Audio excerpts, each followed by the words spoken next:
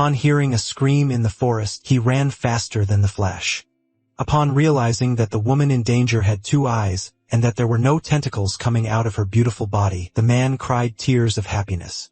The scared girl with her eyes closed heard a strange noise. Then when she opened her eyes, all the goblins had already been torn to pieces. In front of her was only the man offering his hand, and when both of them touched, he couldn't stop shaking like an old washing machine until suddenly he opened a grin from ear to ear and said that they should get married. The man is the definition of the word needy. He can't see an e-girl without already wanting to buy Discord Nitro for her. The worst part is that things work out well for him. When he saw civilization for the first time, once again he was impressed that they didn't have tentacles. But soon the police showed up asking for his player card. But what the protagonist gave him was the middle finger right in his face. On the day he went to take the test to measure his strength. When this guy touches a strange white orb used to measure a player's rank in total strength, almost nothing happens. The orb only gets a little darker, and the darker it gets, the stronger the person is. So everyone reads him as an F-rank nobody, and Oh Kong-woo is crushed. He grabs his new ID and leaves right away.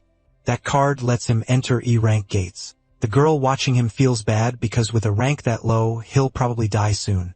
But then pure darkness starts swallowing the orb until a crack runs through the middle. The girl freezes. This has never happened. Even S-rank players only make it dark gray, not pitch black, and never enough to shatter it. Now she can't stop wondering who this guy really is. Here's the truth. Oh Kong-woo has just returned after being the Demon King in Hell for 10,000 years. Every demon feared him on sight, but after getting sick of hell, he chose to return to Earth. One of his servants, Balrog, asks why he'd go back when he already has everything in hell. No one dares breathe for a second. The Demon King stares down at his servant, and Balrog starts shaking, too scared to meet his eyes as he remembers the power of gluttony.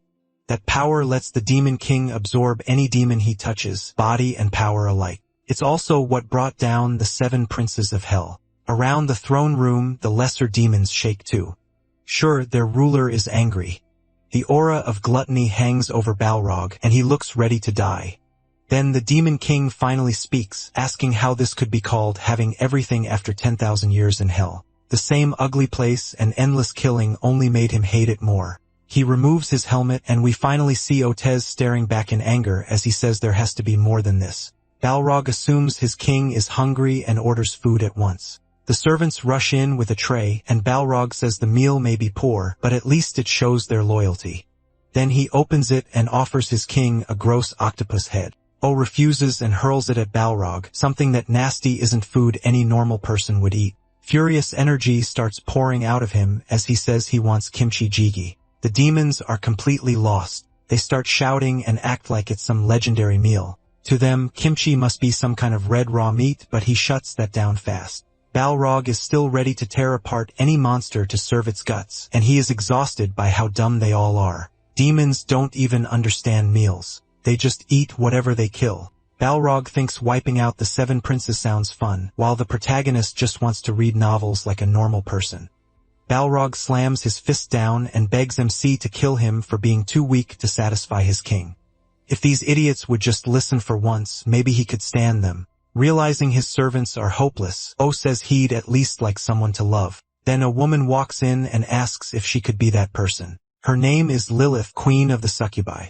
As she approaches the throne, the other demons are instantly charmed. Standing before him, she asks if her king really can't accept her heart. She tries to look sweet but always totally disgusted by her. She offers to spend the night with him, and he immediately warns her not to try it. Lilith wraps his arm with her tentacles, and he looks ready to throw up. The lesser demons watch her flirt with their king and envy him. Meanwhile, the protagonist does everything he can to pull her off. The succubus famous for draining men is nothing like the lovely image people imagine, and O covers his eyes begging her to leave. To him, even Balrog is easier to look at than Lilith. Looks aren't everything, but Lilith is on another level. MC clenches his fist and decides he has to return to Earth. Lilith and Balrog are stunned by what he says. They call out hoping he isn't serious. But after 10,000 years in that pit, nothing will change O's mind. While they wait for his answer, he thinks to himself that the preparations are finally done. Leaving the throne, he says it's time to claim the reward for surviving 10,000 years in hell. Then he orders Balrog to prepare it. Balrog looks heartbroken, still hoping his king will stay. Instead, O threatens him to do it now. Balrog squeals and quickly apologizes. He tells the lesser demons to summon Eamon and bring the armor of the 7 princes of hell. Soon, Eamon, the eerie shaman, arrives and begins chanting. Cold air spreads through the room, bright light flares from the statues. The light gathers at the center of the platform. Balrog tells O everything is ready. Lilith tears up as her king walks away, and Balrog joins in while the protagonist drops his armor. Both of them look crushed, still hoping he won't really leave. Even so, MC steps onto the platform without hesitation. As he nears Aemon, the shaman explains that pouring huge mana into the armor of the 7 princes can bend space and time and rip open a crack between dimensions. Will listens and gets ready. Purple energy pours from his body as he thinks about going home. He focuses. Mana surges around him, and the myriad demon gate takes shape. The gate splits open, and a massive wave of mana bursts through the room. Amana throws up a shield against the power pouring from him. Even then, the magic overwhelms him, and he can only marvel at it. The statues begin to shake under the pressure until one eye lights up. Soon, the rest react the same way as Oha's power keeps rising. Seeing that, Aemon tells the protagonist the gate is about to open, that it cracks wider and fully opens before him. He knows no family, lover, or friends are waiting on Earth, but just escaping hell is enough. As he reaches the gate, Lilith cries out to him. Her non-stop sobbing makes him pause for a moment. Balrog tries to calm her while she asks if he's really leaving. Avoiding her eyes, O tells her not to cry. He really doesn't want to see that face again, but Lilith instantly blushes, taking his words the wrong way and acting thrilled. Then bubbles start coming out of the holes in her body before liquid starts spraying out. That awful sight leaves O completely horrified while Lilith goes on about wanting to follow him. He dives through the gate at once before things get even worse. Lilith runs to the gate and shouts that she'll follow him no matter what. MC gives a small smirk and flips her off, hoping he never sees that lunatic again. He slowly descends into a control room, thinking only about getting back to Earth. Then he lands beside an orb, excited to finally be home. Suddenly, the orb fires off electricity, and a window appears warning that a nuclear crack has been detected. Defensive barriers activate around the room, and another alert says the Gaia defense system is now running. O has no idea what's happening. More warnings start flashing everywhere. They all say the core's power is beyond capacity. He reads them, confused, until another message says the Gaia system is nearing overload. The defenses kick in harder, the electricity spikes, and he gets hit so badly it nearly fries his brain. Then another warning appears saying exclusion of the core crack is impossible. Angry at the attacks, O forces himself to endure until the system starts sealing him. Just when he tries to fight back, the protagonist blacks out. Sometime later, he wakes with sunlight on his face. Looking around, he finds himself in a forest and wonders if he really made it to Earth. He's still in terrible pain as he tries to stand and check his body. A status window pops up and he has no clue what he's looking at. It says most of his powers are sealed and the rest of his stats have dropped way below normal. Just like that, he went from a king to a total nobody in the woods. Kong Wu checks again and confirms it. His powers really are sealed. While he's still reading it, a sharp scream echoes through the forest. Kong Wu spins around and spots a group of ugly goblins coming at him. They charge in, ready to carve him up, and he's confused. Earth definitely didn't have monsters like this before. He tries to cast a spell to wipe them out, but the power cuts off right away. Then he remembers magic is weak in the Myriad Demon Palace. By then, the goblins are already on him, and his options are limited. Still calm, he tightens his fist and switches to another power. In an instant, Kong Wu cuts through the goblins before any of them can strike. A demonic blade shoots out from his arm and drops them fast. The shadow of one last goblin falls over him, and he locks onto it. A system message says he killed an E-class normal monster. After finishing the last goblin, he gets more experience and reaches level 4. With goblin corpses all around him, he tries to figure out what kind of monsters they were. The strangest part is the experience and level system. It sounds ridiculous, but he can feel himself getting stronger. He stares at the pile of bodies on the ground, completely speechless. Then he decides to gather information about this place first. Thankfully, he still has the power of gluttony, so he uses it on the goblin corpses. He learns a little about their bodies, but nothing about the world around him. Still, using the skill raises his magic stat by 1. Kong Wu freezes in fear and confusion when the system mentions magic. He curses his luck because magic should only exist in hell. That makes him think he might not be on Earth after all. The idea sends him spiraling. Getting back home was the only reason he endured hell for so long. Then another scream rings out from deeper in the woods. This time he relaxes a little. The voice doesn't sound like a monster. When it comes again, he's sure it's human. Kong Wu bolts toward it at top speed. As he runs, he begs to finally meet a real person, desperately hopes they don't have tentacles. Lilith pops into his head, and he starts praying even harder. He finally reaches the source of the screams and finds a horde of goblins surrounding a girl. One look tells him she has everything a man could want. The moment he realizes she has no tentacles, his eyes fill with tears. At last, he's looking at something that doesn't make him sick. But while he's enjoying that miracle, the goblins are about to kill the poor girl. She shuts her eyes and accepts what's coming to her, then suddenly hears the goblins screaming instead. When she opens her eyes, she finds Kong Wu tearing through them without mercy. She has no idea how he killed them so fast, but at least she's safe now. Kong Wu offers her a hand, and she thanks him with a pure, innocent look. As their hands meet, he's thrilled to finally touch a real girl. Even though he's shaking, he tries hard to look calm. The girl thanks him again and introduces herself as Han Sula. But Kong Wu is still trembling like a mess, and Han Solo starts wondering what's wrong with him.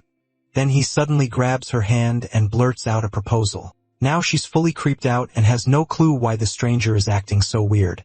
Han Solo has no idea what he's even talking about, and he quickly realizes he got carried away. Kong Wu apologizes and tells her his name, but she still looks confused. He asks if she's hurt, and she says it's nothing serious. Still, her legs are shaking badly, and the wound on her body is pretty bad. Kong Sua stumbles and falls against Kong Wu. A phone slips from her cloak, and the second he sees it, he knows for sure this is Earth. He helps Han Seol sit down and decides to patch her up with basic first aid. As he tears off a piece of cloth to wrap the wound, he realizes he can understand her perfectly.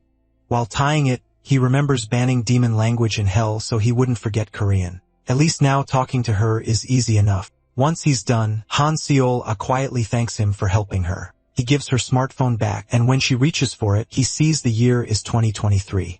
That means he spent 5 years in hell. He's stunned that monsters showed up on Earth in just that time, even though he thought he had adjusted the time gap well. After that, he decides to rest with Han Solo since she can barely move. While they sit, Kong Wu tries to learn more about this world. She explains that she came into the woods during a solo gate hunt. Even though she awakened as a god player, she admits it was dumb to challenge an E-rank gate alone. All this talk about players and hunting leaves Kong Wu confused. He asks her level, and she says she's level 6. When she asks how he ended up in the forest, he gives only a vague answer. Han Sula avoids his eyes when he smiles at her. Then he leans closer until their bodies touch, and she turns bright red. To escape the awkward moment, she quickly stands and says they should get moving.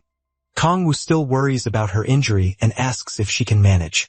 Her legs are still shaking, but she insists she'll be okay. He puts an arm around her and offers support while they walk. Han Seol gets nervous being that close to such a handsome guy, but Kong Wu insists on helping and says he'll escort her. She points the way and lets him take care of her. He looks genuinely thrilled just to be beside another human. It has been 10,000 years since he last talked to one, so he's relieved she isn't too suspicious. For now, he plans to keep things simple and slowly readjust to life on Earth. A little later, they reach their destination. There, a huge portal stands. Kong Wu still doesn't know where it leads, and he's sure a space rift like this shouldn't exist on Earth since he can't see any device creating it. He wonders how such a giant gate is being kept open. Han Sula lets go of his hand and tells him to hurry so they can get out. They step through the portal, and Kong Wu shields his eyes as they pass through the rift. When he opens them again, he can't believe it. The first thing he notices is a guy recruiting people for a goblin hunt. But that wasn't all. People are everywhere, doing all kinds of things, even using futuristic terminals. One person is even trying desperately to talk a thief into joining a party. As Kong Wu takes it in, one thing stands out most. These are normal humans, and not one of them has tentacles. In front of him is a busy futuristic city packed with people. Han Sol glances over as the sight of the city makes him tremble. Tears of joy run down his face. He's finally home. Han Sol notices how worn out his cloak looks and hesitates for a second. Then she speaks up and shyly invites him to come eat at her place. To Kong-woo, it sounds too good to be real. He just got back home, and now the first pretty girl he meets is asking him over. In her sweet way, Han Sol explains that she just wants to thank him with a meal. For him, things somehow keep getting better. Kong-woo tries to play it cool, saying he couldn't possibly refuse. Just then, some people stop them and ask them to wait. When he turns around, he sees two police officers asking for their player cards. Han Solo starts to take hers out, but Kong-woo has no idea what they mean. With nowhere to run, he uses his trump card. His eyes turn black and his pupils glow green. This power lets him twist what people see and control their perception. It's called the power of oblivion. Without the officer knowing, a demon-like force covers his eyes while Kong-woo flashes him the middle finger. Under the hypnosis, the officer accepts Kong-woo's card, even though it doesn't exist. After that, Kong-woo leaves with Han So-la, while the other officer tries to snap his partner out of it. When they arrive at So-la's apartment building, she tells Kong-woo they'll have to use the stairs since there's no elevator. He follows her, taking in all the small things he missed about Earth. The smell of an old apartment, the narrow stairs, the cold railing, even the dusty window, it's all starting to feel real to him. On top of that, he's heading to So-la's place and maybe hoping for more. At that moment, Kong-woo is sure his future is finally going to be happy. As he starts imagining a life with Han So-la, Han So-la's mother welcomes her home, and Kong-woo's fantasy dies the second he hears So-la call her mom. Her mom rushes over, worried she got hurt, but Han So-la quickly says she's fine. Meanwhile, Kong-woo starts wondering if this really was just a dinner invite. Then Han So-la introduces him and explains that he saved her earlier. Her mother grabs his hands and thanks him from the heart for protecting her daughter. She says she doesn't know how to repay him, but Kong-woo tells her not to worry about it. She invites him in and promises to cook something good. Kong-woo thanks her politely.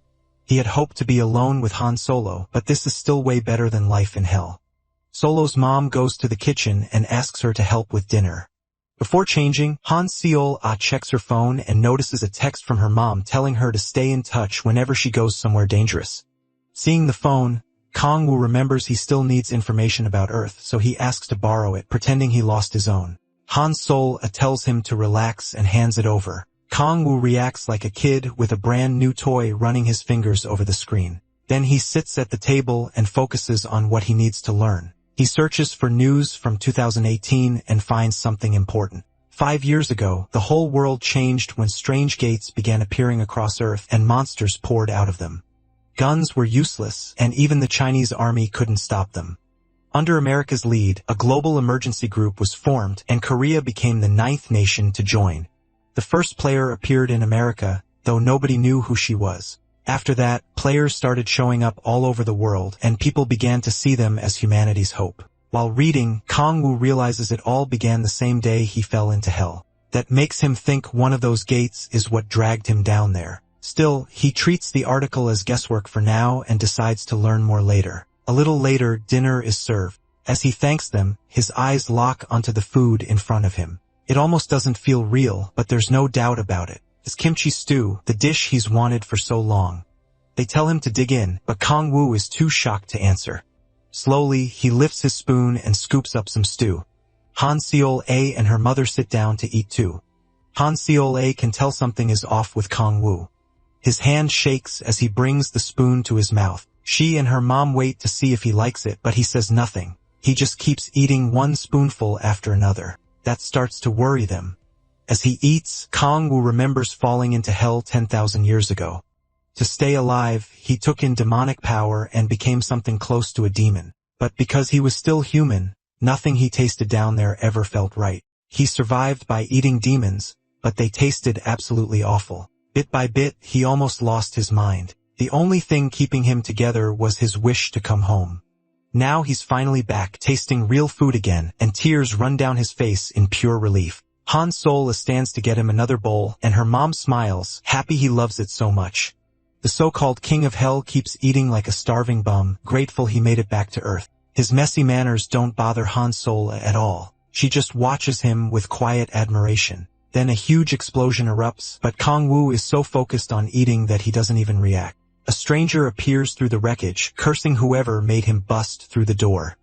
Han Sol and her mother rush out to see who broke into their home. The thug steps forward and yells for Sol to come out right now. He demands to know who gave her permission to enter the gate. His nerve makes Sola furious. Even though she's trembling, she still stands her ground and tells him to get out of her house. The order clearly offends him, and he can hardly believe she said it. Sola says it again and calls him Han Tae-hyun, asking who he thinks he is for barging in like this. She warns him not to come closer, saying she's a real player now, but Tae-hyun looks at her like she's joking.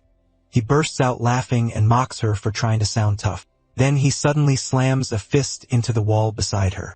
He's furious that someone as low-level as her would dare call herself a real player. Sola shields her mother and warns him again not to come any closer. Tae-hwan glares down at their mother with open disgust. He rants that their father died early and their mom barely earns anything. That sets Sola off, and she shouts that he's the reason their lives are so miserable. He ignores her and grabs her, trying to drag her to the Andress Guild. Sola struggles and says she'll never join such a worthless guild. Tae-hyun gets mad at that, insisting he's helping her get into a good party. She finally snaps and bites his hand, drawing blood. He instantly slaps her away before she can do anything else. Their mother rushes to Sola after she crashes to the floor. Now Tae-hyun is completely furious. Grinding his teeth, he asks if she really thinks kindness alone can keep her alive in this world. He tells her to come quietly and be an offering. Since she thinks she's a real player, he says they should settle it in a fight, player against player. Their mother begs her son to stop hurting his sister and promises she'll work harder. She gently reaches for his hand, but Tae-hyun shoves her away and sends her to the floor. Seo-ah breaks down and rushes to her mother's side. She screams for her to wake up, but Tae-min shows no guilt at all. He's only angry that their mother bothered him after being told to leave. Seo-ah shoots her brother a deadly glare, but he isn't scared in the slightest. He towers over them like he wants her to try something. He reminds her that she's low level, while he's a stage 2 metahuman. In his eyes, she has no chance. Then he mocks her, asking if she really thinks she can beat him. He grabs her by the mouth and calls her an idiot whose only value is her pretty face. He admits the only reason he wants her in the Andrews Guild is to look better to his seniors. Other than that, she means nothing to him. Then he suddenly senses something strange. Looking over, he sees Kong-woo drinking down an entire pot of kimchi stew. Even with the house in chaos, this guy only cares about eating. Tae-min stares at him, wondering who this freak even is. Kong-woo keeps ignoring him and eats on like nothing happened, which only makes Tae-min angrier as he snaps, asking if Kong-woo thinks this is some restaurant. Furious, he walks over and demands to know if he can't read the room. Meanwhile, Seo-ah worries Kong-woo is getting dragged into her family mess. Tae-min calls out to the King of Hell, but Kong-woo still doesn't answer. He just keeps eating in total peace. Tae-min turns as if he's leaving, then suddenly smashes the table, sending the food flying. Kong-woo's quiet meal is destroyed, and for a second, he can't even process it. Sola is totally stunned, while Tae-min keeps wrecking the room. Kong-woo stares in disbelief as his food spills to the floor right in front of him. To him, this is a living nightmare. Sola calls out to him, and Kong-woo cries out in grief over the ruined kimchi stew.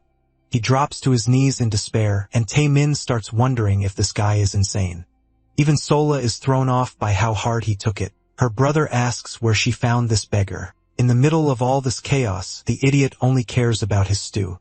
While Kong-woo keeps wailing, Tae-min tells him to quit acting pathetic and stand up. But Kong-woo mourns that meal like he lost a child. Then Kong-woo lifts his head, and his eyes turn terrifying.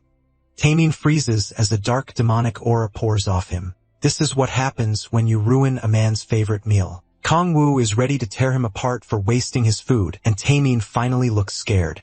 That fear only makes Tae-min angrier as he bites his lip and clenches his fist. Blue flames wrap around his hand. He's ready to put Kong-woo down. If Tae-min knew who he was messing with, he wouldn't be acting this bold. He pushes away the thought that Kong-woo might really be a demon and calls him crazy.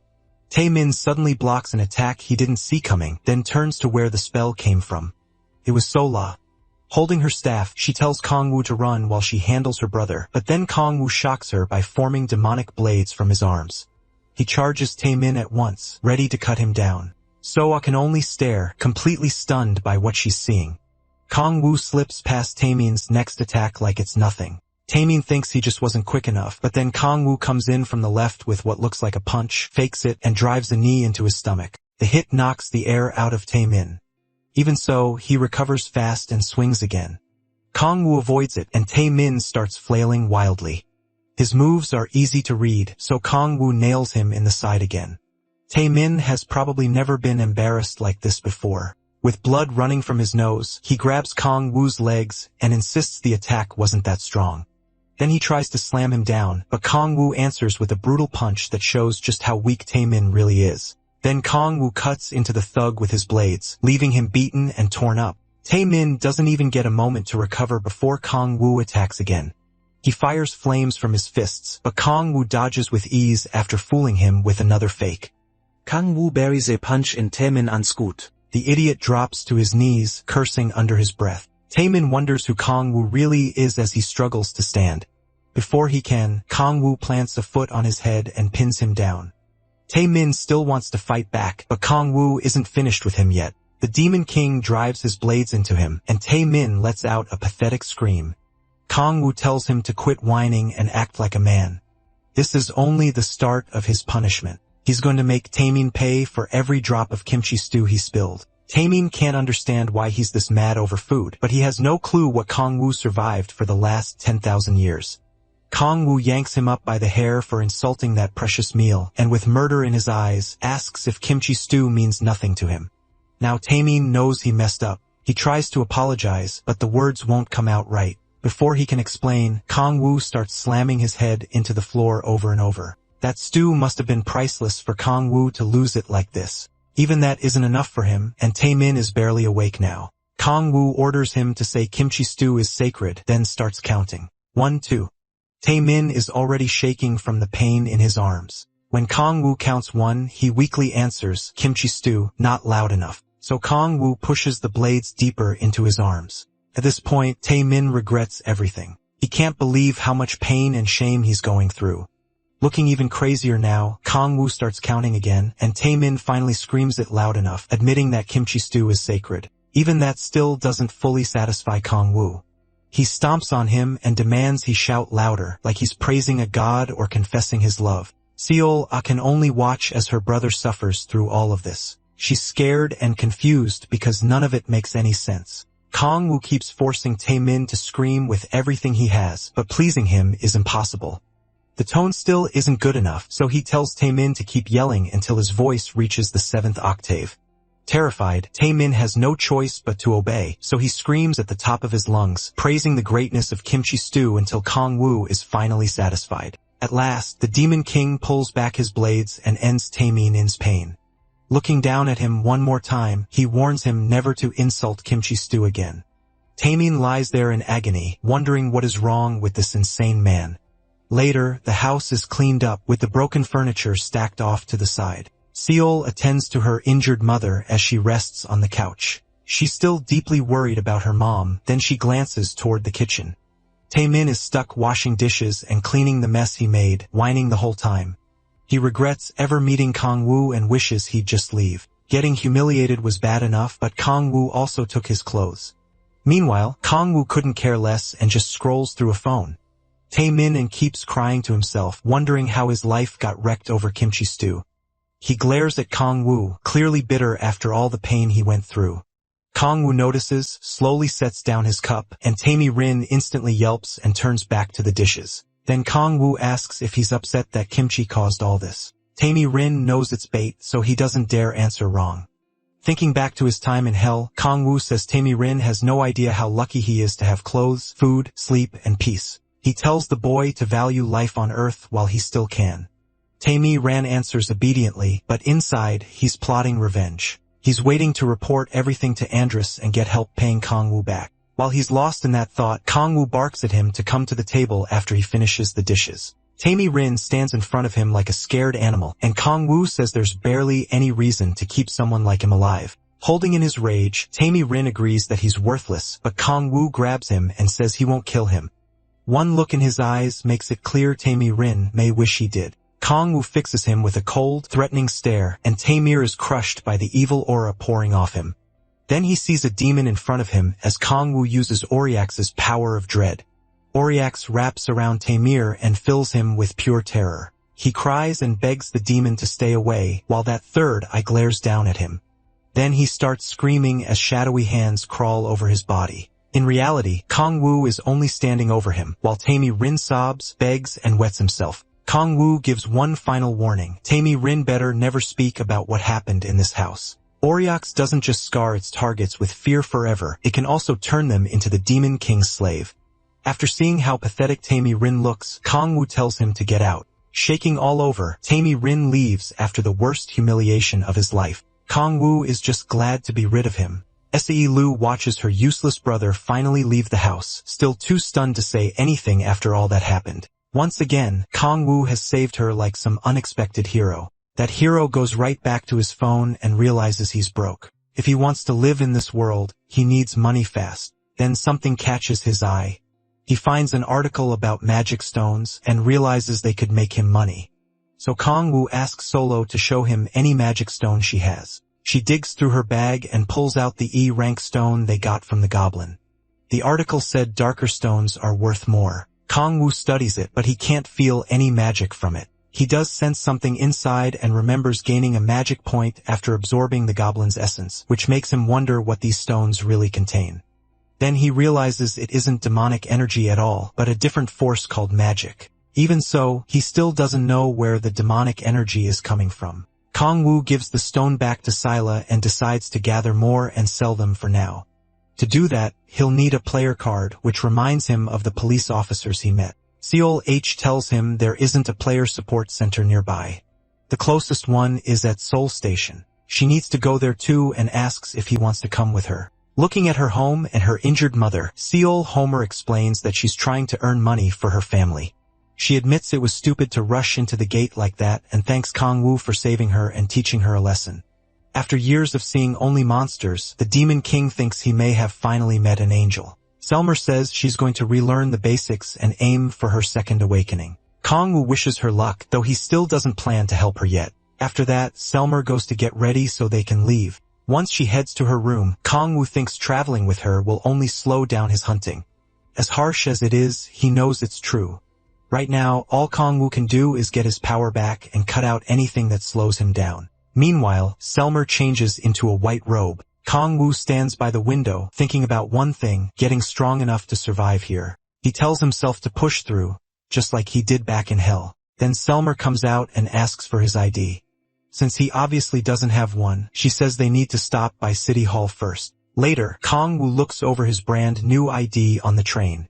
What bothers him is how easy it was to get. At the office, the woman even asked if he needed anything else, and Kong-woo was stunned there was no missing person report for him at all. That means no one even knew he was gone all those years. That thought crushes him. His thoughts sink into despair and drag him right back to the nightmare of hell. Solner pulls him out of it by calling to him and pointing ahead. They're almost at the player station. Kong-woo glances outside, taking in the city. Solma is excited too. He slips the ID into his pocket and says things will change from here on out. Then he agrees the city really is impressive. Soon, the train reaches the player support station. They get off and Solma leads him to the player support center headquarters. Kong-woo is still surprised by how huge the place is when Selma says she has something for him. She gives him her old phone so he can call her later. Kong-woo thanks her, feeling like fate really did send him an angel. After that, she goes to sign up for the basic classes and they part ways. Before leaving, Sellers says she might be late and asks if he wants to get dinner later. Kong-woo agrees right away, happy to lock in another date with the prettiest girl around. He looks over the building once more and watches players moving all around. Then he spots a terminal that takes ID cards and walks over to insert his card. The machine confirms who he is and prints a waiting ticket. It also tells him to head to the testing room. Then the ticket starts glowing, leaving him confused. A waypoint appears on the floor and shows him where to go. He follows it, sits on a bench and waits. Behind him, two players start chatting. One says he got a D rank on his test. His friend says he could probably pull a B, but he just laughs. He says that's still nothing next to people like Beck or Chaff. While they keep talking, Kong-woo scrolls through his phone. He catches them talking about the big 5 guild leaders, all S ranks from their first awakening. They say an S rank could get picked up by one of those guilds, though they know they're nowhere near that level. Kong-woo starts thinking about those 5 guilds and the people leading them. From Mayor Pierre's Kim Jae-hyun to Red Rose's Cha Yun-ju, Hanul's Bae Kang-hyun, Sonari's Jong Hyun-ju, and Owner's Cha Min-hyuk. Those are the leaders of Korea's top 5 guilds, and Kang-woo figures he'll run into them once his strength comes back. That thought sticks with him as he checks his own stats. They're so pathetic that all he can think about is getting his power back fast. Still, he believes player abilities might let him grow even stronger than he was before. At last, his number is called and he's brought into the testing room. After all that waiting, Kang goes in, only to be told to sit again. Once he reaches a desk, a staff member starts handling his test. The woman checks his identity and hands him a marble, used to measure rank. The darker it turns, the stronger the person. Kang-woo worries his power might still come out too high. He puts his hands on the marble and it shines a bright white. He immediately thinks he messed up and the worker is shocked by how bright it is. But when the test ends, she tells him he's F rank and asks him to remove his hands. Kang-woo can't believe it. The king of hell, stuck with an F rank, the attendant starts explaining what comes next, but he's too stunned to react. He knew his power was sealed, but this is way below what he expected. She says he'll receive an E rank player card and can enter gates of that level. To enter higher rank gates, he'd need a guardian.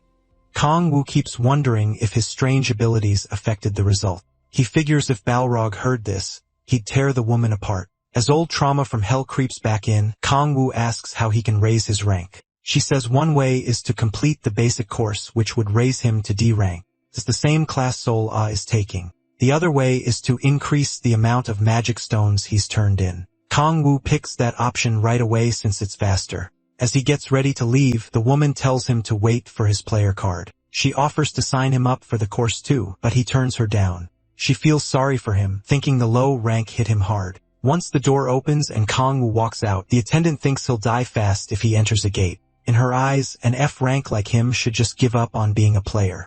Then she notices the marble slowly changing back. It turns completely black and begins to crack, making her wonder if it broke. When she reaches for it, the marble shatters. She can't understand it. She was sure Kang-woo tested his F rank. Staring at the broken marble, she's left shaken and confused. Even Bae Kang-hyun only made it turn dark gray. She calls the front desk for a replacement and forces herself to dismiss the idea that anyone could make it go pure black. Outside, players gather near a gate trying to form parties. Like any RPG team, they want tanks, healers, and mages, but nobody wants a thief. Kang-woo notices a young thief getting turned down again and again.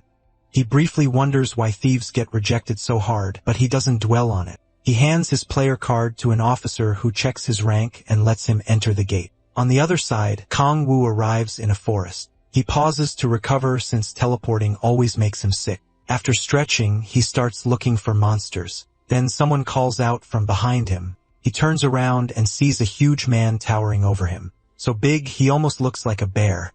The stranger asks if Kang-woo was hunting alone and whether he's had a second awakening.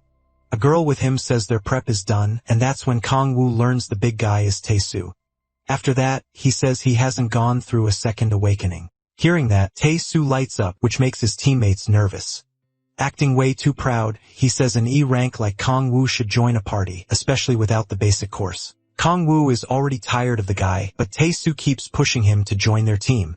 His party members clearly don't like that he invited a stranger without asking them first. Tae-soo tries to convince them in a pretty threatening way. To make it easier, he says they won't need to share magic stones with him if Kang-woo joins. That finally gets them to agree. Even so, Kang-woo says he plans to hunt solo. He has no interest in deadweight slowing him down. Tae-soo ignores that completely and moves right into introductions. He asks for Kang-woo's name, and Kang-woo tells him while making it clear again that he won't join any party. Tae-soo just laughs and tells him to speak casually.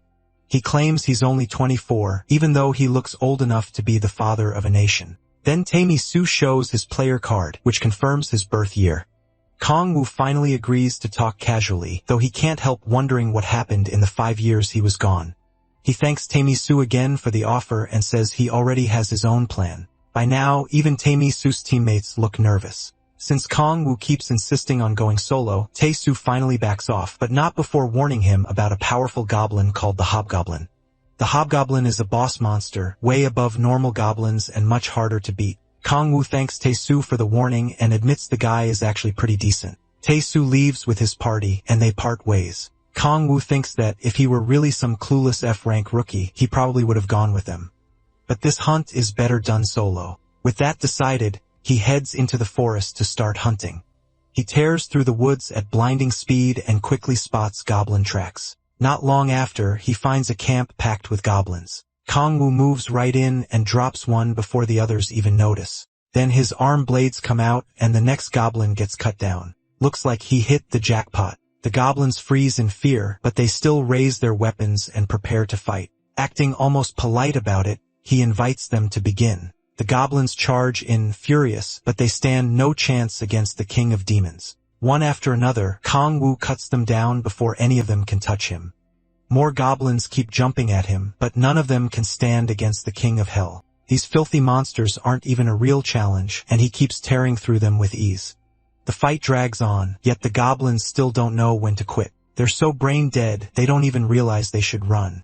After a while, the goblins finally understand they're doomed and start shaking. Even after killing so many, Kang-woo sees there are still plenty left. That only makes him happier. More enemies to play with, so he keeps the slaughter going. Eventually, all that fighting starts to wear him down. Bodies are piled everywhere, and he admits wiping them all out took some work. Then a system message appears, saying he earned experience from defeating the goblins. His level jumps up by 4, and he realizes leveling also gives him demonic energy points. After that, he touches one of the corpses and uses gluttony on the rest. His power picks up traces of demonic energy, but it isn't coming from the magic stones. He also notices the amount left in each body changes depending on how long ago it died. So if he consumes monsters right after they die, he can gather demonic energy faster. He starts absorbing it, pleased that he can sell the stones and build up demonic energy at the same time. Once that's done, all he has left is collecting the magic stones. As he picks them up, he starts daydreaming about how much chicken he can buy with all that money. He even compares pulling flesh and bones from goblins to eating chicken. He starts drooling, already thinking about getting food with Sillel once he gets paid. The idea of Sillel feeding him like a lover sends him over the edge, and he starts scooping up stones like a vacuum. Then the ground suddenly begins to shake and the air changes. Kang-woo senses something's wrong and turns toward the source. A giant goblin steps out of the woods, and Kang-woo wonders if this is the hobgoblin Tae-soo warned him about. Its presence alone is terrifying. The monster locks on to Kang-woo and lets out a wild scream. Kang-woo is surprised to see it can use magic. The hobgoblin rushes straight at him, leaving him only a split second to react. He brings out his blades and gets ready to fight. He's calm because his demonic energy should be stronger than the hobgoblin's magic, but that doesn't mean he's safe. The creature brings its sword down, and Kang-woo barely dodges in time. Even with its huge body, the hobgoblin stays fast and follows with another strike. Kang-woo is in a tight spot, but he still manages to block while airborne. The goblin doesn't stop there and comes after him again, ready to crush him like a bug. Another heavy swing tears through the battlefield. Kang-woo blocks it with his blades, but the real problem is the monster's raw strength and size. He knocks the weapon aside and tries to counter, only for the hobgoblin to stop him with its shoulder guard. His stats are still too low, so the blow bounces off and throws him back. He knows he needs a real opening, fast. The goblin keeps swinging at him, and Kang-woo dodges every strike. No matter how big it is, the monster keeps up non-stop attacks without exposing a gap. He keeps evading, still waiting for one clean chance. Every swing comes close to taking his head off, and he admits this hobgoblin is on a whole different level from the weak goblins before. That's what you'd expect from a boss monster. He leaps aside from another attack, and the hobgoblin ends up cutting a tree in half. It's wrecking its own territory now, and with no underlings around, Kang-woo sees it as prey already heading for death. He grabs a dead goblin's skull and tosses it past the monster's shoulder. The hobgoblin notices its fallen comrade's skull and flies into a rage at the insult. It charges him exactly like Kang-woo planned. He tightens his fist, pulling together, crushing power and fury. Then he uses the demon Crossel's rage and forces that power into the hobgoblin. At first, it looks like nothing happened, but that's not true. The monster suddenly becomes even crazier, ready to tear Kang-woo apart. Kang-woo is pleased the plan worked. As the hobgoblin attacks again, he slips past the strike, and everything behind him gets cut down in one sweep. The hobgoblin keeps attacking wildly, not caring what it destroys. Kang-woo explains that this skill boosts the target's power several times over, but it also turns them into a complete maniac. With its senses gone, the monster swings everywhere without thinking, smashing anything in sight. The rampage continues, but Kang Woo avoids every hit. That actually makes dodging easier. Then he dives in to attack since his enemy has left itself wide open. One quick slash cuts the monster's leg and drops it to its knees, but it still refuses to quit. Even angrier now, it brings its weapon down at Kang Woo too late. He's already won. Kang Woo drives his blade through its head, killing it. The first monster ever taken down by a buff. Glad the brutal fight is over, he admits it was annoying, especially since his old powers would have made it easy. Then the system pops up again. For clearing a monster hideout alone, he gets 150 bonus experience, gains 3 more levels, and unlocks his second awakening at level 11. Kang Woo celebrates the huge win and sees the new skill is called Insatiable Hunger. It lets him absorb more demonic power from defeated enemies through gluttony. Combined with his player abilities, he's sure this will help him grow much faster. Without wasting a second, he looks at the dead hobgoblin and decides to test the new power on it. He activates gluttony, and a dark shroud covers the corpse. The smoke looks darker than before, and he wonders if that's from his new ability. Then it kicks in, and he starts drawing in even more demonic energy. His demonic energy stack goes up by 3. That confirms it. Stronger monsters will make him stronger faster. After absorbing the energy, he decides to check how much the boost changed his power. Kang Woo focuses inward and is shocked by what he finds. He's not just twice as strong. The increase is 3 times greater than he expected. That fast growth worries him too, since sudden jumps in power can be dangerous. While meditating, he enters the Myriad Demon Gate. In the shallow water there, Kang Woo notices the seal on the gate has weakened. He can't figure out why.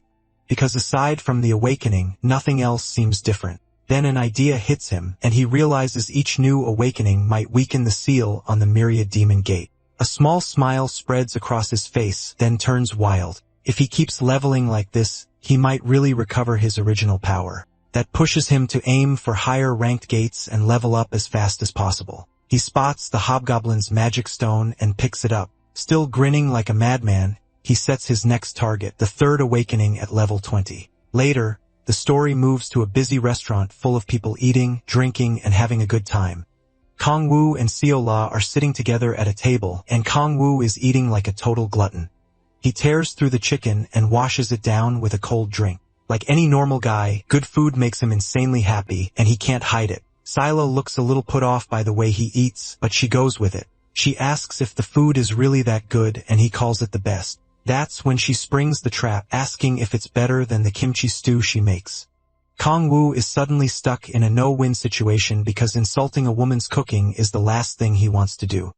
Luckily, he picks the right answer and says he likes her kimchi stew more. Seol Ho laughs and says she was kidding, but we all know he barely survived that one. Kang Woo lets out an awkward laugh too, relieved he didn't say the wrong thing. Then she gives him some of her chicken, grateful for everything he's done. With his mouth still full, she asks about his family and friends. He takes a sip of beer before answering, then he slams the glass down and says he has neither. The impact knocks a fork off the table. He adds that he doesn't even have a home. If only Balrog heard that. Sila, clearly worried, asks where he sleeps, and Kang Woo admits he has nowhere to go. As he picks up the fork, Se-la looks shaken, then she offers him a place to stay. Caught off guard, Kang Woo asks if she really means it. As she grabs another fork, she tells him not to worry. He's helped her more than he knows, so he accepts and quietly wishes them both luck.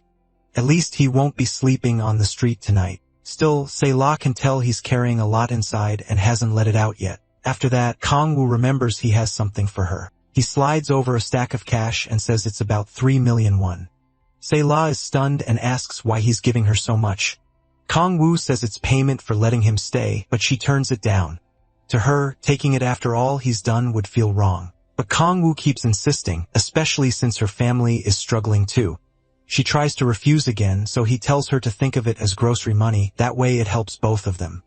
After a moment, Sila accepts and thanks him. Kang Woo gets lost in her cute eyes and tells her it's nothing.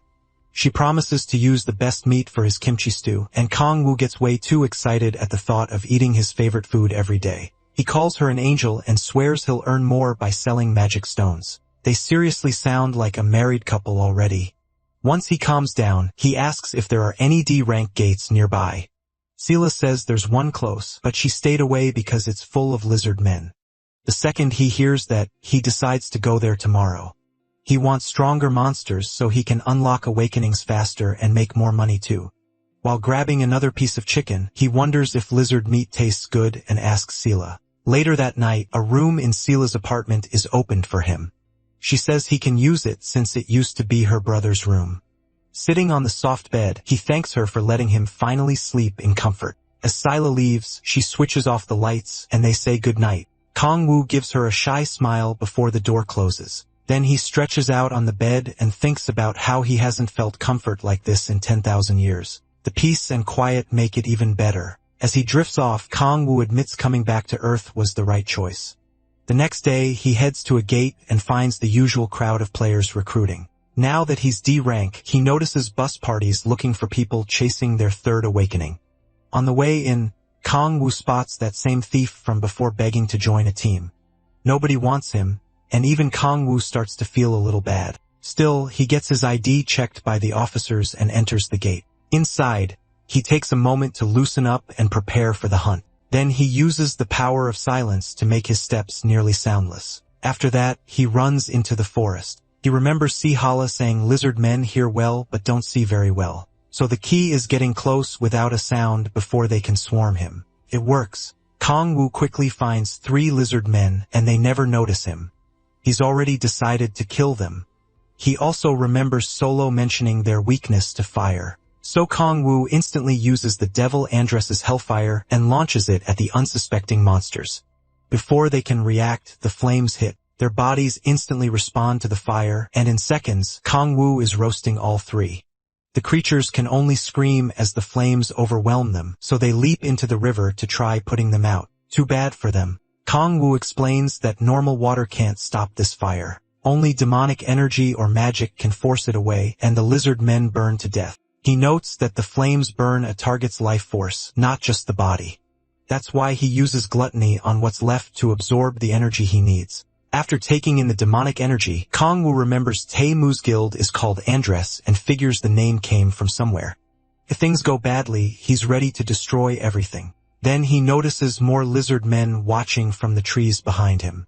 They're clearly angry about their dead comrades, but to the Demon King, that just means more power. After killing them, he wonders if it's better to hunt lizard men in groups or pick them off one by one.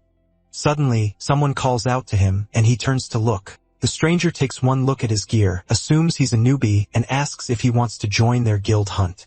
Already annoyed, Kang-woo asks who they are. Their leader proudly says they're from the Andress Guild. Kang-woo glances at the pendant the idiot is wearing and is not impressed at all by the guy's attempt to look cool. He turns to leave and flatly says he's not interested. The leader gets mad that Kang-woo brushed them off. The girl beside him worries their master won't like this when they return. So the fool decides they'll beat Kang-woo up and drag him out half dead. The whole group looks ready to cause trouble. Clashing his armed guards together, the leader says they're about to teach him a lesson. Meanwhile, Kang-woo tears through the forest, burning every lizard man he finds. They keep screaming as the fire eats away at them, but they can't do anything. Each time one dies, Kang-woo absorbs the body right away. After a while, he clears the whole area and devours every lizard man there. While absorbing the last one, he thinks it's probably better to take the risk and level up fast, but he's still not fully sure. Then someone calls out to him again. He instantly knows it's that idiot party leader from earlier. The guy shows up with his lackeys and claims he's just checking whether their new recruit is hunting properly. Kang-woo can tell he's the type who bullies weaker people, so he plays along and says there's nothing to worry about. He's doing just fine alone. The leader mocks him saying, that can't be true since his clothes are clean and there aren't any corpses nearby. Kang-woo says he's resting and that only makes the guy madder. He demands to know why Kang-woo is being rude to a senior, and Kang-woo says his whole act is getting annoying. That sets him off and he looks ready to tear Kang-woo apart. Kang-woo doesn't care and even asks if he wants to fight. One of the ugly lackeys gets fired up by that, but the leader stops him. The kid can't understand why, but the leader wants to punish Kang-woo himself. Judging by Kang-woo's face, he'd love to wipe the floor with this moron. The party leader warns that Kang-woo will regret messing with him. Kang-woo, on the other hand, looks almost excited to see what he'll try. The guy pulls out his sword and bangs it against his metal arm guards. The rest of the group watches, waiting for things to explode. The idiot reminds Kong Wu that lizard men are sensitive to sound, but the Demon King still isn't impressed by such a cheap trick. Kong Wu just tilts his head and smiles while they wait for the lizard men to show up. The leader keeps making noise with his sword, and soon the water starts shaking as a horde of lizard men rushes in. The party leader orders the mage to put up a barrier to keep the monsters out. Safe behind the shield, he sneers at Kong Wu and tells him to drop to his knees and beg, sure the lizard men will be too much for him. But Kong Wu is actually excited. He wonders if this pathetic setup is all the idiot can do. The party leader starts to get uneasy. Kong Wu tells him that if he's gonna play dirty, he should commit to it. His eyes glow red, and he brings his hands together. A brutal burst of sound explodes out. It's loud enough to pull in even more monsters. The Endress Guild party is caught off guard when the ground suddenly starts shaking under them. Kong Wu keeps stomping, making the noise even worse. Terrified now, the leader begs him to stop before everything spirals out of control. Kong Wu cuts the noise at once and gives the leader a smile. The guy calls him insane for pulling that stunt, and now things really start to heat up. Inside the barrier, the party watches the lizard man closing in. Seconds later, a whole swarm surrounds them. Everyone freezes, and the mage starts shaking. She's never seen this many before. The leader snaps at her to hold it together before the barrier fails. Then he turns on Kong Wu, screaming and asking if he wants them all dead. Kong Wu just scoffs and jumps onto a tree branch. The leader stares up in panic, afraid Kong Wu is about to leave them behind. Kong Wu says he already knows lizard men react to sound. After that, the monsters charge the party and start slamming into the barrier. The mage struggles to keep the shield up, but each hit makes it harder. Knowing they're running out of time, the leader throws all his rage at Kong Wu. He curses him out and asks if he's lost his mind. Kong Wu says the leader has it wrong. He's not dying here. The only ones about to die are them. Then he uses the power of silence to hide his presence from the lizard men. The monsters ignore him completely and stay focused on the Endress Guild party. As they keep tearing at the barrier, the leader finally realizes Kong Wu can control sound. In that same moment, the barrier breaks, and his teammates are instantly overrun. He shouts for the mage to put it back up, but when he turns, a lizard man's tail has already pierced her.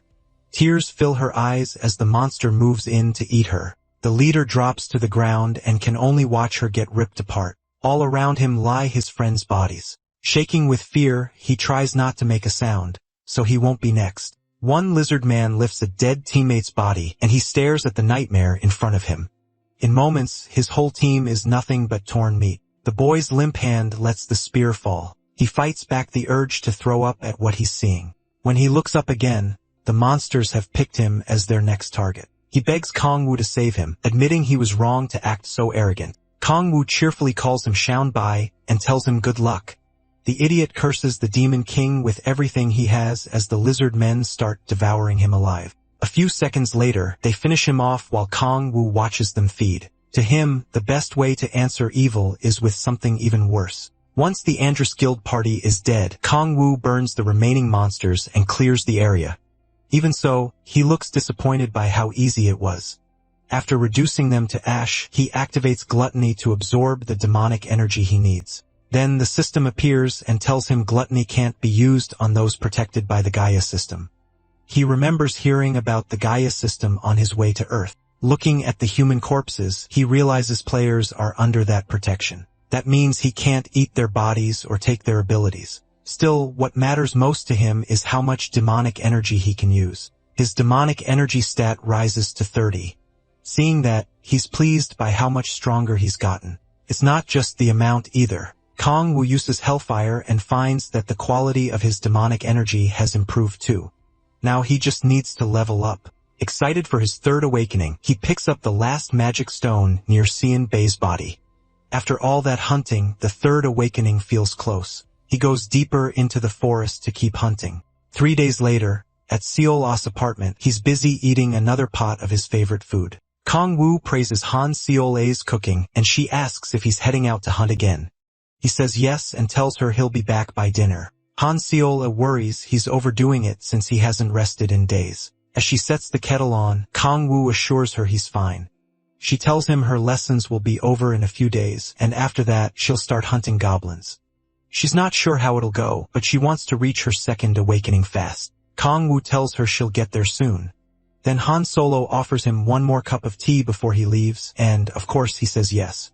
A moment later, she remembers something and asks if he's heard the recent gate rumors. She says people have been talking about cow players. It might just be gossip, but she warns him to be careful in the gates. These cow players fake their ranks and attack other players. Kang Woo guesses the rumors started because of what happened with the Andres Guild party. He's sure he checked the area and made sure there were no witnesses. Since the bodies looked like lizard men killed them, he figures he's safe even if the rumor points his way. Still, he knows he can't relax. He needs to be ready for anything and keep leveling up. After more hunting, he finally reaches level 20 and unlocks his third awakening. The system announces it, and he can tell his power has jumped to a whole new level. Kang Woo tests it with Hellfire and confirms it right away. Each time he levels up, the seal on his myriad demon gate weakens, letting more demonic energy leak out and boost his powers. He then spots a magic stone and checks it out. Thanks to his third awakening, he can now turn the magic inside magic stones into demonic energy. After absorbing one, he's shocked. It gives him about as much demonic energy as a whole monster. That means he can build power twice as fast, but he'll have to give up selling the stones. He pulls out his phone to check his money and sees he's made plenty these past few days, so he won't need the magic exchange anytime soon. He also realizes that gives him more chances to use this new skill. Kang Woo takes off his shirt and ties it around his waist as he gets ready to hunt again. He pauses in the sunlight for a moment before crouching down and shooting into the air with the power of the sky. That power gives him wings, letting him stay up and move through the air with ease. He remembers he still hasn't found the lizardman's boss, but he can't get a good look over the forest, and without enough demonic energy, he can't use governance yet. Then he hears someone calling out and recognizes Tae-Soo's voice. When Kang Woo moves closer, he finds two rough-looking players giving Kang Tae-Soo a hard time. He can tell this isn't normal and wonders what happened. Then he notices Kang Tae-Soo standing in front of the thief from earlier, the one who had been begging to join a party. Angry Kang Tae-Soo demands to know why they're attacking their own teammate. The two bullies get annoyed at how loud he is, worried he'll draw the lizard men.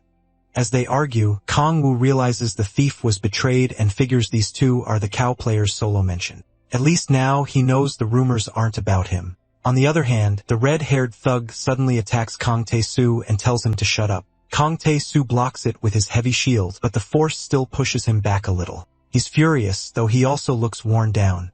The two bullies are annoyed by how sturdy he is and wonder if he's really only had his second awakening. Kang Tae-Soo tightens his grip on the shield and slams it hard into the ground. Then he tells the CO players he's not going down that easily. He triggers a skill, and his shield lights up with a crackling orange glow.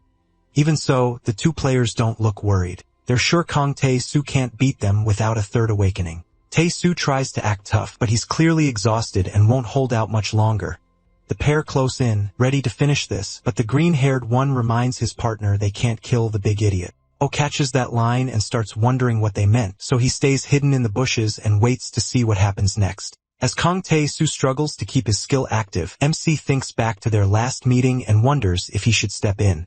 Right when one of the bullies moves in to finish Kang Tae-Soo, Oh notices something odd about the player. He steps out of hiding, and the man freezes in confusion. He has already spotted demonic energy wrapped around their weapons. That immediately makes him curious about who these guys really are. The two players demand to know who he is, asking if he's just passing by or some unlucky fool. Kang Tae-Soo is stunned to see the protagonist again and can't figure out why he suddenly showed up. Then the two morons warn Oh that after seeing this, he won't be leaving unharmed. The green-haired one tells his ugly buddy they don't need MC alive, so he can do whatever he wants. That only confuses Kang Tae-Soo more, especially when they say they already met their quota by catching him in the useless thief. That puts the red-haired brute in a great mood. He levels his axe at him and charges, ready to chop down the Demon King. Oh doesn't flinch at all. Kang Tae-Soo shouts in panic as the attacker closes in. By then, the blade is already inches from the protagonist's head. MC just smacks the idiot across the face. His partner can only stare as the fool crashes to the ground. The red-haired guy scrambles back up, and his teammate yells asking what the hell he's doing. He tries to say something feels wrong, but he never notices, Oh getting close. Before he can react, the Demon King hits him fast and keeps beating him down. Kang Tae-soo is shocked to see him handle him so easily and starts wondering if this is really the same. The protagonist, Kang Woo, he knows. The other bully rushes in to help and draws his sword. Just as he goes for Kang Woo's head, Oh fires the power of destruction and drops him in one blow. The hit sends him flying into a tree, knocking the breath out of him. He crumples to the ground, and his partner can only watch helplessly. Mo grabs the red-haired idiot by the hair and starts questioning him. In a cold voice, he asks where the demonic energy came from. The fool talks back and asks how MC even knows about it, so he slams his head into the ground for dodging the question. Then he yanks his head back up and makes it clear he's the one asking questions. Giving him one last chance, the protagonist asks again where he got the demonic energy. The guy says he can't tell him, and Oh makes him regret that by using the power of dread. A demon appears before the terrified fool and drags him into a nightmare far worse than anything he's known. After getting scared like a coward, he blurts out that the demonic energy came from his guildmaster. MC watches the pathetic man break and spill it, but his partner suddenly shouts at him to shut up and calls him Sio Taeho. Too shaken by the nightmare, Taeho keeps trembling. His teammate yells again, asking if he's lost his mind. Oh doesn't like the interruption. He forms a ball of demonic energy and blasts the other guy with it, telling him to stay put for now. Then he turns back to the frightened Taeho and asks about the guildmaster. Terrified for his life, Tae says it was the Andres Guild. He explains that the guildmaster performed a ritual and gave him those powers. Owen asks what the ritual was for, but the man hesitates, so he decides to push him harder until he talks. Tammy shakes badly and tries to explain the ritual, but all at once, he starts writhing and foaming at the mouth. He screams, coughs up blood, and dies on the spot. Now Kang Woo is furious. He says the guild must have planted something in Tammy to stop him from talking about the ritual. After that, Tammy walks up and asks if he really is Kang Woo. At the same time, the thief wakes up and looks around in confusion. Kang Woo confirms who he is, and Tammy Soo is glad it's really him. Then they notice the thief is awake, and Tammy calls him Tammy Hyung. He introduces the kid to Kang Woo and says the Demon King saved both of them. Then the brute asks what Kang Woo's doing here since he thought he was at the E-rank gate. Kang Woo awkwardly brushes it off, saying he just had something to do here. Tammy So starts to realize Kang Woo was never a beginner, and that's probably why he turned down his offer before. He thanks Kang Woo for saving them from those crazy bullies, all while shaking his hand like mad. Tammy tries to thank him too, but he's so timid his voice barely comes out. Tammy So gets even more excited after learning Kang Woo is high level and promises to repay him for the rescue. After the Demon King thanks him, he brings up the Andres Guild and says their name already has a bad reputation. Looking at the two bodies, Tammy So says he never expected the guild to have cow players in its ranks. He takes out his phone and says he'll report everything to the Horang Corps. He explains that the Horang Corps is a government-run player unit, and once they hear Andrews use cow players, they'll investigate right away. Kang Woo thinks it over, then tells him not to report it yet. Both Tammy Soo and Tammy Han stare at him, confused about why. Kang Woo says he'll handle the Andrews Guild himself. Tammy Soo pauses, then agrees, trusting Kang Woo. Kang Woo tells them both to forget what happened here. But out of nowhere, Tammy Soo drops to his knees. Kang Woo just stares, wondering why this brute is acting dramatic again.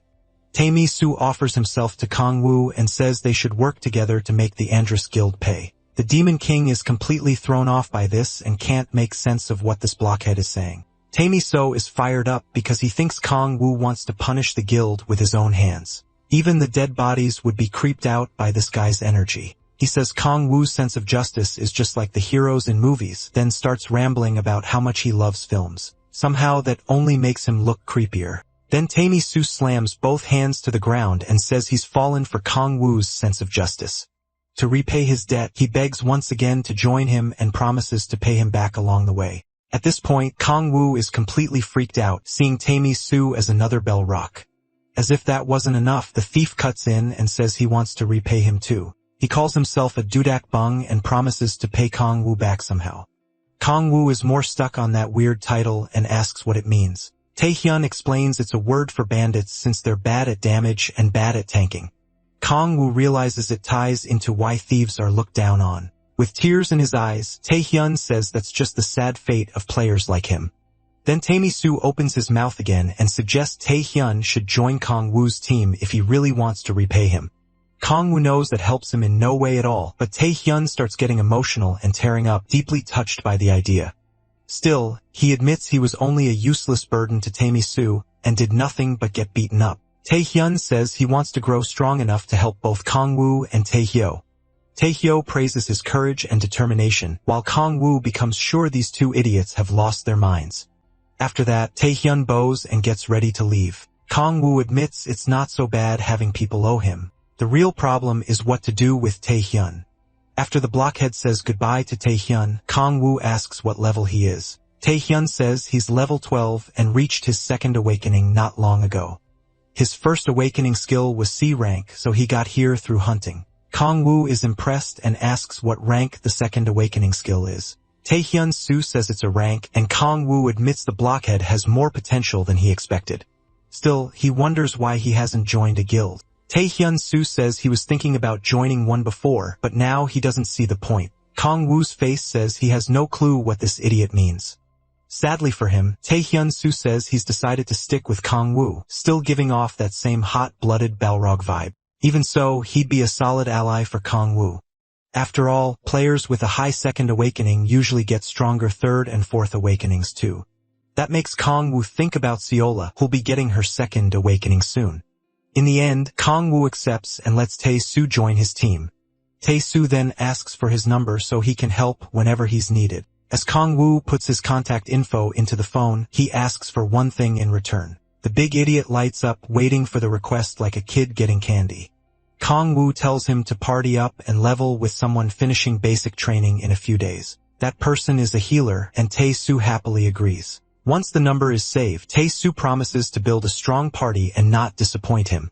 After that, Kong-woo wonders if he should go straight to the Andres Guild. A moment later, he grabs the half-dead cow player and checks if he's still breathing. The poor guy tries to pull away, but Kong-woo has questions and warns him not to lie if he wants to stay alive. With a terrifying stare, he tells the man to nod if he understands. The guy quickly does, then Kong-woo releases his neck. He learns the man's name is Kong Chul-ho. Nearby, Tae-soo looks uneasy about the way Kong-woo is questioning him.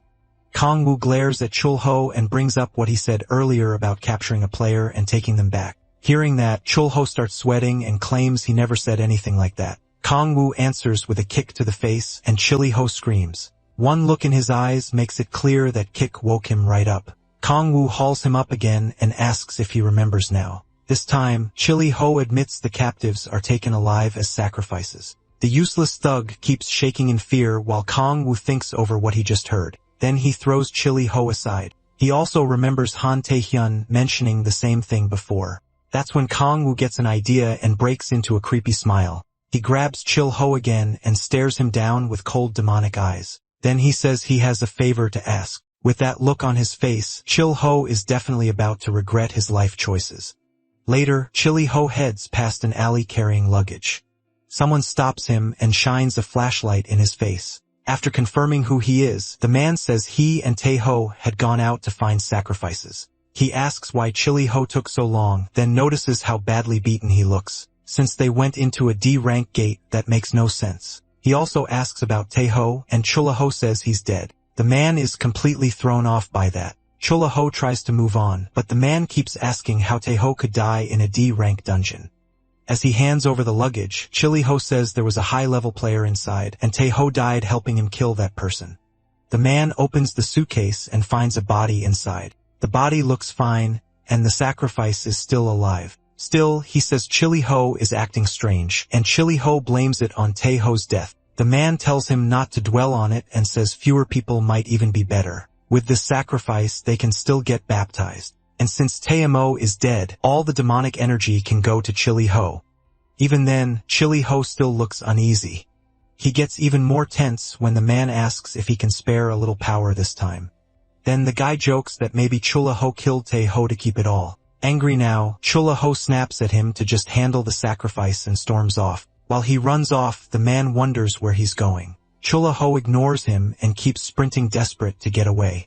After that, the man carries the luggage inside, thinking Chili-ho took Tae-ho's death harder than expected. Later, he enters a strange room where some kind of cult ritual is already going on. At the altar stands the guild leader who says he's late. The lackey repeats what Chili Ho told him and mentions Tae Ho's death, but the leader only cares about the sacrifice. He orders him to bring it over fast since they're out of time. The suitcase is unzipped and the guild members begin chanting. Then the guild leader lifts Kong Woo's body onto the altar. He calls on the power of Andres, saying it's been a year since his conversion. Then he asks his god to grant him greater power. The chanting goes on as Kong Woo is prepared for sacrifice. The leader thinks this will satisfy his followers by giving them the demonic energy they crave as players. Then he removes his mask, revealing a rotten face, and starts the ritual. He orders one of his men to bring magic stones, and the lackey opens a chest packed with them. As his followers' greed grows, the power becomes more demonic, and the leader dreams of becoming a full demon. He asks who was supposed to be baptized this time, and the man says it was Chaelhol, but that fool ran off. Hearing that, the leader decides there will be no baptism today. The followers are stunned, but he shuts them down at once. He says only those who do the work deserve baptism, and without his teachings, none of them would even get the chance. Still, since the sacrifice has no owner now, he decides to keep it for himself. Then he turns to his lackeys and announces the ceremony will begin. The crazed leader crushes a magic stone and releases demonic energy into the room. At the same time, the markings around the altar begin to glow. With this many magic stones, he'll be able to hold more rituals and keep feeding on that power. Then space suddenly cracks open and demonic energy starts pouring out. The leader wants to absorb all of it himself, but doing that would kill him. That is why he needs a medium. If the sacrifice absorbs the energy until death, he can drink the corpse's blood and take in the refined demonic energy. So he starts pouring it into Kong Woo's body, not realizing he's the one walking into a trap. He even prays for the energy to consume Kong Woo and kill him. Too bad for him. Kong Woo keeps absorbing it while pretending to suffer. The guild leader starts wondering if Kong Woo has an rank ability because he's lasting so long that only makes him happier, since a better medium means more demonic energy for him. The veins on Kong Woo's face bulge and his body shakes as he keeps taking in more power. The leader is amazed by how good this medium is. Excited now, he tells Kong Woo to keep screaming and absorb even more as the intake keeps rising. Meanwhile, Kong Woo slowly regains more of his old power. Before long, the absorption rate becomes insane, and the leader starts wondering why it won't stop. For the first time, he's terrified, and he begs for it to end. But it's already too late. His followers get nervous too, unable to tell what's happening. Then their leader starts screaming, desperately begging for the absorption to stop somehow.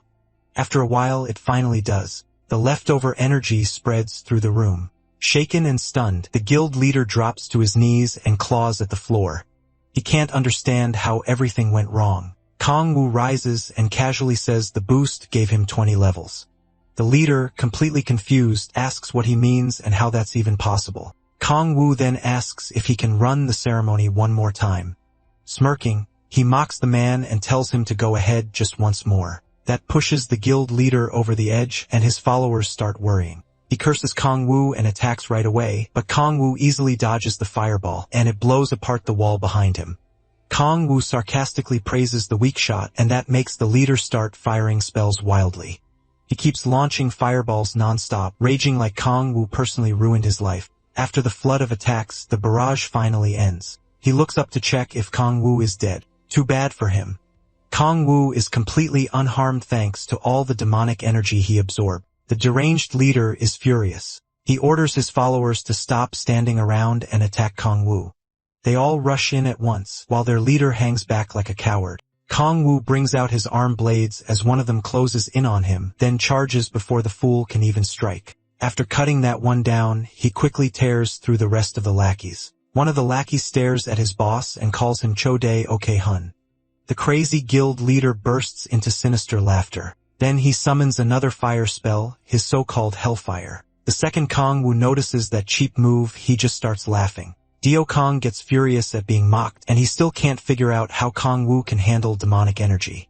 Even so, he believes Kong Woo still isn't stronger than him. Kong Woo immediately shows him what real Hellfire looks like. Dio Kong is stunned and can't understand how Kong Woo casts something that powerful. He starts shaking, unable to accept that anyone could hold more power than him. Then he looks at Kong Woo and sees a real demon staring back. He quickly understands he can't win, so he snuffs out his weak little flame. Then to everyone's surprise, he drops to his knees. Kong Wu asks what exactly he's doing. Out of nowhere, Dae-okon calls him the great incarnation of Andrus. Kong Wu can't believe this clown is trying that now. It was clearly his last shot at not getting burned alive. Dae-okon keeps bowing and praising Kong Wu as their god king and messiah. His followers are stunned by what their leader is doing. He even screams at them to worship too, convinced Kong Wu will lead them to eternal life. Kong Wu instantly sees through it. This idiot is trying the oldest, dumbest trick possible. The others kneel as well, while Dae-okon keeps laying it on thick, hoping the act will save him. Kong Wu cancels the spell and walks over to the trembling fool. Dae-okon says he's so overwhelmed he might burst, and Kong Wu admits he's not completely brainless. Then he plays along and releases the power of the sky, spreading his demonic wings. Dae-okon looks up at him like a pathetic believer. Kong Wu lets out a wild laugh, then declares that he is Andrus, the king of hellfire and ruler of all demons. After that, he orders Dae-okon to send everyone else away so they can talk alone. Once the followers leave, Kong Wu starts questioning him. First, he tells him to drop the fake worship act. Dae-okon still looks scared to death, but manages to ask who Kong Wu really is. Kong Wu shuts him down right away. Only he gets to ask questions, and Dae-okon only needs to answer. With a look that could kill, Kong Wu asks how he used magic stones to make a crack with magic. Dae-okon says he learned it after someone preached to him. He explains that a man in a demon mask came to him one day and promised eternal life if he followed the demonic religion. Kong Wu slams him to the ground, calling him an idiot for trusting something he knew nothing about. Dae-okon hurriedly explains that the masked man crushed their guild in an instant and gave them a choice: die or obey. Scared for their lives, they accepted his preaching and followed his orders. When Kong Wu asks where that man is now, Dae-okon says he never saw him again. They only got orders through letters. Even so, Kong Wu calls him a dog for following those orders. Dae-okon tries to say it was because the man was too strong, but Kong Wu doesn't buy it. He knows Dae-okon may have been forced at first, but after that, he kept doing the ceremonies because he wanted more power. Kong Wu wonders who the masked man is and realizes this isn't something he can ignore.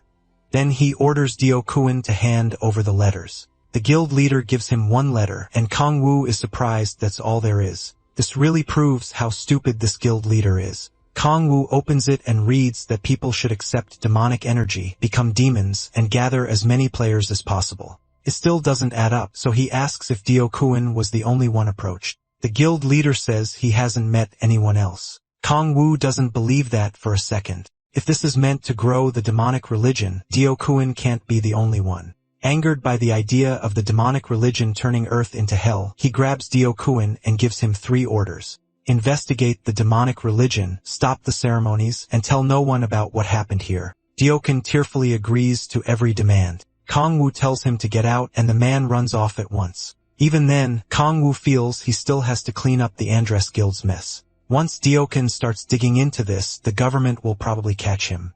But Kong Wu still thinks the demonic religion is worth investigating. And once Dae-okon and his followers outlive their use, Kong Wu plans to get rid of them too. With that settled for now, he takes a moment to heal himself. A little later, he returns home and greets the only woman in his life, Seo-yo. She's clearly worried since he was gone so long without contacting her. He checks his phone and sees all her missed calls. He was just too busy to answer. Kong Wu apologizes and says it wasn't anything serious, which finally eases her mind. He thanks her for worrying and promises to call next time if he's out that long. That makes her blush. Then she heads off to finish dinner, and Kong Wu asks for his favorite. Seol-ae says she's already making kimchi stew with top-quality meat. Excited, he thanks her for cooking such great meals every night. She also shares some good news. She's had her second awakening, and Kong Wu can't believe it. Getting a little smug, she tells him to listen closely. Her special ability is B rank called Blessing of Light. Kong Wu doesn't really know what that means, but he's happy because with Tae-soo, the 3 of them could make a great party and outclass most others. He asks if any guilds have tried to recruit her and which one she wants to join. Seo-la nervously says she doesn't really want to join a guild. Instead, she wants to help Kong Wu however she can. He feels lucky to know someone like her, but says teaming up right now isn't a good idea. Then he twists the knife a little more by saying she wouldn't be much help to him yet. That leaves Scylla upset and Kong Wu feels bad, but he knows she'll be much more useful later. because he's already so strong. Partying up now would keep him from earning enough experience in battle. To train the right way, he wants a party built around good compatibility. So he tells Silla he knows a tanker she should team up with for now. Once she gets more experience, they can all party together and challenge a higher rank gate. Hearing that, Seo perks up and agrees to join Tae-soo. Kong Woo thinks they'll level fast with abilities that's strong. Seo meanwhile, is already excited to grow stronger and join him, and he says he'll cover whatever she needs until then. Seeing her so happy puts a small smile on Kong Woo's face. While he thinks about when to train her in Tae-soo, Su-la brings over his dinner. Kimchi stew never fails to make him happy, and he reaches for a spoon right away. But Su-la stops him and says he should try it with something new. Then she drops ramen into the stew. To him, that makes it look almost divine. As he picks up his chopsticks, he swears to stop the demonic religion and protect both this world and his precious meal. The next day, Kong Woo goes to the player support center to get his C-rank player card. The worker tells him it'll be sent to his email tomorrow. He wants it today, but she explains they still need to add the Magic Stone ID. So he leaves disappointed he can't get it right away. Then it hits him. Since returning to Earth, he hasn't really had a proper break. Since he can't act on the demonic religion yet, he decides to finally rest. He starts wandering through the city, thinking about how to spend that break. Then he pulls out his phone and scrolls through webtoons. He remembers how much he used to read them before getting dragged into hell. Still, he decides not to fall right back into old habits and instead enjoy whatever he can. A nearby PC store catches his eye, so he goes in. He's never seen one before and is amazed by it. Once he sits at a gaming computer, he even notices he can order food from the menu there. He orders a bowl of ramen since people say PC room ramen hits different. While he waits, he loads up one of the most popular games there. It's a team-based tactical RPG where each player fills a different role. Naturally, he picks the wild, chaos-causing class. Once the match begins, he's blown away by how good the game looks. He learns fast that killing monsters gives him gold. Before long, his teammates figure out he's brand new, and the chat turns toxic. The worker brings over his ramen and sets it down for him. While his teammates keep losing their minds, Kong Woo happily digs into the ramen. The angry messages keep flooding in, but the Demon King couldn't care less. He's too focused on how amazing the ramen tastes, especially with the pickled radish. He washes it down with a soda and honestly wonders if this is heaven. Only then does Kong Woo glance back at the screen and see that his character is dead. A loud voice suddenly yells about having the worst teammate ever. Confused, Kong Woo turns to find the source of the screaming and spots a girl glaring at him. She snaps, asking what he's staring at. Then she tells him to mind his own business because she's already in a terrible mood. But when she notices his game screen, she doesn't know if that makes things better or worse. Not only is Kong Woo a total beginner, he's calmly eating ramen in the middle of the mess, which annoys her even more. She marches over and tells him to get up while she's still asking nicely. Kong Woo has no clue who this unhinged woman is or what she wants. That just makes her angrier, and she calls him a troll as she grabs for his shirt. Kong Woo slips away from her hand, and she's stunned by how fast he moved. He tells her to quit picking on him and asks why she's so mad. She tries a few more times to catch him, but his reflexes are way better. Then she stops holding back and comes at him seriously. The two end up in a brief scuffle, with Kong Woo dodging everything she throws at him. Their exchange is so quick it's hard to follow, but he avoids every attack. At last, she stops. Realizing he's not some normal guy, now curious, she asks who he is and whether the Mir Guild sent him. Kong Woo says he has no idea what she means and isn't with any guild. She says he's lying. There's no way someone that's skilled isn't in a guild. Kong Woo asks about hers, and she says she belongs to the Red Guild, one of the top 5 guilds. The second it leaves her mouth, she realizes she wasn't supposed to say that. Kong Woo ignores all that and asks for the bill, which makes her snap because he's treating her like she's not even there. He doesn't look pleased either now that she's still bothering him. She keeps pressing him for a real answer, saying she's never heard of an rank level player with no guild. So he shows her his player card, and it marks him as D rank. Even then, she can't believe he's really a beginner. Something feels off to her. If he were truly D rank, she should have beaten him. After that, Kong Woo leaves and says goodbye. She stays frozen in shock, wondering if he's the person she thinks he is. As soon as Kong Woo steps outside, his expression turns grim. He still hasn't recovered all his powers, but years of fighting left him with sharp reflexes. Even so, running into someone near his level was the last thing he expected. He recalls her last move and admits she vanished from his sight for a split second. If not for his instincts still saving him, he might have lost. Her skill shocks him, and he wonders who she really is, though he's also glad he got away. Then he notices something. Meanwhile, the girl he fought opens a window and jumps out. When she's sure no one is around, she pulls out her phone and calls her guild. The Red Rose strategy team answers and addresses her as Cha Yun-ju before transferring her to HR. A man named Park Yun-woo picks up and asks what happened. As guild leader, she tells him to investigate something important right away. Kong-woo asks if this is about a demonic religion follower, but she says she's not sure. Kong-woo explains that the guy is hiding his identity. She still refuses to believe Kong-woo is really D-rank. Since Kong-woo only has a D-rank card, Kong-woo notes he wouldn't need a mana scanner, which makes fake cards easier. C rank and above are much harder to forge. Still irritated, Yun-ju talks about the encounter, and Yun-woo says that if Kong-woo were just a D-rank worshipper, he'd be hunting players around that same level. She cuts him off and says Kong-woo is far beyond that. He could read her movements. That shocks Yen-woo because no demonic religion follower so far has ever reacted to her speed. Yen-ju has spent a long time investigating the demonic religion, and none of them were on her level. But after seeing Kong-woo move, she can't figure out what he really is. Because of his skill, they start thinking he might even be a manager or leader in the demonic religion. Frustrated, Yun-ju grips a button she tore off tightly. Then she tells Hyun-woo to dig up information on Kong-woo as fast as possible. She ends the call, still unsure whether he's with the demonic religion or not, but one thing is clear, he could easily beat her. At the same time, Kong-woo realizes a button was ripped off his jacket, so much for perfect reflexes. Still standing in the alley, Young-woo thinks that if Kong-woo is really a D-ranked player with talent like that, her spot as a high-ranked player won't stay safe. Meanwhile, Kong-woo decides he needs to enter a C-rank gate as soon as his card arrives. He glances back for a moment like he sensed hostility nearby. Later, Young-woo goes back to the PC room and finds that her rank dropped. Since Kong-woo ruined her streak by being useless, she swears she'll kill him for it. And all the way across the city, Kong-woo somehow feels that dark energy. The next day, Kong-woo heads to a C-rank gate. The brochure says monsters like trolls appear there. At the entrance, officers stop him and explain that only C-rank players and parties of 5 can enter. They add that the boss, the chief troll, has appeared inside, so solo entry is banned for now.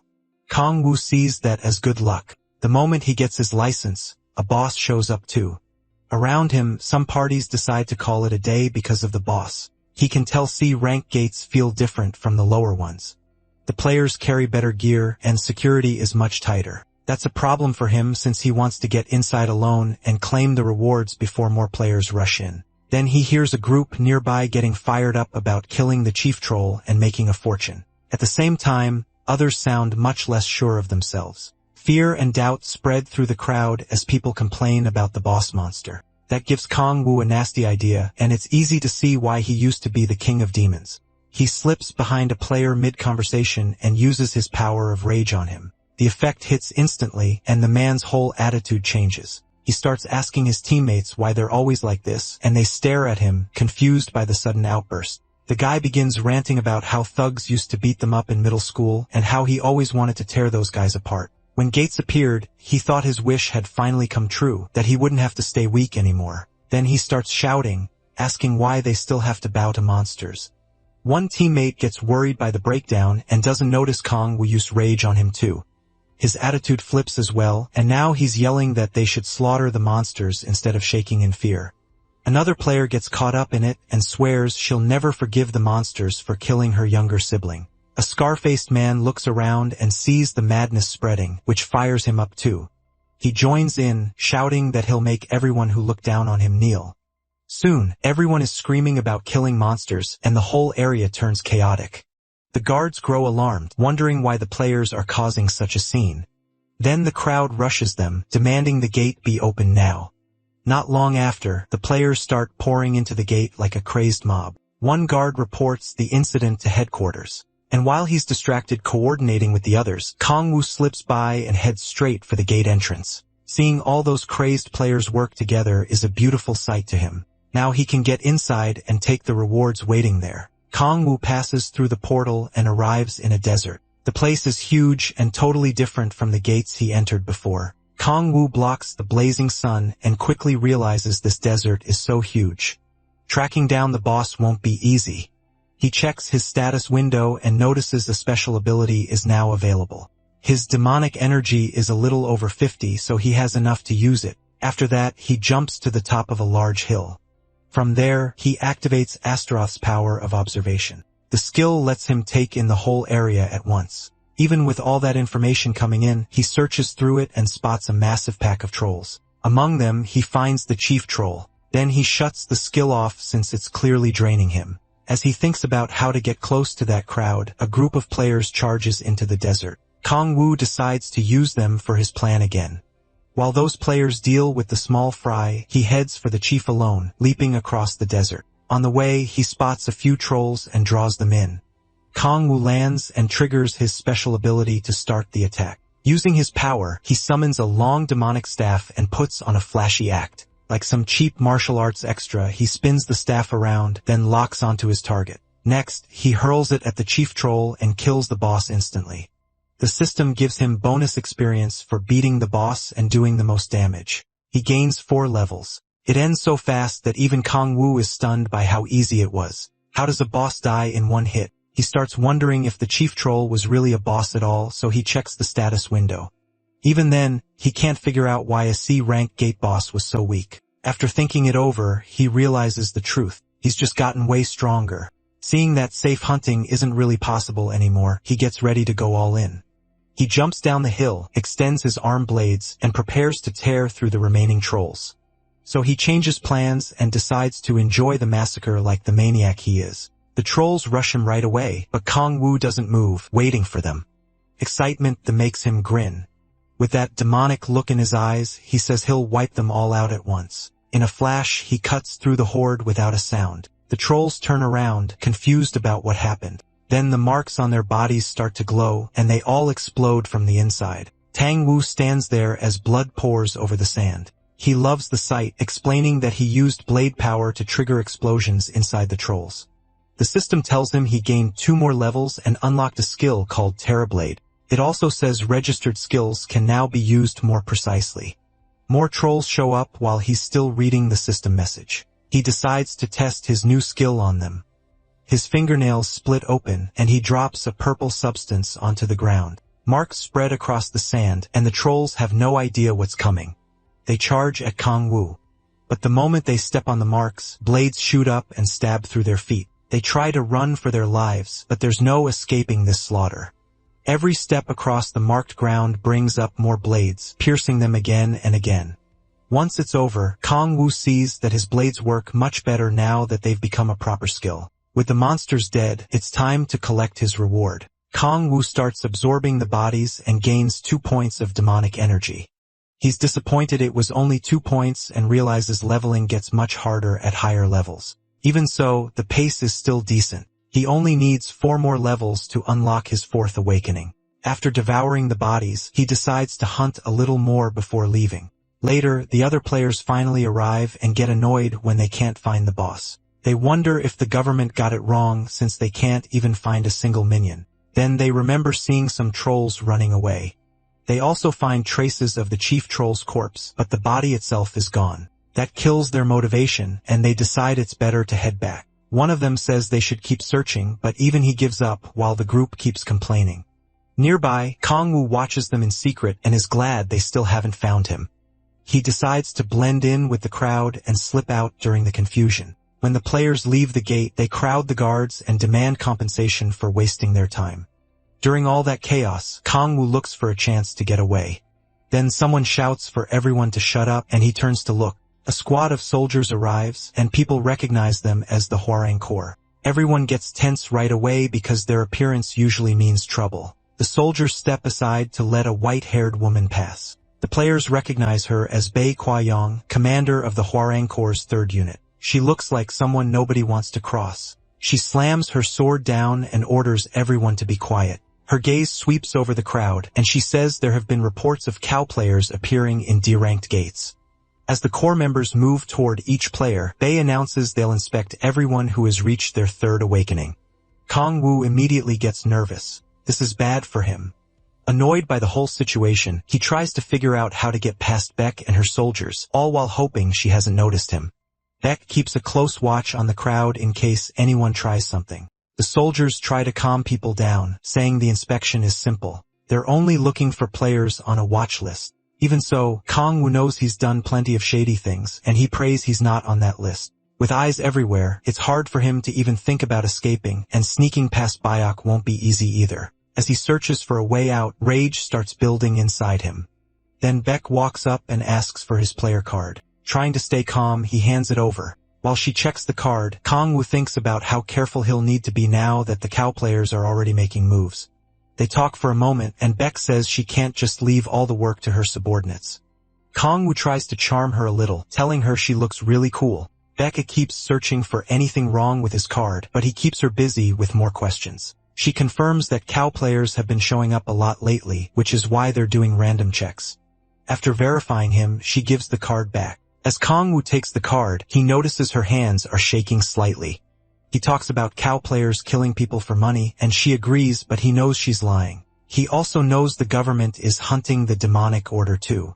Beck quickly says goodbye and moves to the next player. As she turns to go, Kang-woo asks for the suspect's name, so he can report them if he sees them. She thanks him but tells him to leave that to the professionals. He agrees so he won't seem suspicious. Noticing he just reached C rank level, she advises him to keep leveling in D rank gates, and he thanks her. Beck calls Kang-woo a good person and says she hopes there will be more people like him. He accepts the praise, though he knows if there were more people like him, the whole world would be a mess. Then he watches Beck move on to inspect the next player. After that, he calls Soon and asks to meet up. A few days later, he meets Sue and Su-la at a cafe. Sue finally meets Su-la and asks if she's the healer Kang-woo mentioned. She greets him, but hesitates to shake his massive hand because she doesn't want it crushed. Sue stares at them like a creep and says she and Kang-woo look good together. Once they sit down, Kang-woo tells Sue he wants to take COO with them into D-rank gates. The big guy agrees right away since having a healer helps him too. Things get awkward when he calls COO Kang-woo's sister-in-law, and she starts blushing hard. Sue tells her not to worry about that and asks her to explain her ability in detail. Besides healing, she can also boost her teammates' strength, stamina, and dexterity. Sue is impressed and asks if she can heal and buff at the same time. Solo says yes, but her attacks are weak. Even so, Sue is still amazed. A healer who can buff and protect herself is rare, so Su-la thanks him for the compliment. She also says she isn't planning to join a guild right now. Meanwhile, Kang-woo is practically melting because she didn't deny being called his sister-in-law. Anyway, Sue gulps down his drink like a brute and says the three of them are going to make history. So-ah and Kang-woo can only stare at how crazy he sounds. Then Kang-woo asks if Tae-soo has anyone in mind for the dealer spot. Tae-soo says he has two candidates. Both just had their second awakening, and he swears Kang-woo will like them. Kang-woo remembers last time and doubts that confidence. Tae-soo admits he can be wrong sometimes, then offers to introduce them before tomorrow's hunt. They agree. Tae-soo tells Kang-woo she wants to level up fast so she can stay by his side. He tells her not to rush. Meanwhile, Tae-soo keeps acting like the perfect third wheel, grinning at them like a happy creep watching young love. Then Tae-soo says they'll meet in East Incheon tomorrow. Kang-woo asks why so far, and Tae-soo explains he wants to clear the troll gate there because something happened at the closer one. Kang-woo is surprised when he hears it's a beginner D-rank troll gate. Trolls are tougher than lizard men, so the hunt should help Tae-soo and Sola grow fast. Kang-woo likes the plan and is glad Tae-soo isn't all muscle and no brain. After that, Kang-woo gets ready to leave since he still has something else to do. When Tae-moo-soo asks what it is, Kang-woo simply says he's going to level up. He's level 29 now, just one step from his fourth awakening. He enters the C-rank gate and uses observation to find some trolls. He spots 8 and cuts them down in an instant. They die before they even know what hit them. Kang-woo flicks the blood off his arm blades and thinks about how many more he needs to kill.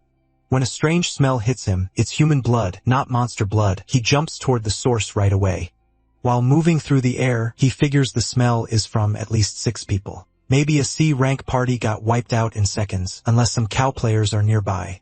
Soon, Kang-woo reaches the bodies and lands at the slaughter site. Every player is dead, the killing was brutal. The demonic order usually wants victims alive, so this doesn't fit them at all. The blood is still fresh, which means the killer can't be far. Then Kong Wu spots something that even makes him tense up. A giant set of blood-covered fangs is still chewing on the corpses. The creature lets out a roar, and Kong Wu is stunned to see a hellhound here.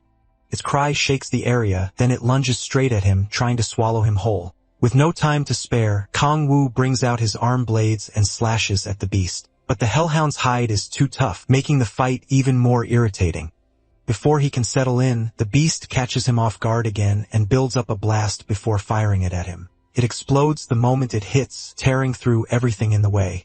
The hellhound watches the dust, waiting to see if Kong Wu died, but killing the Demon King won't be that easy.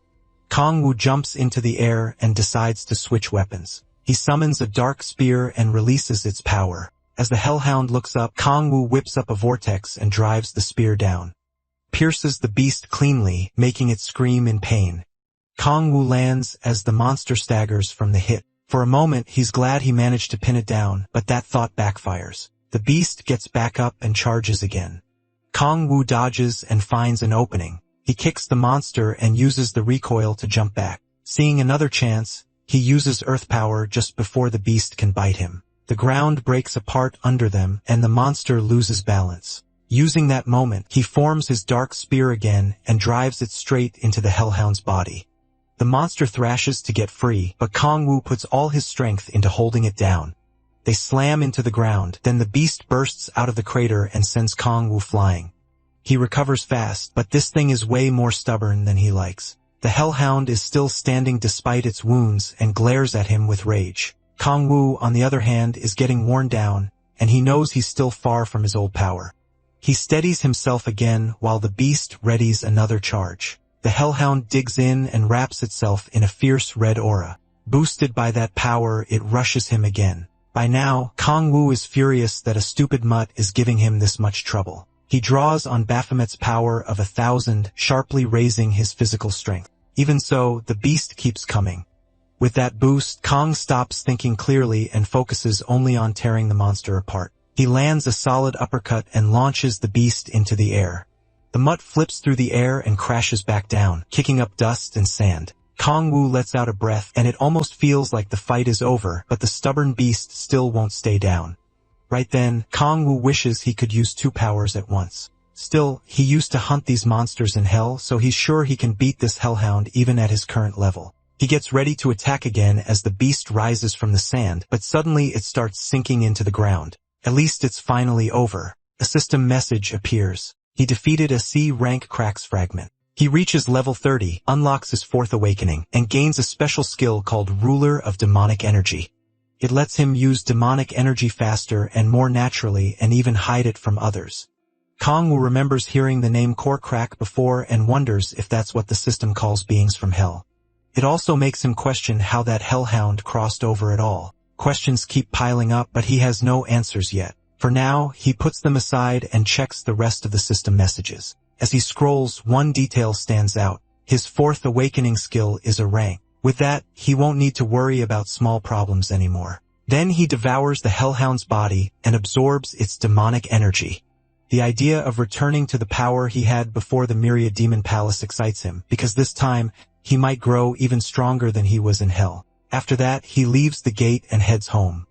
At this point, the only thing that could make his day better is a pot of his favorite food, and he can't stop thinking about it. On the way out, someone calls to him. He turns and sees Yenju leaning against a wall. Kong Wu isn't happy to see her and doesn't think they're close enough for friendly small talk. Then she introduces herself. Kong Wu remembers hearing her name from players at the support center. She confirms it and says she's the guildmaster of Red Rose. That explains her strength, so he asks what she wants. She says she looked into him, then starts listing his past like a stalker. She knows he vanished for 5 years and suddenly came back as a player. Kong Wu feels uneasy but admits she's right. She even knows the exact day he registered. The support center marked his first awakening as F rank, but she clearly doesn't buy that. Kong Wu says nothing and just stares at her blankly. Yonggu adds that she even suspected he was a criminal because of how fast he leveled. Then she says his fingerprints matched her records. Kong Wu asks how she got that information. She explains that his fingerprints were taken when he got his license, so she knows he isn't using a fake name. After checking her phone, she says Kong Woo is insanely talented and might even surpass her. Not just her. He may even be more talented than Baek Kong Yoon. Kong Woo thanks her for the flattering words, but asks again what she really wants. After a short pause, Yeonju says she wants to sponsor him as the guildmaster of Red Rose. That is not what he expected. She asks what he thought she was going to say. Kong Woo says he figured she'd ask him to join the guild. Instead, she says someone this suspicious can't join right away. She adds that if he really wanted a guild, he wouldn't have hidden his strength. Kong Woo feels like that's not quite the point. Then Yeonju explains that she wants to back him with money and help him level faster. Kong Woo starts teasing her, asking if this is like the game they played before, and she nearly blows up. Luckily, she calms herself by remembering she's a guild master, not some crazy witch. Kong Woo is only messing with her, but she's still mad about how he ruined her leveling in that game. He even brings up her sad bronze rank. She snaps back that it's only because she keeps getting useless teammates. Then, getting serious, he asks why she's so set on sponsoring him. Her answer is simple: because he's going to get stronger. She's impressed by how quickly he's leveled while hunting alone. With her support, he'd get a pass to enter any gate from a rank down without restrictions. And on top of that, he could party with members of her guild. Any stones he sells through them will be tax-free, so he keeps all the money. Kong Woo is impressed, but the offer gets even better. He can borrow rare guild items for free, and if he needs to, they'll even give him a house and a car. Now it almost sounds unreal, and even Kong Woo starts wondering why she's offering so much. Yeonju calls it an investment for the future, but it's still way too generous. She adds that the guild will give him jobs in return, and he'll need to handle them to earn all that support. After thinking it over, Kong Woo asks what kind of request they'll be. Sadly, she can't tell him that yet, so he decides not to push it. Kong Woo reaches out to accept, figuring he can always refuse any crazy job later. With that, he agrees to the deal and they shake hands. To him, this is too good to pass up, especially with backing from a top guild. Yeonju is happy he accepted. After the handshake, Kong Woo asks again about the commission, but she says she'll explain when the time comes. Right now, she doesn't think he's strong enough to help. That catches her off guard when he says he's not as weak as he seems. With total confidence, he tells her he's stronger than he looks. She doesn't seem convinced. Yeonju laughs and says his level isn't why she's staying quiet. The real issue is that she still lacks proof, so she can't talk about it yet. Kong Woo still doesn't follow, but she hands him her phone and tells him to save his number.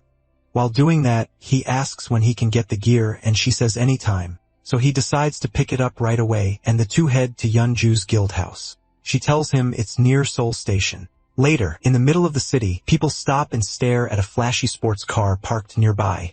One little kid even begs his dad to buy it for him. A lot of them are shocked to see a car like that in Korea.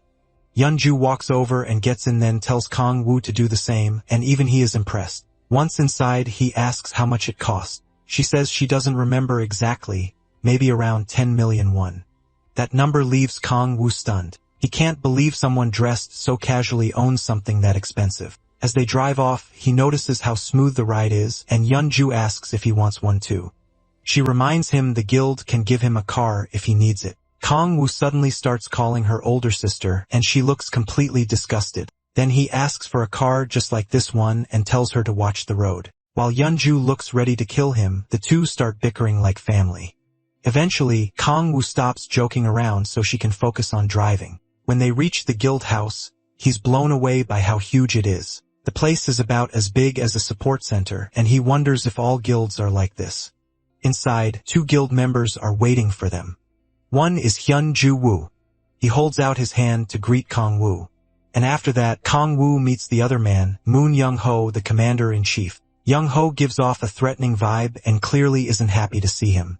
Trying to ease the tension, Hyun-woo thanks Kong Woo for accepting the guildmaster's offer.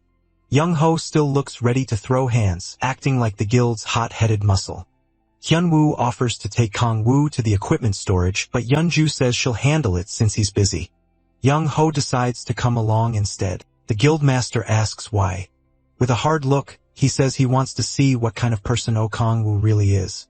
She allows it, figuring they'll be seeing each other often anyway. They ride the elevator to storage, where Yeonju tells the protagonist he can borrow anything up to epic rank. She opens the doors, and Kong Woo is stunned by what he sees.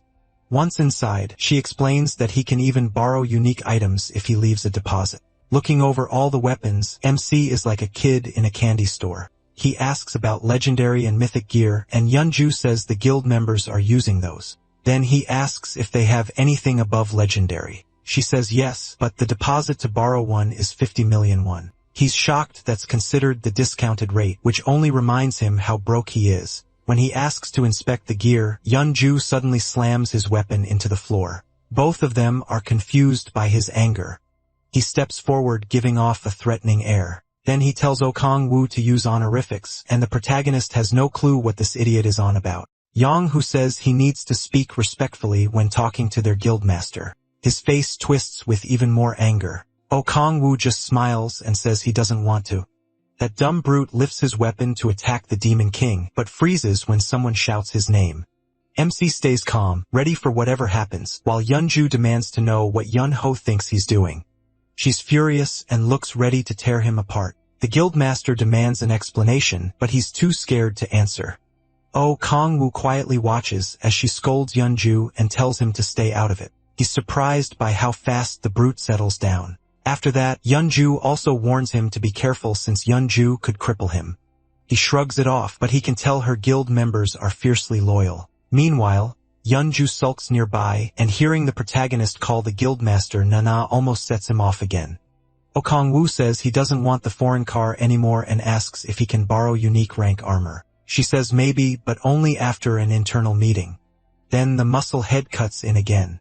He's mad that MC keeps calling Yeonju his older sister and starts losing it. He swings at him, wrecking part of the room.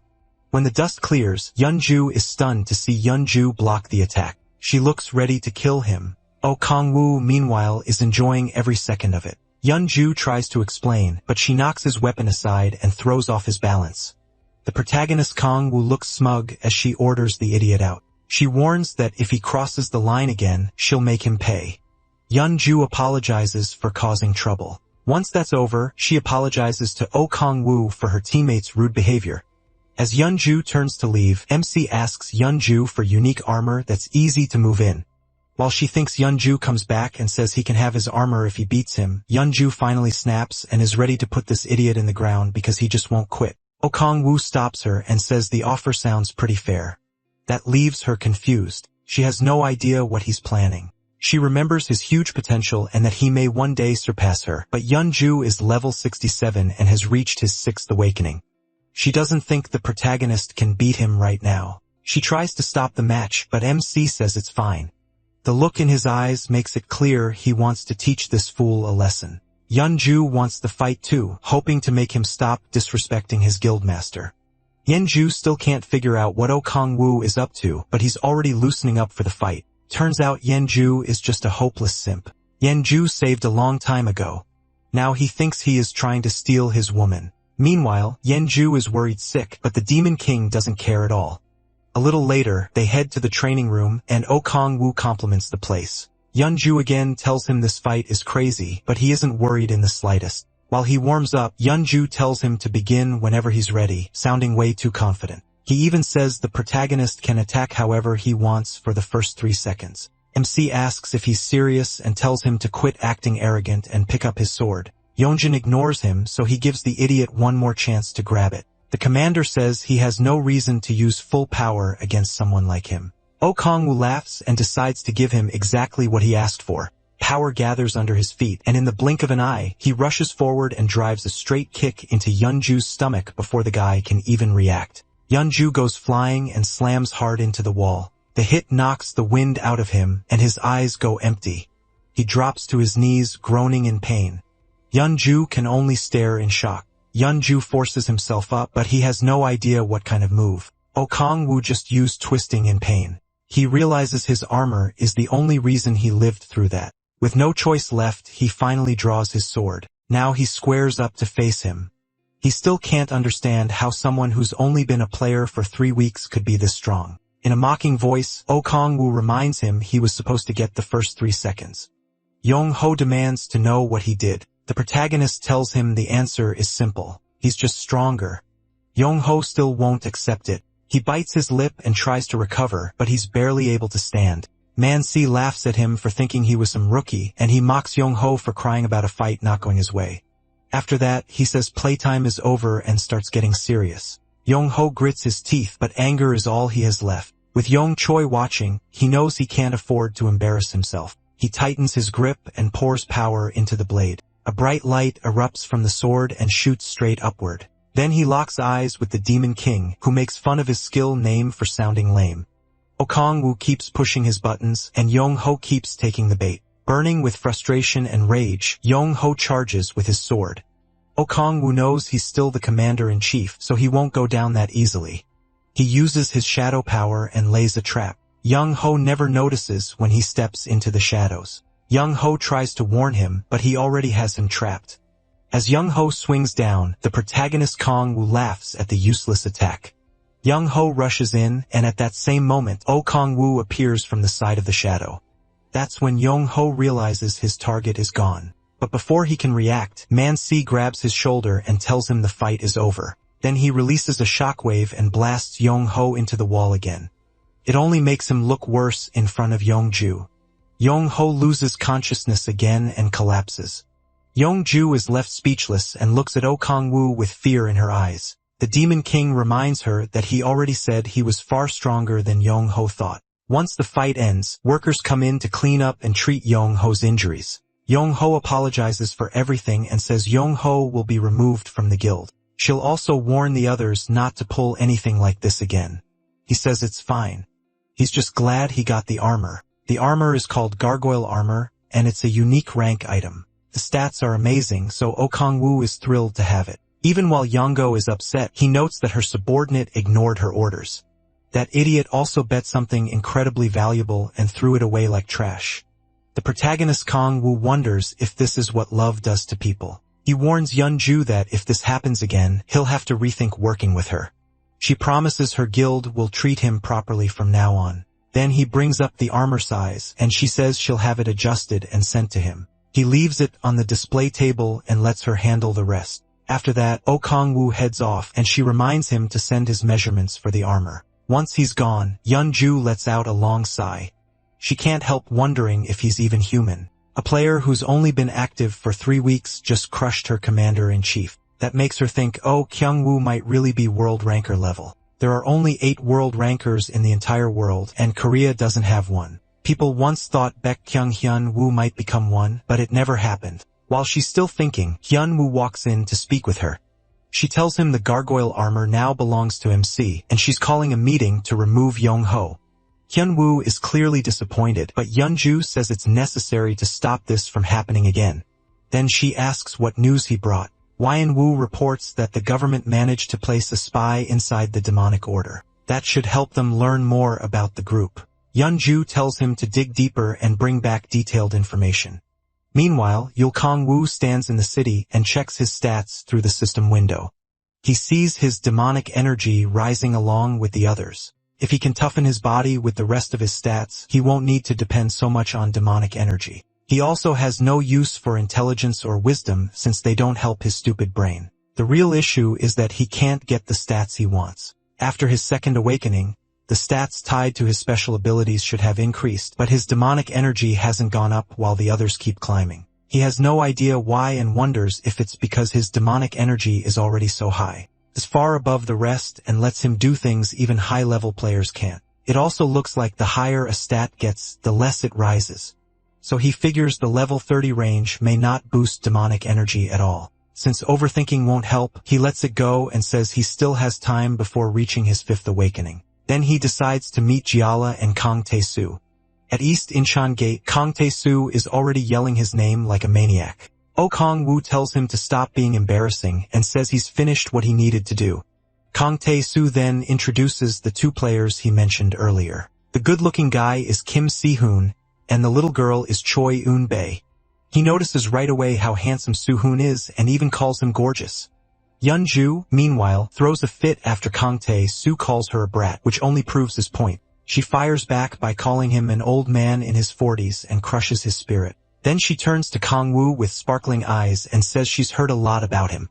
Kong-woo asks about her class and special ability rank. She ignores him the second she sees Yola, starts calling her big sis, and begs to take pictures together. Hyun-woo watches this and wonders if he just found the female version of Kang Tae-soo. Sai-hun steps forward more calmly, introduces himself as a level 12 player, and says he's a warrior with a rank special ability. While Yun-bai keeps taking pictures, Sai-won also explains that she's a mage with AB rank ability. Kwan-woo thanks him and notices how calm and collected he is. On top of that, he has a rank ability and a second awakening, making Kwan-woo think he looks like the hero of a manhwa. Tae-won asks what he thinks of the recruits. Kong-woo smiles and says they're pretty solid. At the same time, Sik-hee-hun gets dragged into Yeonju's chaos and ends up taking a picture of her with Shilla. The big dummy starts bragging, but Kong-woo reminds him his last party almost got him skewered. Tae-yu-chu just says the universe did that so he could meet Kong-woo. The Demon King doesn't even know how to answer that stupidity. Tae-chu then asks what he thinks about the team setup. Kong-woo says it's good they have all the basic roles for a party. For 4 members, it's about the best setup possible. On top of that, 2 of them have a rank abilities while the other 2 have B ranks, so it's a strong team for hunting. Kong-woo says he'll join their hunt for the day. He wants to watch them and point out anything they're missing or could improve. Taipei.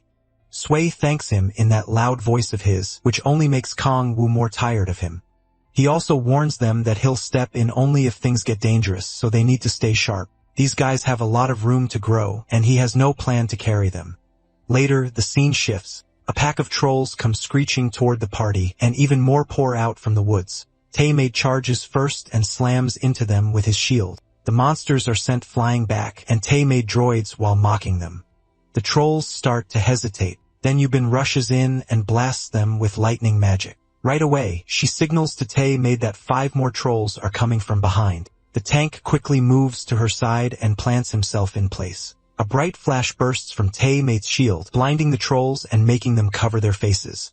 As they focus on him, he shouts for them to come, giving Han Seol the opening to buff him with light magic. After thanking her, he holds them off with ease. Then she forms an arrow of light and starts shooting the monsters, while Tae-maid-su keeps them pinned back. When her attack stops, Tae-maid-su slams his shield into the trolls and sends them flying. While they struggle to get back up, Si-hun rushes in and cuts through them in a flash.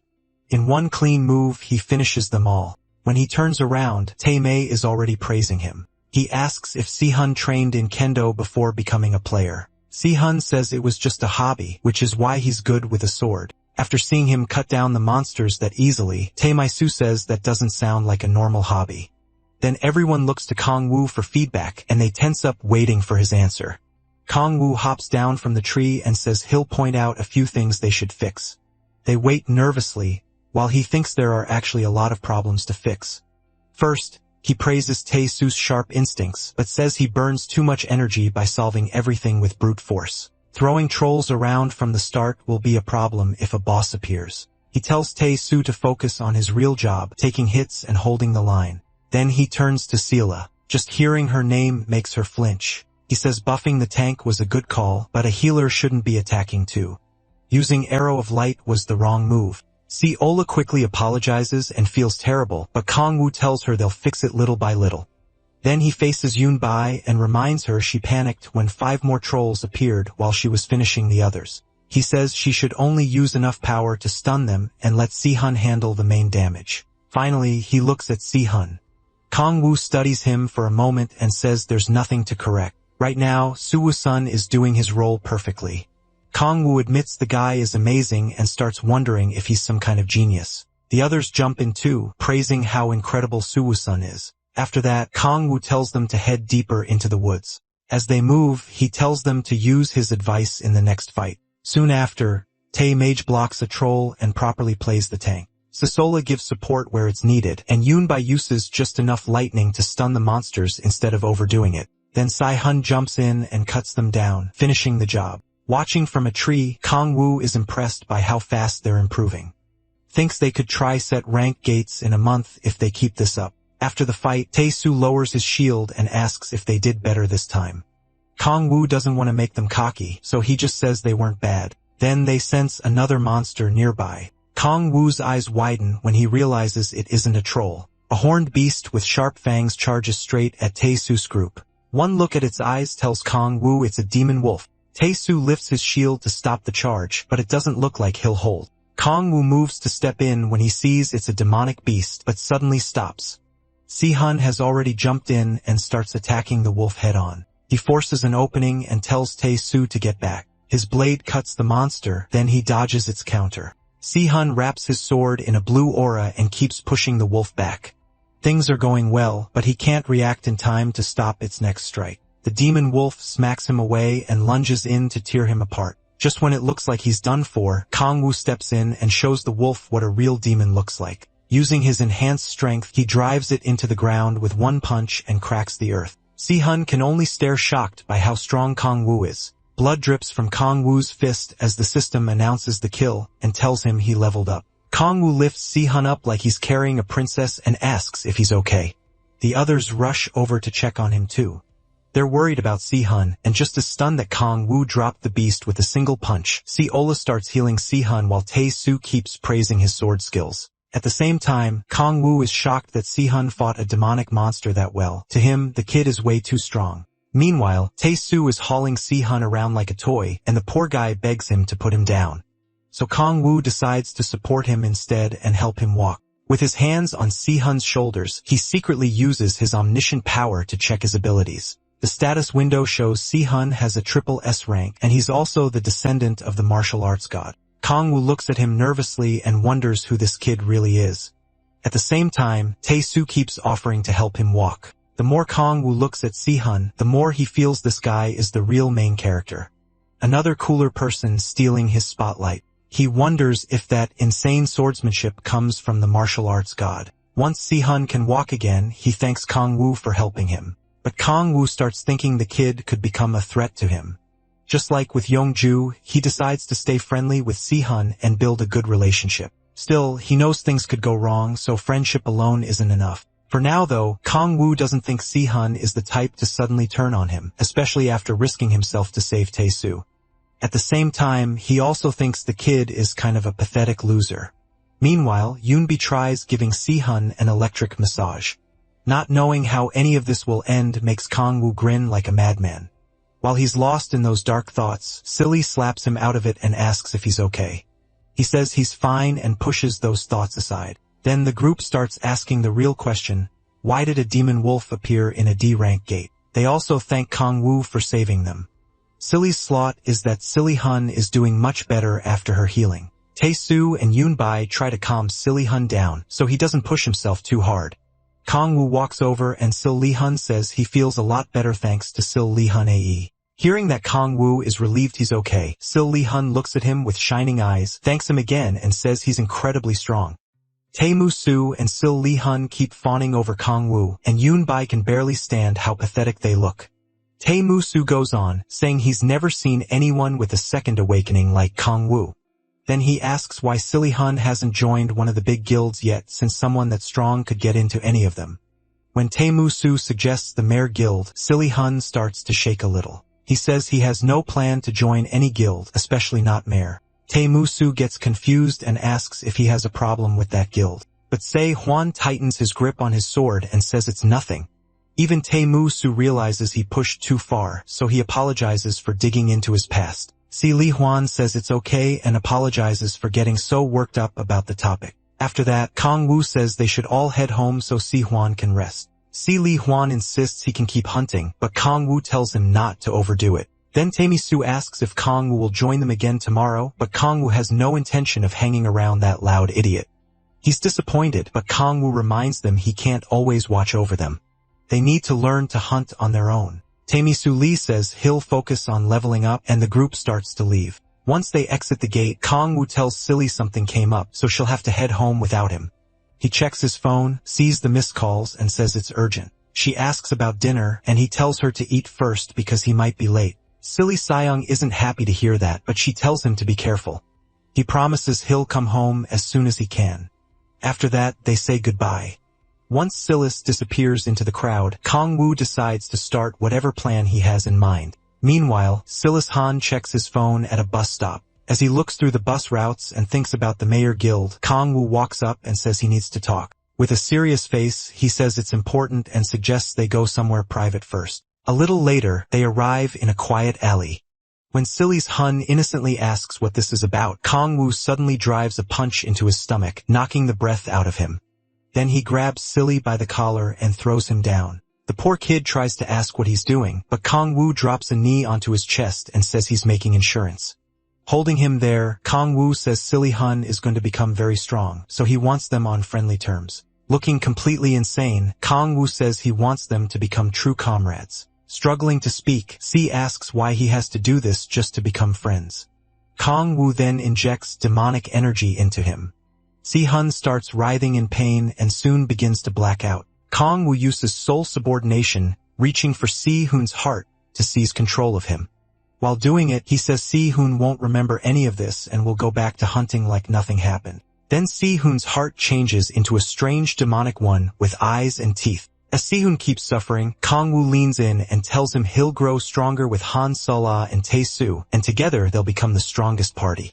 A moment later, the demon lord lets go of his heart and says that if Si-hun becomes his subordinate, they'll get to use part of Kong-woo's power. Si-hun can barely stay awake after everything he just went through. Meanwhile, Kong-woo stares down at him with a twisted smile and says they'll be great comrades. Not long after, Si-hun finally comes to and hurriedly tries to stand. He has no memory of what happened or why he's in the alley. The last thing he remembers is waiting for the bus. He checks his phone, sees an hour has passed, and tries to piece together what happened next, but all it does is give him a crushing headache. Since he can't remember anything else, Si-hun figures he must have passed out after the fight with the demonic wolf. He clenches his jaw, frustrated by how weak he feels. As he forces himself up, Si-hun tells himself he has to become stronger. He's still got a long way to go. Then a memory flashes through his head: Kim Young-hoon, the vice guildmaster of the Mare Guild. The moment Young-hoon's face appears, Si-hun slams his fist into the wall and swears his blade will one day reach the vice master's throat. As Si-hun stumbles down the alley, Kong-woo watches from a rooftop. A system message appears, confirming that soul subordination worked. Satisfied, he decides to save the commands for later now that he has the insurance he wanted. For now, he just plans to watch Si-hun grow. Meanwhile, Si-hun checks his phone, completely clueless that a mad demon lord has already turned him into his pawn. He finally makes it back to the bus stop and hurries onto a bus. Kong-woo keeps watching, saying Si-hun's talent could someday rival Balak's once it fully develops. He plans to use this new subordinate against the demonic order since the Myriad Demon Palace is still partly sealed. Like a total stalker, Kong-woo watches Si-hun board the bus and promises to support him however he can. So, yes, our protagonist is being pretty creepy here. Then he gets a call from Cho Do-kyun. He answers, and Do-kyun says he found something important. He isn't fully sure, but says he detected demonic energy, and it doesn't seem like it came from a human.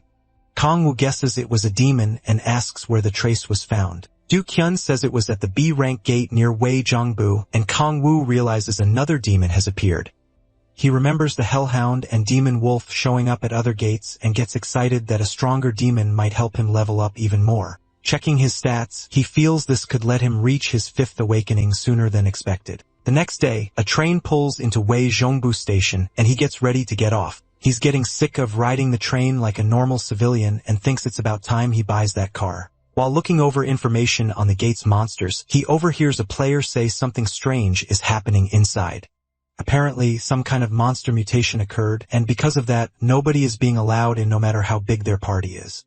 Guards explain that the mutation has made the gate too dangerous, but the players keep arguing. Then an announcement says 10 players have died because of the incident, so access to the gate is now restricted. That number shocks everyone. 10 deaths is a lot, even for a B-rank gate. Kong-woo already knows a demon is rampaging inside, but even he didn't expect the gate to be locked down.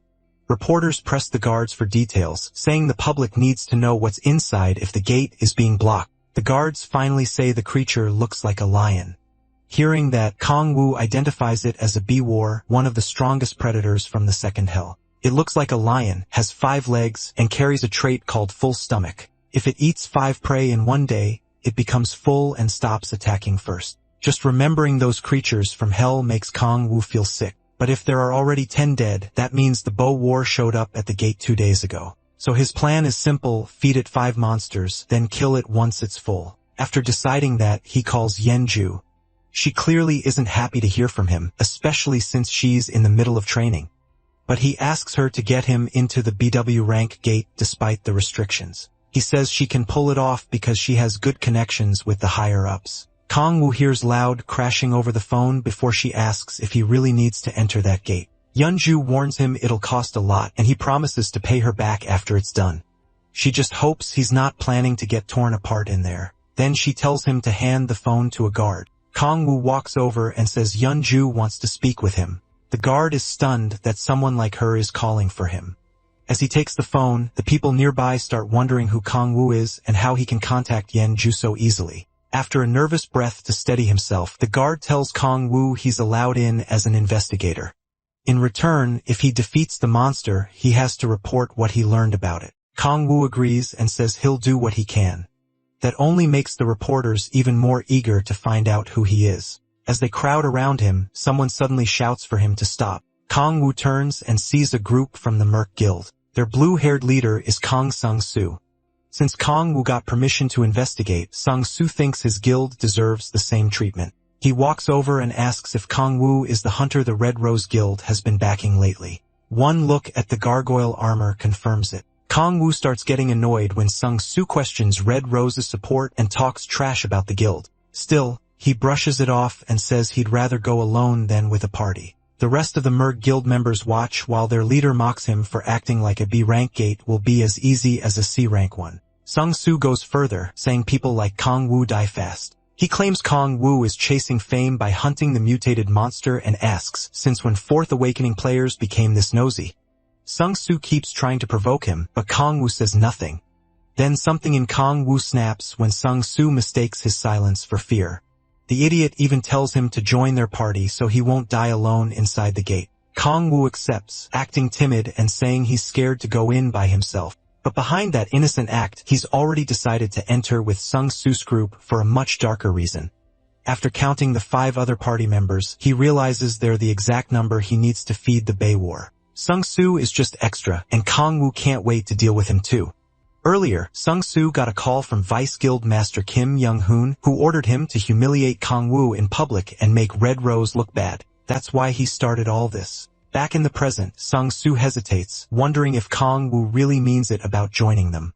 His plan to embarrass Kong Woo in front of the reporters isn't working, and now he's worried he's the one starting to look bad. In the end, he agrees to go in with Kong Woo, leaving everyone shocked that the Mer Guild and Red Rose Guild seem to be working together. Even Sung-soo's own party starts feeling uneasy as Kong Woo walks ahead of them. The reporters know they've got a huge story. Meanwhile, as Kong Woo heads for the gate, Sung stops provoking him and writes him off as a coward. What he doesn't know is that Kong Woo plans for this to be the last time these two guilds ever cooperate. Once inside the gate, Kong Woo suggests they combine forces to catch the mutated monster.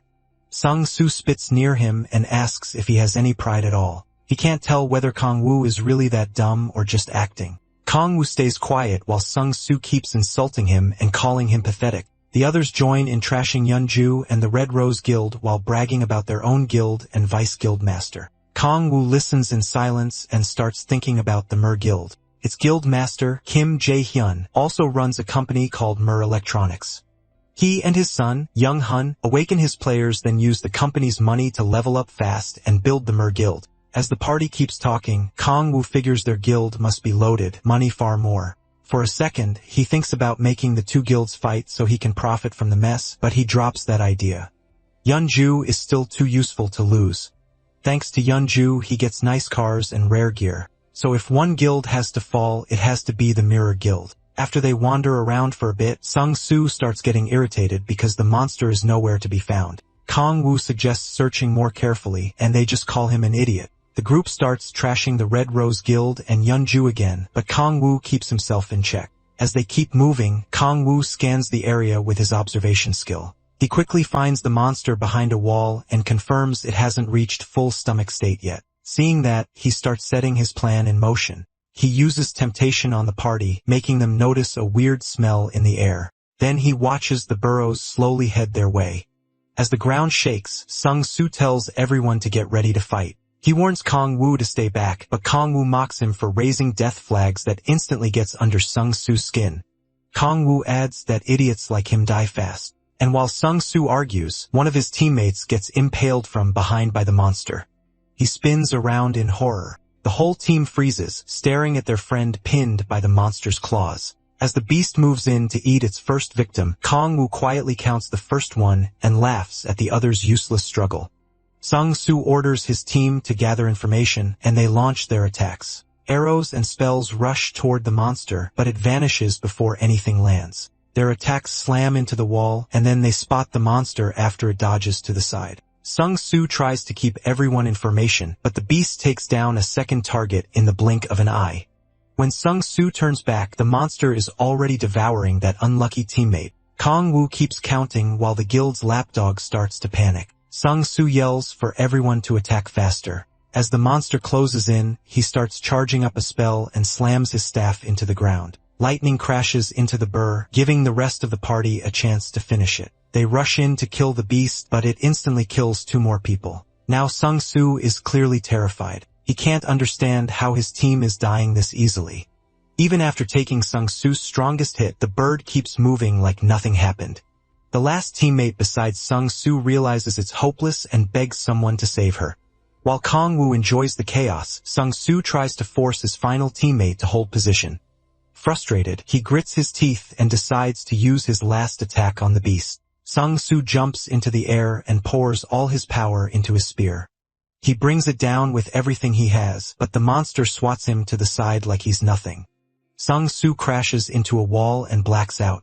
He opens his eyes again when the beast comes toward him and starts crying. Kong-woo counts the 5th target. By then, the monster has eaten its 5th victim, and Sung-soo is sprawled on the ground. Groaning in pain, Sung-soo watches the burrow swallow his last teammate. Breathing hard, he sees body parts fall from the monster's mouth. With that, the beast reaches full stomach state. He stares in shock when Kong-woo lands on top of it and asks how that's possible. Kong-woo explains that after the beast eats 5 prey in a day, it won't move unless attacked first. Then he draws on both spear power and hellfire at once, aiming to kill it in a single blow. As he combines the 2 powers, Sung-soo can only watch from where he's collapsed. Kong-woo stays focused, knowing it takes more control to use 2 powers at the same time. Once they're charged, they fuse into a flaming bident. The system then tells him he has gained the bident skill, an S-rank ability. Kong-woo drives it into the beast, and the bident pierces its heart. The burr lets out a scream and thrashes wildly. Sung-soo gets tossed around in the chaos. After a while, the system confirms the kill, and Kong-woo gains 6 levels. He reaches level 40, unlocks his 5th awakening, and his demonic energy rises to 60. He also meets the requirement for something called extreme demonic delay. Kong-woo checks the system and finds a list of conditions needed to become a demonic god. The first condition is having 60 demonic energy. He still can't find details on extreme demonic delay, but figures it must be a huge power boost. Even after all his time in hell, he's never heard of it before. He starts thinking that if he keeps leveling up, he might surpass the strength he had as the demon king of the 9th circle of hell, and the idea of becoming a demonic god sounds even better. Kong-woo is clearly starving for more power. After that, he starts absorbing the berk to gain extra demonic energy. As an investigator, he should leave the corpse alone, but he won't pass up more power. The absorption works, and his demonic energy goes up by 4 more points. While he's absorbing it, Sung-soo calls out and asks what Kong-woo really is. Kong-woo turns and remembers there's still one annoying survivor left. He walks toward him, and Sung-soo warns him to stay back. With his voice shaking, Sung-soo asks if Kong-woo plans to kill him. Kong-woo says he still has a part to play, so he can't die yet. He tells him to relax because he just has a few questions first. Sung-soo goes silent when Kong-woo asks who ordered him to provoke him. Kong-woo already knows Sung-soo isn't smart enough to act like this on his own, and his party clearly knew about him beforehand. Still, Sung-soo says nothing, so Kong-woo kicks him up and starts smashing him around until he talks. When asked again, Sung-soo finally admits Kim Young-hoon gave the order. Kong-woo then asks why their vice guild master targeted him. The reason is pathetic. Young-hoon asked Young-ju out. She harshly rejected him, and he's hated the Red Rose Guild ever since. Sung-soo also says they wanted to change the Mirror Guild's image and prove they were better than the Red Rose Guild. Seeing what a loser he is, Kong-woo asks for a picture of Young-hoon. Sung-soo hands over his phone, and Kong-woo sees that Young-hoon actually looks decent. Then he notices Sai-hoon in the photo too and says the two look alike. Kong-woo can't believe all this came from something so stupid, and Sung-soo apologizes, saying he was only following orders. Still, he was clearly enjoying it. When he tries to defend himself, Kang Woo shuts it down. If Sung-soo plays his part right, that's enough. Sung-soo quickly says he'll do whatever Kang Woo wants. Kang Woo tells him it's simple and it might even help him. Later, they come out of the gate and get swarmed by reporters snapping pictures. The press asks what happened to the rest of the party and whether only the two of them survive. Kang Woo opens his mouth to answer, but instead shouts for an ambulance for Sung-soo, whose face is completely wrecked. The reporters keep firing questions and taking photos, and Kang Woo says the mutated monster attacked them and that he and Sung-soo were the only survivors. Everyone buys the story and tries to contact the Hwarong Corps, but Kang Woo says that's not necessary. He tells them the mutated monster is already dead, while Sung-soo weakly cries for help. Instead of taking credit, Kang Woo says Sung-soo killed the monster and saved his life. The supposed hero definitely doesn't look like someone who beat a demonic beast. Even so, the reporters press him for more details. Kang Woo starts spinning the story. He says that as soon as they entered the dungeon, they felt killing intent. The monster was waiting near the gate and everyone knew right away it was deadly. They fought because Sung said civilians would be in danger if it escaped. Kang Woo adds that the monster matched the government's report, a lion-headed beast with 5 legs, and that Sung-soo's party died almost instantly under its attacks. Then he lies even more, saying Sung-soo told him to run when things got bad and faced the monster alone. Kang Woo claims he couldn't leave, so he stayed and watched until the end. It was a brutal battle, and when it was finally over, Sung-soo defeated the beast and won.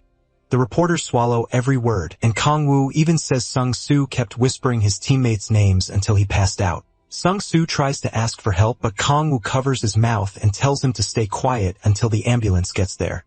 Then the reporters ask how Kang Woo feels about Sung-soo's earlier hostile behavior. Looking sad, he says Sung-soo was only worried about him and wanted him to stay alert. To sell the lie even more, our guy even forces out a tear. He calls Sung-soo his savior, the real hero of this age. Soon, the papers are full of stories praising Sung-soo while he ends up in a coma, barely alive. The next day, Young reads the article, and she knows right away Sung-soo was beaten by a person, not that mutated monster. It makes her wonder if she's raising a tiger cub. Then the other woman with her says, Young's rookie is pretty cute. That woman is Jang Yong-ju, the guild master of the Samurai Guild. She asks where Young found someone like Kang Woo.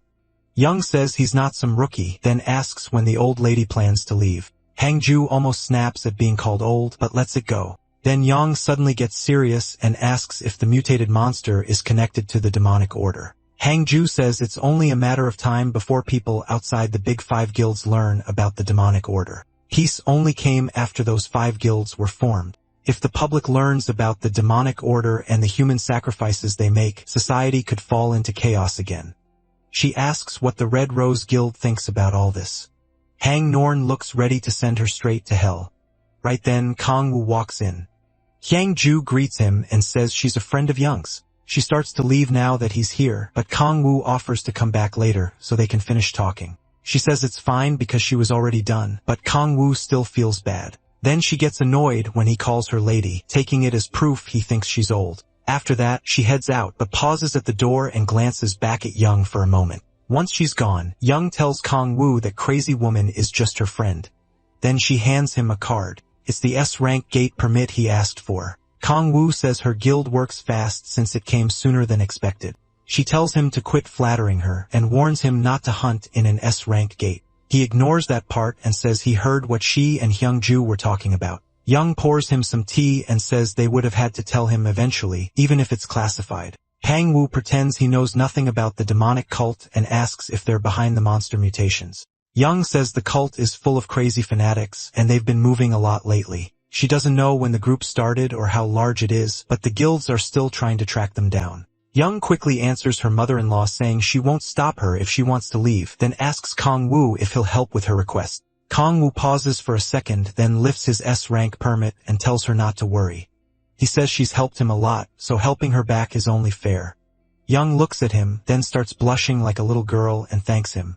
She doesn't know he's really in it for the demonic energy he can get. Young says she may call him again if there's an emergency, then warns him one more time not to hunt in S-rank gates. Later, a sleek car speeds out of the guild building. Kang Woo is driving, happy to be traveling by car again. On the way, he decides to check his 5th awakening skill. This power lets him summon a demon from another dimension. The more demonic energy he spends, the stronger the demon can be. The problem is he can only use it once every 3 months, so he has to make it count. He figures gates work like bridges to other worlds. The stronger the gate, the stronger the monsters that cross through. Crack fragments should work the same way, which means higher rank gates should let him summon stronger demons too. Kong Wu reaches his destination and gets out. Because he's stubborn, he heads straight to an S-rank gate to test the new skill. The guards scan his card and let him in. Security is incredibly strict. Without the Red Rose Guild, he wouldn't even get near an S-rank gate. The gate opens and he walks through. On the other side is an open field by the sea. He picks a spot and sits down, hoping he can summon something high-ranked like Cerberus. Then Kong Wu starts meditating and begins the summon. The skill activates. He rises into the air as demonic energy pours from his body, puts a heavy strain on him, but he pushes through. The system starts forming a crack to finish the summon. Sweating hard, Kong Wu keeps his eyes on it and manages to open it. A green light shines out from inside, and the system says a deeper crack has formed because of the Myriad Demon Palace. Kong Wu notices the color right away. Every other crack he's seen was bluish, not green. Then another message says a dimensional gate to the continent of Eleanor has opened. He has no idea where that is and hopes this doesn't somehow send him back to hell. Shielding his eyes from the bright light, he looks for the demon he summoned. The crack closes, but he doesn't realize he's standing in the demon's palm. Then he finally sees it, a dragon named Echidna, daughter of the demon dragon, Kargath. Kong Wu is stunned. A dragon? A moment later, the beast crashes to the ground after coming through the crack. He hears people speaking in a strange language and looks up to see several unfamiliar faces jumping out after it. They keep talking, but he can't understand a word. A blonde man turns to say something to the others, but Kong Wu still has no clue what's happening. As they move toward the dragon to inspect it, Kong Wu activates a skill that lets him understand other languages. Now he hears the blonde man warning everyone to stay back, and an elf woman calls him Reynold. Reynold points out that the dragon is still breathing, but barely. It looks close to death. The elf says it won't be able to hurt anyone now, and Reynold relaxes. Then Kong Wu walks up and asks who they are. Reynold introduces himself as Reynold von Iris von Arnon, the third prince of the Iris von Arnon Empire. Kong Wu has never heard of that empire. Looking closer, he notices there's also an elf and a dwarf with them, which makes him uneasy. He starts wondering if they really did come from another world. Then Kong Wu looks at the dying dragon and decides to heal her. The others watch closely as he steps forward. Using resurrection, he places a hand on Echidna, and her wounds start healing fast. Reynold rushes in to stop him, but freezes when Kong Wu begins talking with the dragon. Echidna thanks him for saving her, while Reynold can only stare in confusion. She apologizes for appearing in such a miserable state, and Kong Wu tells her it's fine. Suddenly, Reynold presses a sword to Kong Wu's neck while the elf aims her bow at him. Furious, Reynold demands to know if he's the dragon's master. Kong Wu just asks why they're trying to kill Echidna. That makes Reynold explode, shouting that Echidna is an evil demon dragon. He says she brought a deadly plague, and countless people in his empire died because of it. Kong Wu answers that Echidna denies doing any of that, and if she really had that kind of power, she wouldn't be this badly hurt, and nobody there could have beaten her. Reynold stops for a second, probably wondering if Kong Wu has lost it. Then he starts raging again, insisting Echidna caused the disaster. According to him, she has to die if they want to save the empire's suffering people. Kong Wu gets tired of the prince's attitude and decides to teach him a lesson. He hits Reynold with explosion, sending him and his group flying. They recover fast and get ready to attack again. Kong Wu tells them that even if Echidna really caused all that, she's as familiar now, and that alone is enough reason for him to kill them. Echidna starts crying as her master stands up for her and makes it clear he won't abandon her. Reynold calls him a wicked demon, and Kong Wu says he actually is one. Hearing that, Reynold starts shouting like a madman, saying he knew Kong Wu was a demon. Then he swears in his own name that he'll defeat Kong Wu for the sake of his empire's people. Meanwhile, the Demon King can't believe how absurd this prince and his little group are. Reynold charges in and swings at him, and the clash triggers an explosion. Kong Wu survives but admits that Reynold's attack isn't something he can block easily. As Reynold comes in again for another strike, Kong Wu slams the ground and blasts the whole group into the air. Then he follows up with another skill, dropping molten rocks on them while they're still airborne. The burly one uses iron wall to shield the others from the falling rocks, but even he can't hold out for long.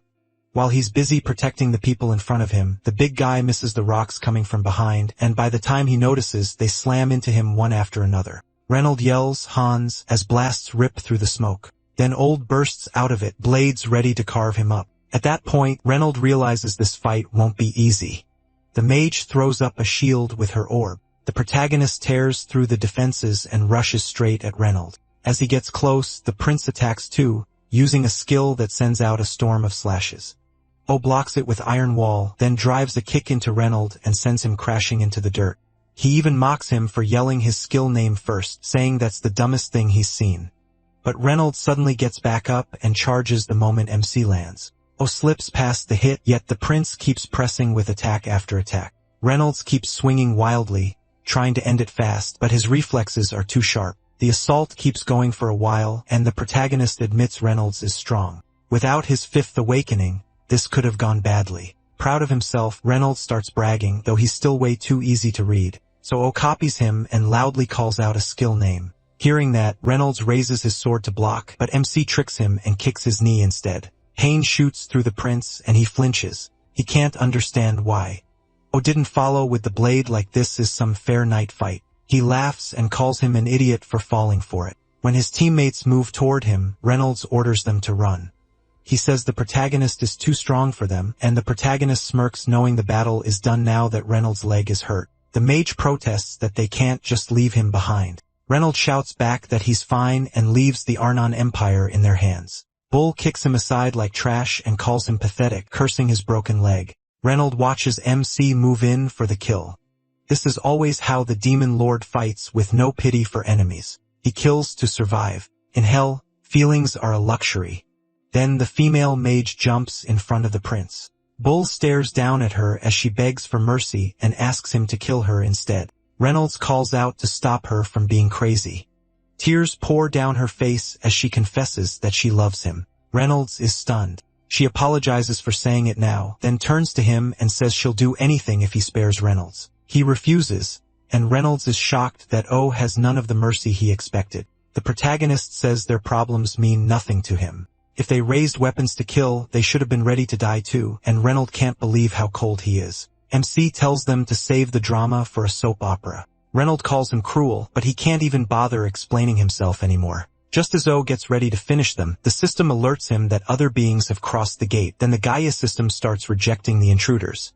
Their bodies glow, and they panic, not knowing what's happening. Seeing that, the protagonist tries to kill them before they disappear. He especially wants their rare gear as trophies, so he rushes in, but the system purges them first. Just like that, his chance to grab their equipment is gone. All curses is bad luck, full of regret. Then panic hits, and he quickly checks on Echidna. Thankfully, she's still there and wasn't kicked out with the others. While wondering what the Gaia system is for, he jumps down to her. He remembers seeing something about Gaia while crossing over to Earth and starts thinking it may be tied to the monsters coming from hell these last 2 weeks. Then a terrible thought hits him. Cold sweat runs down his body as he remembers his own crossing and starts thinking this might all be his fault. While his thoughts spiral, Echidna calls to him. She asks where Reynolds and his team went, and Ulz tells her they're gone. When she thanks him for saving her, he shyly brushes it off. Then he tells her to stay still so he can heal the rest of her wounds. Looking at her huge body, MC asks if she can change size, and she says yes. Then he asks about the continent of Eleanor.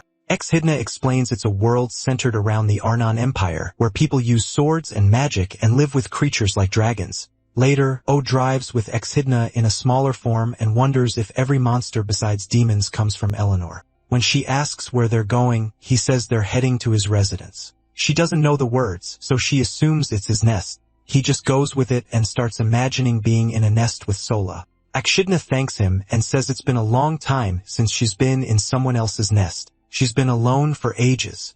She used to live with her father, but one day he vanished, leaving her by herself. After that, all she did was read books in her lair, and it was painfully lonely. Then one day, someone suddenly entered her home. It was Reynolds. Echidna starts trembling and insists she never caused the drought or did anything wrong. No matter how much she said she was innocent, they never believed her. O notices how badly she's shaking as she looks at him with teary eyes. It reminds him of his own past. He grew up in an orphanage, where even meeting his parents felt impossible. He didn't care who they were as long as they loved him. Laughing at himself for getting emotional, Old tells Echidna that even if the whole world blames her, he'll still believe her. He pats her soft fur and wipes away her tears. The protagonist looks down at her warmly and they keep driving. Echidna promises she'll never forget his name. When they get home, Sozai instantly smothers Echidna and gushes over how cute she is. Echidna almost gets crushed, but O was too busy eating to care. He didn't expect Sigala to accept her so fast, but she says Echidna is too adorable not to love. Sigala keeps hugging the poor dragon while Echidna struggles to survive. Eventually, Echidna breaks free and runs back to her master, leaving Sigala a little sad. MC asks how Sigala's hunting is going, and she says her party is doing great and leveling fast. Soon, they'll reach their third awakening. She thanks him for everything, saying none of this would have happened without him. She never would have found such a good party or this kind of life. Then Seliga thanks him again, blushing hard. Bo says he should be thanking her instead, because now he finally knows what it feels like to be loved. After that, Silica asks if she can sleep with Echidna, and he can't help wishing that were him. The next morning, the protagonist is still in bed, struggling to wake up. He feels drained and off. When he finally reaches the kitchen, Silica points out that he slept in. O says he feels strangely tired, and she wonders if he's getting sick. He says he's fine and tells her not to worry. Then a strange little girl beside him greets him over breakfast. Something immediately feels wrong. A second later, he realizes the girl is Echidna and completely loses it, while Sayla acts like this is normal. Echidna smiles at him, and he asks if she could always change like this. She says she felt something strange while sleeping that night, and when she woke up, her body had changed. As Na keeps eating, Bill figures her new form may be tied to why he's so exhausted. He just hopes she can still turn back into a dragon. So he asks her to change back. Echidna stands and starts transforming. Her fangs appear, and green light pours off her body. Watching this, O realizes he may have made a huge mistake. Her wings burst out, flipping the table and shaking the house. Echidna lets out a roar, and they beg her to stop before the whole place is wrecked. The transformation blasts out the windows and wrecks the house. A moment later, they manage to stop her, and she apologizes. MC learns that changing forms itself isn't hard for her. Sala comforts the little girl and tells her not to transform indoors again, while he says she needs to get used to living as a human. He should not offers to bring a boulder to patch the hole in the house, but Sala tells her not to worry. The little girl feels awful about what she did and really regrets it. Then Sala says they should buy some clothes for Echidna. She would offer her old ones, but they're too worn out now. There's a shop nearby, so Sala plans to take Echidna there. The little dragon has no idea what they mean. Both girls ask Opa to come too, but he says that won't be easy. Siola asks if he's going hunting again, but he says that's not it. Clearly uneasy, he says he has somewhere to be, but doesn't explain where. Later, he arrives at the Red Rose Guild. There, Young asks if his story about the familiar and the people from Eleanor is true. O confirms everything. She says back to him, and she asks if that's why he wants an ID for his familiar. Still, she looks like she doesn't buy a word of it. The protagonist is surprised she caught on so fast, and that little reaction annoys her. Then he asks if she knows anything about the Gaia system, but she says she's never heard of it. At the same time, MC is busy admiring a cute picture of Na in a dragon outfit. Yang is stunned that he can summon a dragon as a familiar and starts wondering who he really is. He ignores that and keeps staring at the picture like a proud dad. Then he tells her it's a bit late for questions like that, making her wonder if helping him was a mistake. Young tells him to send Li Chi-Nei's photo so she can make the ID. Right after that, he asks for one more favor, which only makes her more fed up. Before he can continue, someone knocks, and he recognizes the voice. He turns and sees Wa walk in. She tells Young she needs to discuss something. Wa apologizes for interrupting, but Young says she's already finished with O. He gets nervous when Wa asks if he's the player Young is sponsoring. The two introduce themselves, and Young explains that her guild has been working with the protagonist. Remembers his name and realizes he's the one she met at that C-rank gate before. Young is shocked they've already met and even jokes about whether O beat up a guard, but says he seemed polite and righteous if only that were true. Hearing that almost makes Young sick because that is not how she sees MC, so she drops it and asks what he wanted earlier. Both women are caught off guard when he asks for an official pass to enter an S-rank gate. Even then, he stays completely calm. He says bringing his familiar would make hunting much easier, but his wild requests are driving Young crazy. With a sharp look, she asks if he even knows what shows up at the Suan S rank gate. Olaf starts listing the monsters there: wyverns, mountain giants, giant ogres, and a dangerous creature called El Cuero. Young warns him that if he goes, he should never go near the lake. Olaf says he'll be careful, but Wa cuts in and asks what exactly they're talking about. She points out that just a few weeks ago he was hunting in Su rank gates, so jumping to S rank sounds insane. Young doesn't explain much and only says his abilities can be trusted. While the protagonist quietly enjoys the praise, Wa starts wondering if he hid who he really was when they first met. Still, she admits Young has an impressive player on her side. Young isn't even sure that's a good thing, considering how much trouble he causes. With that done, MC gets ready to leave, and the guildmaster tells him he can start hunting at S-rank gates the next day. She reminds him that S-rank gates are still extremely dangerous. Wa says he'll keep that in mind. As he walks out, Wa watches him with suspicion. Once he's gone, Young turns to her guest and asks why she came. Paz's expression turns serious when Young brings up the demonic order rumor. Paz says that's not why she's here. There's something she wants. Young asks what it is. Paz says one of her people managed to get inside the demonic order. That agent is supposed to hand over a video with proof and a contact point. Young asks why they can't just send it. Waza says the situation isn't that simple, and they haven't heard from the agent in days. The meeting is set for tomorrow at Su and Wa Su Station. When Young hears that, she remembers it's near the S-rank gate. O was planning to visit. The scene shifts to Echidna, happily bouncing around and asking him what he thinks of her outfit. He tells her she looks great, and she proudly says they bought it at the nearby department store. Echidna thanks Sual too, and Sual tells her she's pretty enough to look good in anything. O and Echidna get ready to leave for hunting, and Sual tells them to stay safe. As the protagonist talks with Echidna, Sela starts thinking about going hunting with him herself. She wants to join him and hopes she levels up fast enough. MC snaps her out of it by asking if she's heading out to hunt too. Then he tells her he wants to go hunting with her sometime soon. That fills Sela with joy, and she starts looking forward to it right away. O smiles while she blushes, already daydreaming about hunting beside him. After that, he and Echidna say goodbye to Sela and head out. At the Swan S rank gate, he warns Echidna not to go near the lake and not to transform so they don't draw attention. With that settled, he uses his omniscient power to search for monsters. He finds a giant ogre and decides to start with something manageable. Then he uses the power of temptation, sending it into the wind to lure the monster in. After that, he signals Echidna to be ready. She waits for his move while he releases Baphomet's power of 1,000, boosting his size and raw strength. O leaps from the boulder and attacks the giant ogre. Their fists collide, sending out a massive shockwave that cracks the ground and shakes the air. The ogre's power alone shows why it's an S-rank monster. The protagonist's whole body trembles, and even with all that force, the giant ogre barely moves. He knocks the monster's punch aside, slamming it into the ground. Then he bursts through the dust, runs up the ogre's arm with his dark spear, and drives the weapon into its neck. The creature grits its teeth and powers through the pain. Quickly grabs O and starts crushing his body. Echidna jumps in with Dark Storm and Blades of Wind tear into the monster. That forces it to let MC go. The Demon Lord follows up with lightning and blasts the giant ogre. Its brain gets fried, and electricity surges through its whole body. That finally brings the creature down.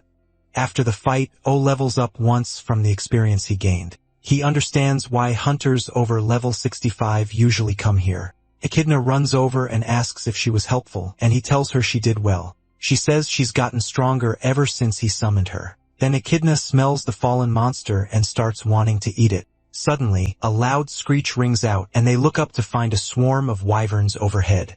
Ho grabs Echidna and looks for a way to escape because there are way too many of them. Realizing he can't outrun them on the ground, he spreads his wings and takes off for safer space. Even so, the wyverns keep up and close and fast. He glances back and sees them right behind him, but still avoids their attacks in midair. Then a few of them tear Echidna's dress, and her expression starts to change. O can tell something is wrong. It hits her even harder because he had just told her that dress looked nice. She gives in to her anger, transforms, and kills several wyverns at once. One look at her terrifying form and roar makes the rest panic and try to flee. But Echidna shows them exactly why making a little girl mad is a bad idea, crushing them one after another. O can only watch the chaos, barely slipping past her claws when she goes after a wyvern near him. She keeps rampaging for a while, and he starts wondering if this is really the same dragon who almost died to Reynold and his party. She's far stronger and scarier than he expected, and that leaves him uneasy as he wonders if she might even be stronger than him. Then Echidna lets out one last roar and finishes off the final wyvern. Sometime later, she wakes up in Olkal's arms. He tells her they're still inside the gate and asks how she feels. Echidna clings to him and says she has no strength left. She burned through too much power in dragon form and passed out after changing back. Luckily, the protagonist caught her before she hit the ground. Even then, she's still upset about the ruined dress, but her master says they can just buy another one. And that's exactly how kids get spoiled. She starts to complain again, but O gives her a dark look and says he better not see her transform out of nowhere again in the teen. In a firm voice, he warns her not to lose control like that again. He hates people who let anger drive them crazy. Echidna quickly says sorry and promises it won't happen again. Then she pleads with him not to leave her. Kangwoo tells her he has no plan to abandon her. He just doesn't want her acting that recklessly again.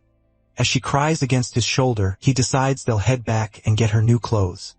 He knows being too soft would only let her repeat that mistake, so he feels this warning was needed. Even so, the whole fight paid off well, and the system shows his level jumped up a lot. Even after seeing her dragon form before, Kangwoo is still shocked that Echidna wiped out the whole wyvern swarm alone. That also drained a huge amount of his demonic energy. Soon, Echidna falls asleep on his shoulder. In his thoughts, Kangwoo realizes she grew stronger by taking in the demonic energy he gave her. The more power she burns through, the stronger she becomes, and the more demonic energy he has, the more he can feed her. Still, he can tell that power puts a heavy strain on her body. Then Kangwoo hears a loud roar. He recognizes it as a giant ogre and figures there may be two of them. So he sets Echidna down by a tree where she'll be safer. Fighting two of those monsters without her won't be easy, but the thought of the battle still excites him, and he gets ready. But when he turns back, two players have already taken the monsters down. One looks like a wild delinquent. The other gives off the vibe of someone trying hard to be an assassin. Kangwoo just stares, confused by how fast it all happened. The two approach, and he immediately gets guarded. They say he could have been in real danger, then pause, wondering if those monsters were actually his targets. As Kangwoo watches them warily, he realizes who they are. The calm guy in the hoodie is Choff, guildmaster of the honorary guild. The rough-looking one is Baek Kao, guildmaster of Hanul and Korea's top-ranked player. Baek flashes a friendly smile, while Kangwoo thinks about how absurd it is to run into two guildmasters at the same time. He stays quiet and keeps close to Echidna while they comment that he looks like a newbie who wandered into an S-rank gate for the first time.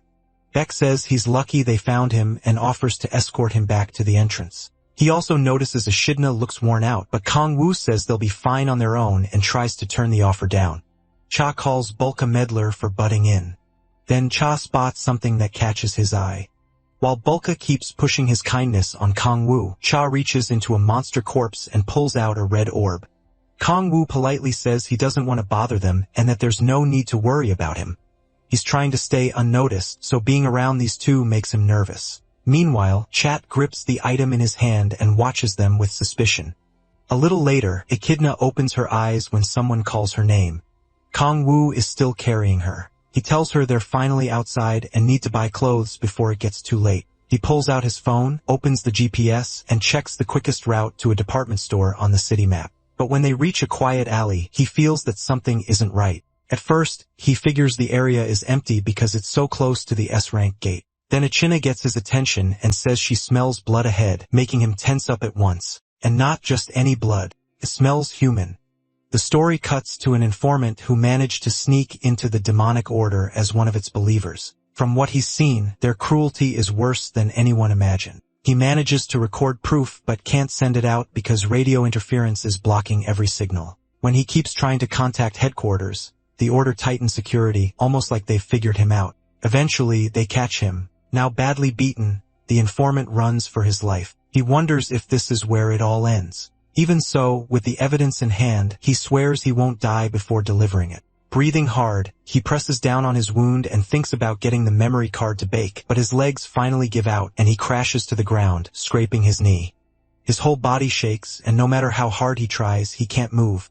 His bloody hands tremble as he drags himself forward. He knows he's only one step away from finishing his mission, so he forces himself toward the gate where the harangue corner. Right then, Owen and Echidna come around the corner and spot him.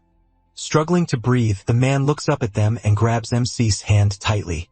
He looks down as the man presses a memory card into his palm and weakly whispers, "Please." Confused, O stares at the card and wonders what it's supposed to mean.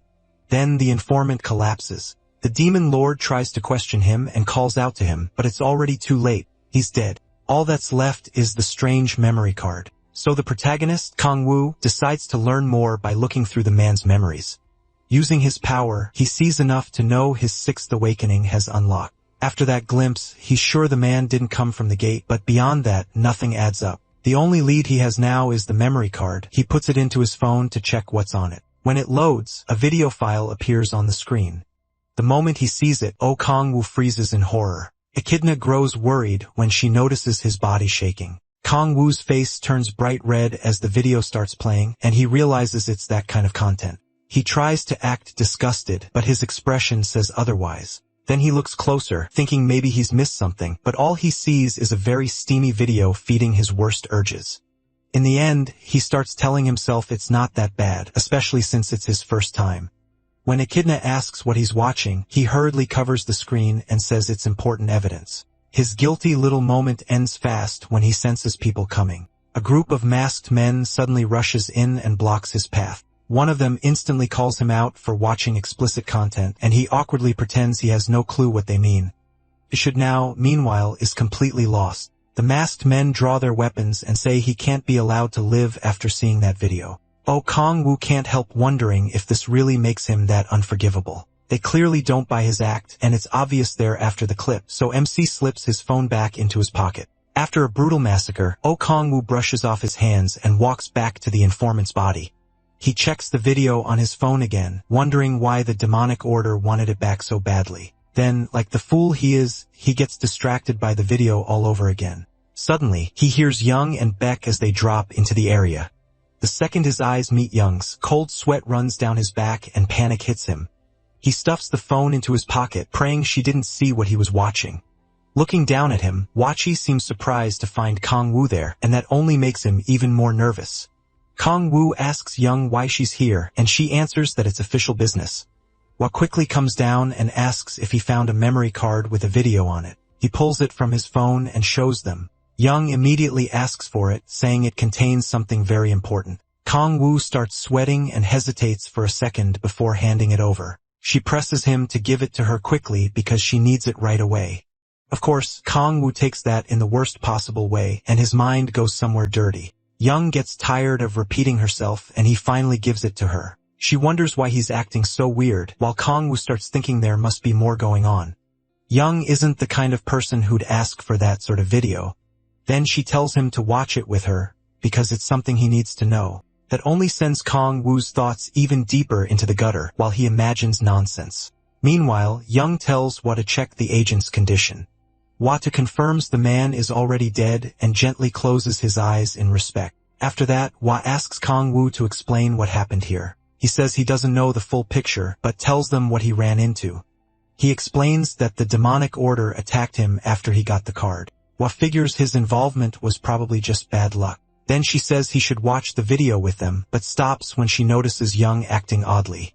A second later, Young shows them the explicit clip and demands to know what the hell this is. Both of them turn red, and Kang-woo insists he's innocent while trying to keep Echidna from seeing anything she shouldn't. Horror, though, stays calm and says the video is fake. She explains that the real footage is hidden and can only be revealed with a decryptor at headquarters. Their HQ even recommends using adult videos as decoys. Hearing that, Oh realizes the real file is tied to the demonic order. Then Young starts chewing him out for watching the clip and not warning her about it. Akshana rushes in to defend her master and tells Young to stop being so harsh. Noticing the little girl, Young asks who she is, and he explains that Echidna is his familiar. Echidna clearly doesn't like Young and keeps making nasty faces at her. Young finds that hard to believe. She says, oh, seems like the type who'd have a creepy demon, not a little kid. Wa cuts in and says they need to get to headquarters right away and check the real video. That night, they arrive at the Huang Corps headquarters. As Hwang enters, the members stand ready. She asks a man called Park Jun-suk if the night team is prepared. He says everything is in order. Hwang then announces that Agent Kang Dong-hoon has died and tells them to push even harder, so his death means something. While she talks about support for his family, Hwang watches and is impressed by how well she leads. She orders Captain Jun-suk to decode the video as fast as possible and asks to meet General Chang Hyun-jae. Instead, she's told he's away investigating an SS rank gate in Japan. Han-jae is her direct superior and the top authority in Hwa Rang of 4 Corps. In the whole country, only by Rang Kong-yoon can match him. With nothing else to do, she heads to the investigation room and waits for the file. Once the decryption is done, they play the footage on a projector. The clip shows a demonic order follower talking to a cardinal. The follower says the summoning prep will be finished in 3 weeks and a major guild is backing them. He adds that if all goes well, the order should reward them with something even greater. The cardinal cuts him off, says they're only at the beginning, and calls him out for getting lazy. As he stepped on, the follower hurriedly apologizes. The cardinal warns that they still have a long way to go and tells him to stay quiet until the summoning is ready. Then he notices the camera. The video ends there, and Oh Hwa-rang-young sit in the investigation room after watching it all. The protagonist figures the cardinal is the one bringing people into the demonic order, and he's sure there must be more than one. Even so, he pulls 3 key points from the video. First, if the man in the star-covered mask is only a cardinal, then someone even stronger must be above him. Second, the order is trying to summon something into the world. And third, a major guild is funding them. He says they should start looking into the big guilds, Hwa-rang, or asks why. Mo explains that now the spy has been exposed. The order will do everything it can to hide the summoning plan. That means finding proof from the main group will be much harder. So the best lead is the guild helping them, though he already rules out the Red Rose Guild. Hwa-rang impressed by his reasoning and praises him, which sends his ego soaring. Yang says he's always been quick on the uptake, then asks how they plan to investigate major guilds when even the government struggles with that. Pushing too hard could cause trouble. Oh says there's a way they can use bait. He reminds Yang that the demonic order targets talented high-rank players, which makes her remember the rookies her guild lost. He apologizes for bringing up something painful, but she tells him to keep going.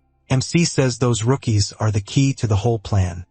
Hwa-rang then notes that there have been more cow players in low-rank gates, along with more missing person cases. He says they should spread a rumor about a gifted player in low-rank gates who might already be S-rank or higher. If that isn't enough, they can add that the Red Rose Guild is after that player too. The demonic order should move fast if they think they might lose him. Wei Rang likes the idea, but she wonders if the order would really act so recklessly. Ho says they absolutely will. Young asks how he can be so sure. He answers that the demonic order can't resist power. Shaking with excitement, he thinks there's no way they'll ignore a lure like this after already taking demonic energy into their bodies. In a calmer voice, he adds that they also won't be able to hide their tracks. Hwa-rang points out that even with patrols, the number of cow players hasn't dropped. Young agrees the plan could work and asks who they'll use as bait. Most low-rank hunters with high-level talent already belong to major guilds. She also makes it clear that her own guild members are not an option.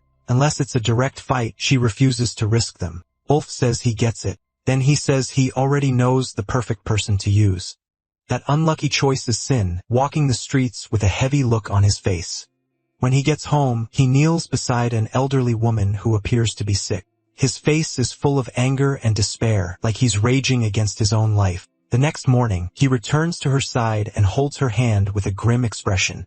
From outside the house, Oh watches him in secret from a nearby rooftop, seeing how devoted Sin is to caring for his mother.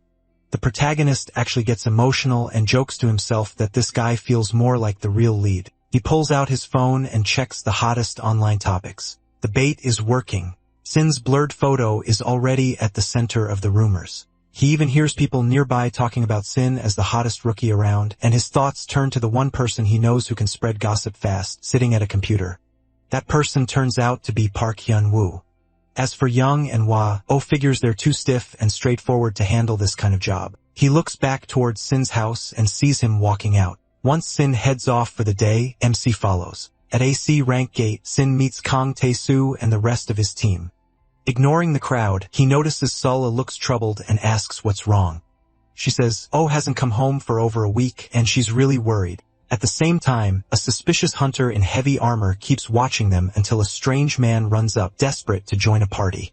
Seola says she has managed to contact him, but he always gives some excuse for not coming back. To her, it feels like he just walked out on his family. The others try to comfort her, saying nothing bad happened to the protagonist in the gate and that he probably has his reasons. But it doesn't help much. She still can't calm down. Choi Eun-bai watches as Seola starts worrying that MC got tired of her cooking. Then Seola spirals even more, wondering if he likes some other girl now. Choi Eun-bai snaps her out of it and says maybe it's the opposite. When Su-la asks what she means, the brat says the demon lord is in his prime, so maybe staying away is the only way he can control himself around her. C quickly cuts her off before she says anything dumber and tells Su-la not to listen. He reminds her that O is a high-ranked player, so there's probably a real reason he can't show up. Then he says they just need to train harder and grow stronger so they can stand beside him. That makes Sala blush hard, but her worry still doesn't fully go away.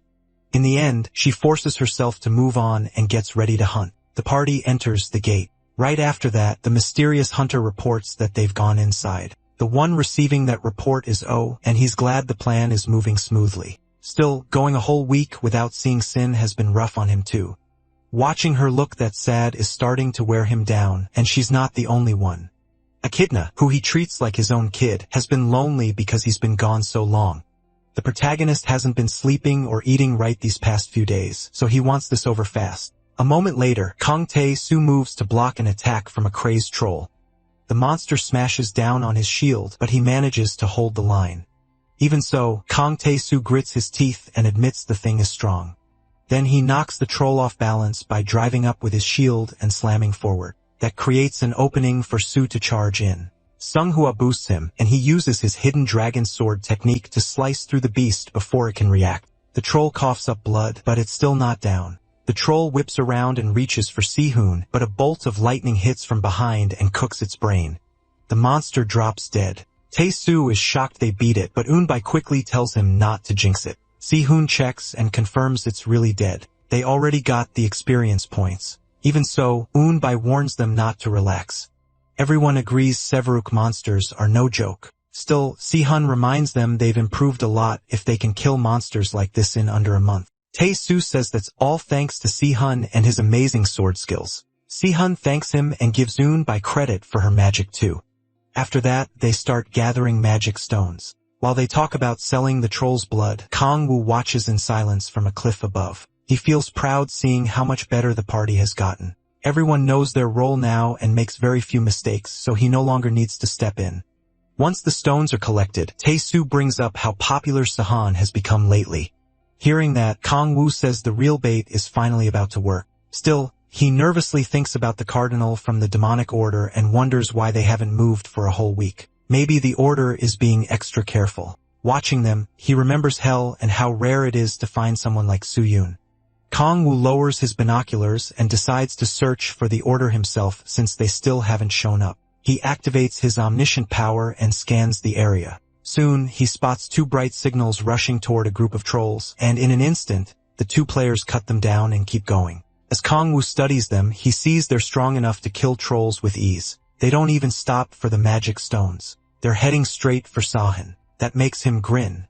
The demonic order has finally taken the bait. Later, Si-hwan's group brings down another troll. As they regroup, Tae-soo praises Si-hwan for beating it without Yu-hwan's help. She jokes that he'll make her jobless if this keeps up and tells him to slow down. Si-hwan laughs, then catches a strange movement. He warns Han Seol off. She turns and sees another troll coming from behind, and the team tries to form up, but the troll is killed before they can do anything. The whole group is stunned.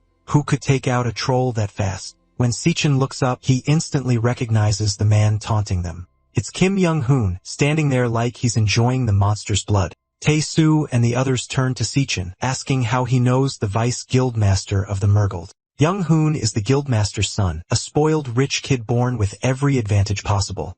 He does have some talent, but mostly he climbed to the top using his father's money. Sehun demands to know why he's here, and Young-hoon answers like it's obvious to hunt. The mood turns tense as the two start arguing. Then Young-hoon calls them brothers, and Sehun snaps. Young-hoon mocks him, saying he's the one with filthy, worthless blood. That sends Sehun reaching for his sword. Young Hoon only smirks and dares him to try. For a moment, Si-hun manages to hold himself back. Then Young Hoon brings up the rumors about his dear brother. Si-hun freezes when he hears him mention his special power, something that should be S-rank. Shaking with anger, he demands an explanation.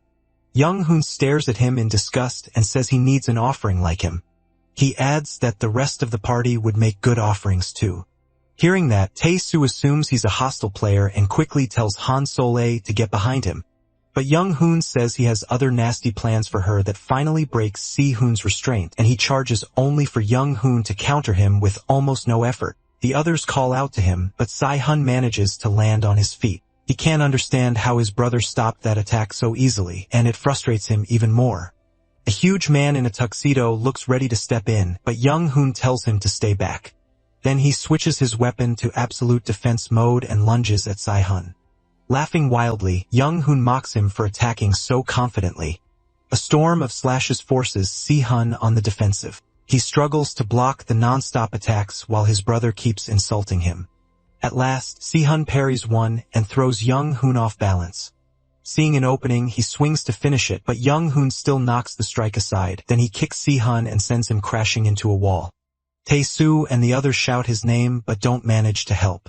As Si-hun pulls himself from the rubble, he realizes the truth. Young Hoon isn't controlling those sword moves. The sword is moving him. His absolute defense system is special gear built with his father's company's resources. It reads the enemy's movements and automatically moves the user's body to defend. Back in the fight, Young Hoon calls Si-hun a bug and tells him to stay crawling on the ground where he belongs. Then he rushes in for the killing blow, but Tae-mi jumps between them and blocks it with his shield. As Tae-soo strains to hold on, Young Hoon wonders who this guy even is. Tae-soo doesn't care. He puts everything into stopping the blade and swears Young Hoon won't touch Si-hun while he's still alive. With a roar, he pushes back with all his strength. Then he notices something strange. There's no resistance. He peeks over the shield and sees Young Hoon untouched inside a barrier. Young Hoon calls him an idiot for challenging him with gear that useless. Then he activates the demonic energy in his defensive suit and blasts Tae-soo away. After Tae-mu-soo hits the ground, Young Hoon says his interference never mattered. Without much interest, he notices Si-hoon charging another attack with Han Solo boosting him. Si-hun unleashes his hidden dragon technique again and rockets forward, his blade wrapped in dragon-shaped aura as he strikes. Young Hoon blocks at once, and the swords collide. As Si-hun bears down, Young Hoon starts struggling to hold him off. Then Si-hun shifts his blade, slips past the defense, and blasts his brother into a wall. After pouring everything into that strike, he pauses to catch his breath. But the break ends when he hears Young Hoon speaking. Thanks to the defense suit, Young Hoon steps out of the rubble completely unharmed. He kicks Tae-soo aside and says, Si-hoon never did know when to stay down. Si-hoon steadies himself as they prepare to clash again. Young Hoon remembers that his brother was always better, whether in school, training, or even as a player. Next to Si-hoon, he was always the loser. Now he raises his blade and says none of that matters anymore. Si-hoon braces himself for whatever trick comes next. What follows is worse than he expected, and it leaves him speechless. Young Hoon copies Si-hoon's last move with his own sword, bragging that money and power let him crush him whenever he wants. Then he charges, ready to kill his brother with Si-hoon's own technique. Si-hoon tries to block, but his sword breaks, and he's smashed into a wall.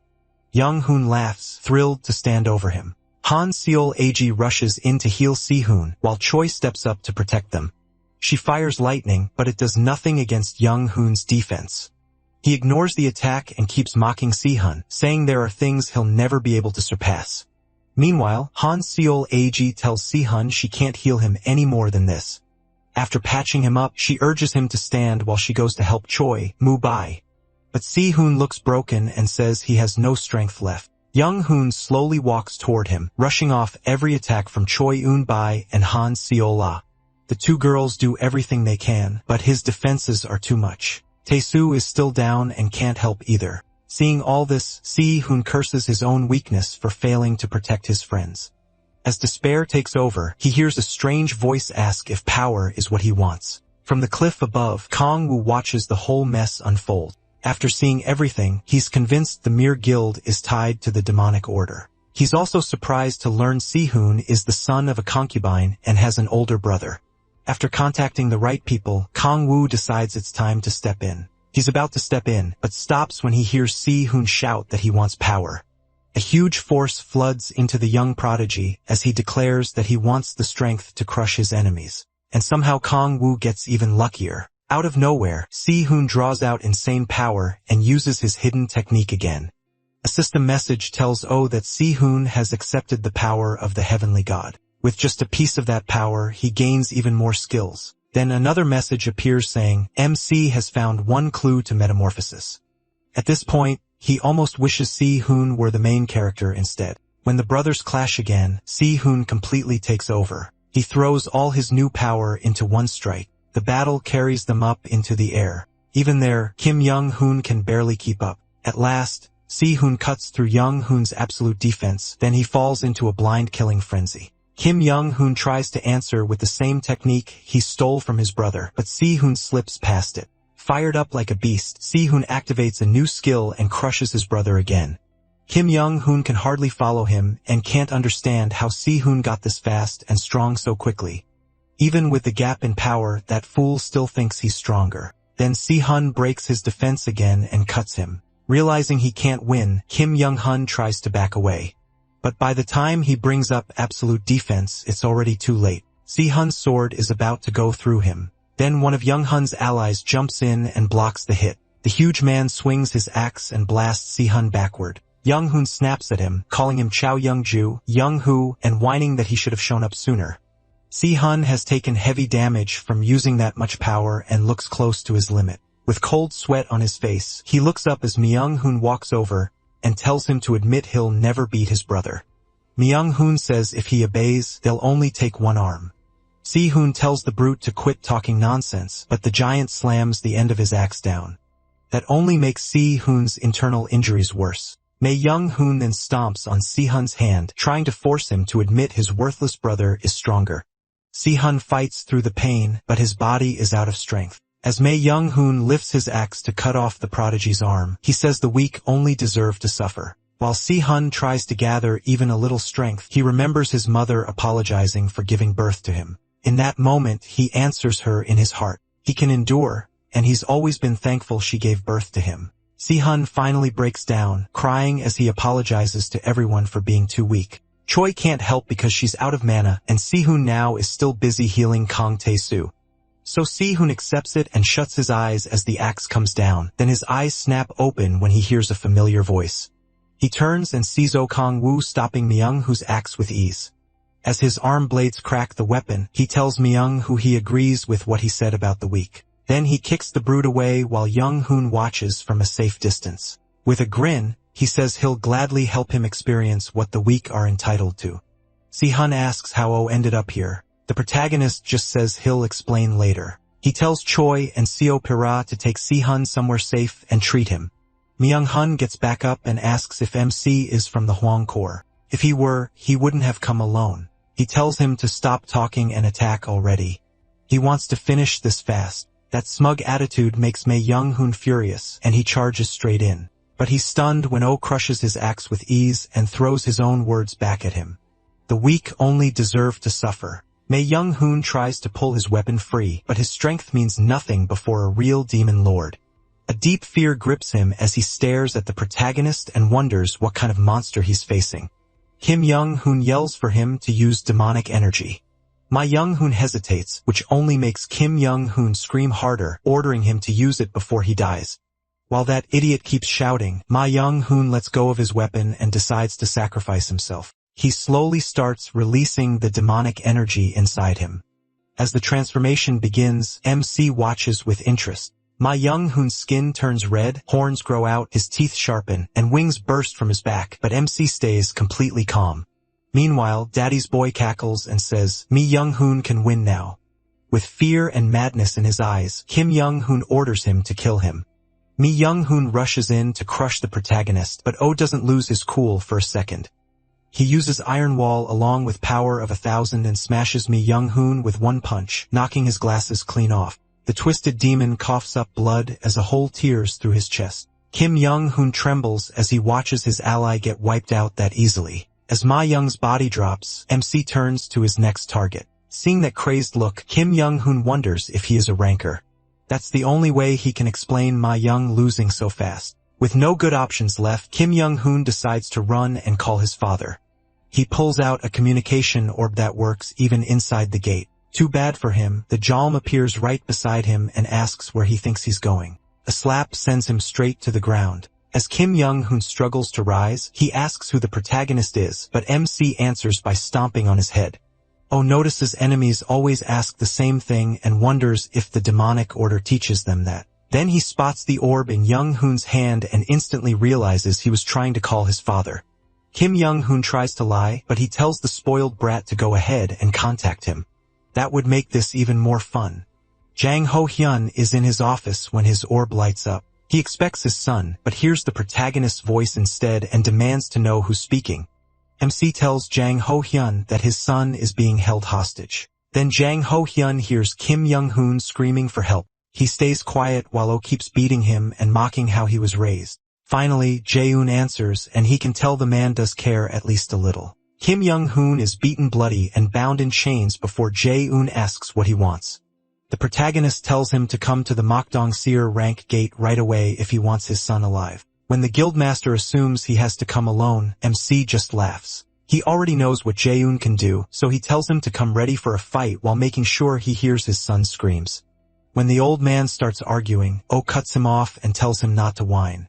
Just get here. Furious, Jae-eun warns that he won't get away with this because his group works with the government. The protagonist says he has nothing to do with the government. When Jae-eun asks if he's alone, the protagonist jokes that he's still single.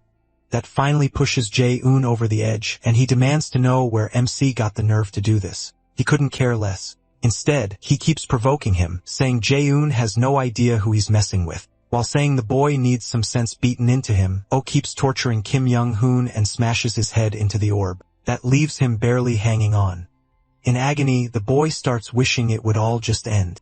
His father tells the protagonist that's enough, but he gives him 20 minutes to arrive or worse things will happen. Oh listens as the old man warns that if this is about ransom, it's already too late. Jae-eun swears he'll find him no matter what and tear him to pieces. MC just wishes him luck, then smashes the orb with Young-hoon's skull.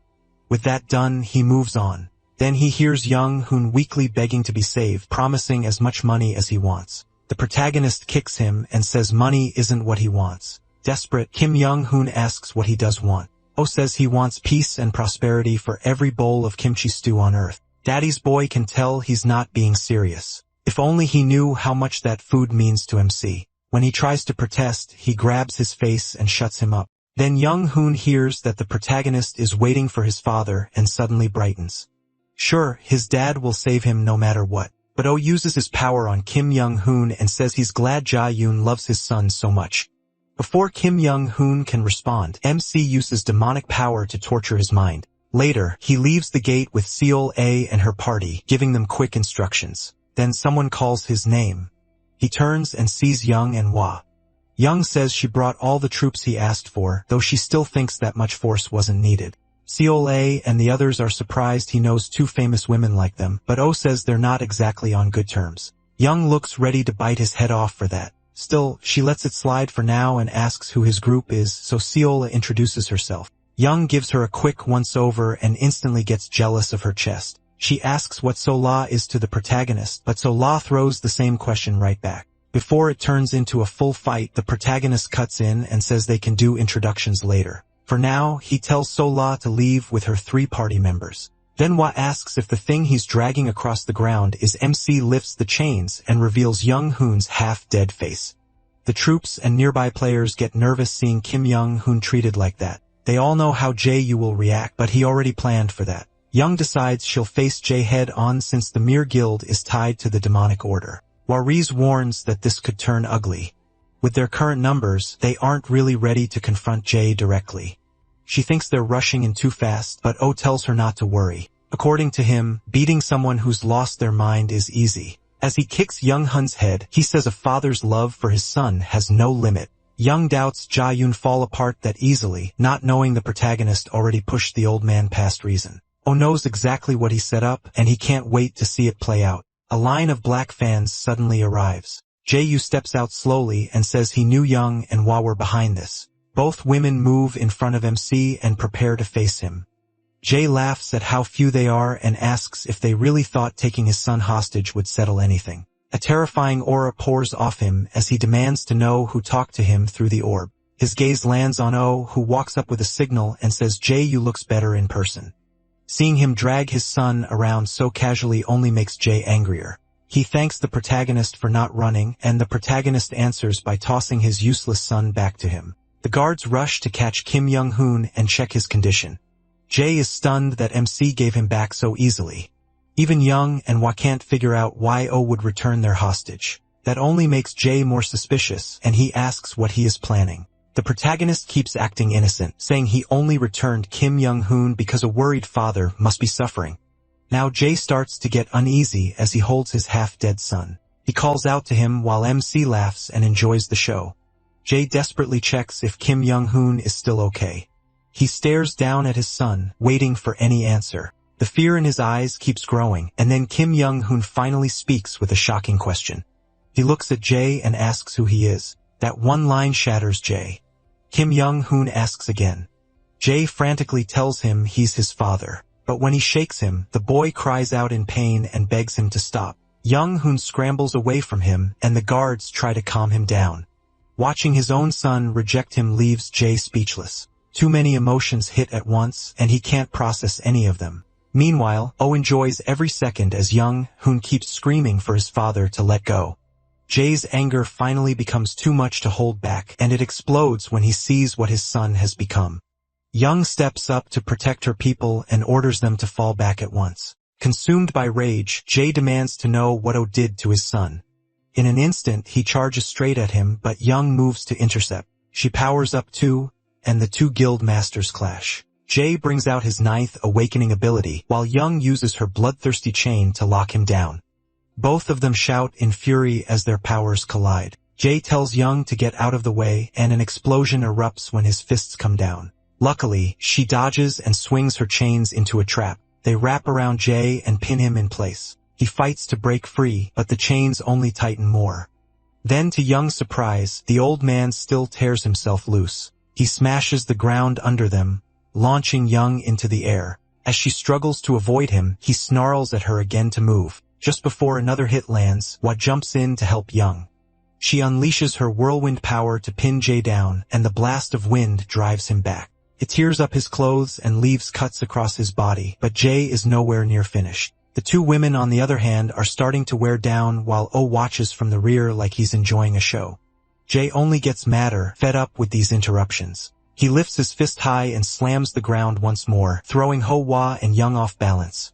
Rocks burst into the air as they get shoved back, and the old man roars. With Hwa knocked aside, he rushes straight for Young, but she still refuses to step aside. Jay screams at her to move again, and she answers by charging him with her chains. This time, she shapes them into spears, and they stab through Jay's body, adding even more wounds. Even so, the old man ignores her tricks and blasts her away in a flash. Young is stunned that he pushed through those spears without caring. Still, with the chains still stuck in him, she wraps them around his body and yanks to hold him still. Since Jay is still a ranker like her, Young plans to keep piling on damage until he finally drops. But she underestimates how badly Jay wants. Oh, dead. As he strains against the chains, she searches for a way to set up a finishing blow. Just as Hwa struggles back to her feet, Jay breaks free from Young's chains, leaving the Red Rose Guildmaster speechless. Once free, he rips the spears from his body and throws them aside. Now he's face to face with O, though badly injured. One look at his excited grin pushes Jay even closer to madness. He charges at the demon in blind rage and swings a huge punch at him, but he never notices the blade driven through his body. The hit catches him off guard, and blood pours from his mouth. He slowly turns and sees Hwan as the one who stabbed him.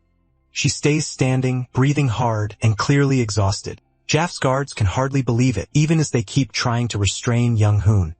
Wana pulls her sword back out of Jai, but he braces himself and refuses to fall. Shaking from pain, he still drags himself toward Ol. The women watch as he keeps stumbling forward. At last, Jai gets close enough to reach the protagonist's face and lifts his fist for one more punch. But O only smiles darkly as that fist barely brushes him. Then Jai's body gives out and he drops to his knees. MC grabs him by the hair and mocks him for saying he would kill him. Then he asks Jae if he even knows who he's dealing with. Later, at the Hwanging Corps headquarters, Young demands an explanation from him and asks what he did to Young Hoon. She's shocked when she learns he can alter a person's memories. Oh smugly brags that he's talented at everything and basically the best there is. Young stares at him and tells him to quit the nonsense. She wants to know what he really is, but the protagonist says she doesn't need to know everything. What matters is that she's helping him and he's helping her. Young clenches her fist in anger when Oh asks if wiping out the demonic order isn't enough for her. Furious, she watches him hold out his hand and suggests they keep working together. With a long sigh, Young feels like helping MC in the first place was a mistake, but she still takes his hand and agrees, knowing it's too late for regrets. Even with her doubts, she decides to keep cooperating with him. Later, Ji is held in a dark room restrained and covered with seals. Hwang walks in to question him, starting with when he began working with the demonic order. Young and he are there too, and he asks him what a summon is. Even as the questions keep coming, Jae only smiles and stays silent. That makes Hwa slam the table and demand an answer. Jae Hein's smile fades when Hwa Young tells him he's not the mere guildmaster or a company CEO anymore. He's just a criminal who helped a mad cult. He snaps back, asking if she really thinks he'll answer anything. To him, the Hwa Young Corps are just the government's dogs. Hwa Young isn't amused at all. Then he threatens them, saying their lives are in his hand. Before he can keep going, Yeonju strikes him with her spear and shuts him up. Since he's already restrained, Yeonju takes over the questioning. Jaehyun groans in pain. Yeonju stomps on him and demands answers. Hwa Young quickly stops her, warning that Jaehyun can't die before they get the truth. Even then, Jaehyun only laughs. He says they'll lose in the end because they have no clue what the demonic order is planning. That only makes Yeonju angrier. Kangwoo cuts in and tells them to step back. He says he'll handle the interrogation himself and talk to Jaehyun. The moment Jaehyun sees Kangwoo, he looks ready to tear the Demon King apart. He says Kangwoo stepping in won't change anything, but Kangwoo is sure he can make him talk. Jaehyun clearly doesn't buy it, but his attitude shifts fast when Kangwoo says he can restore Young-hoon and make him normal again. Using the old man's love for his son, Kangwoo tells him to answer every question. Jae-hin looks up at him and sees someone truly wicked. Instead of answering, he breaks into wild laughter like he's finally lost his mind. Yeonju and Hwa Young can only stare at him in pity, too shaken to speak. Still laughing, Jae-hin swears Kangwoo will fall into the depths of hell. He has no idea he's saying that to the king of hell himself, and Kangwoo doesn't take it seriously.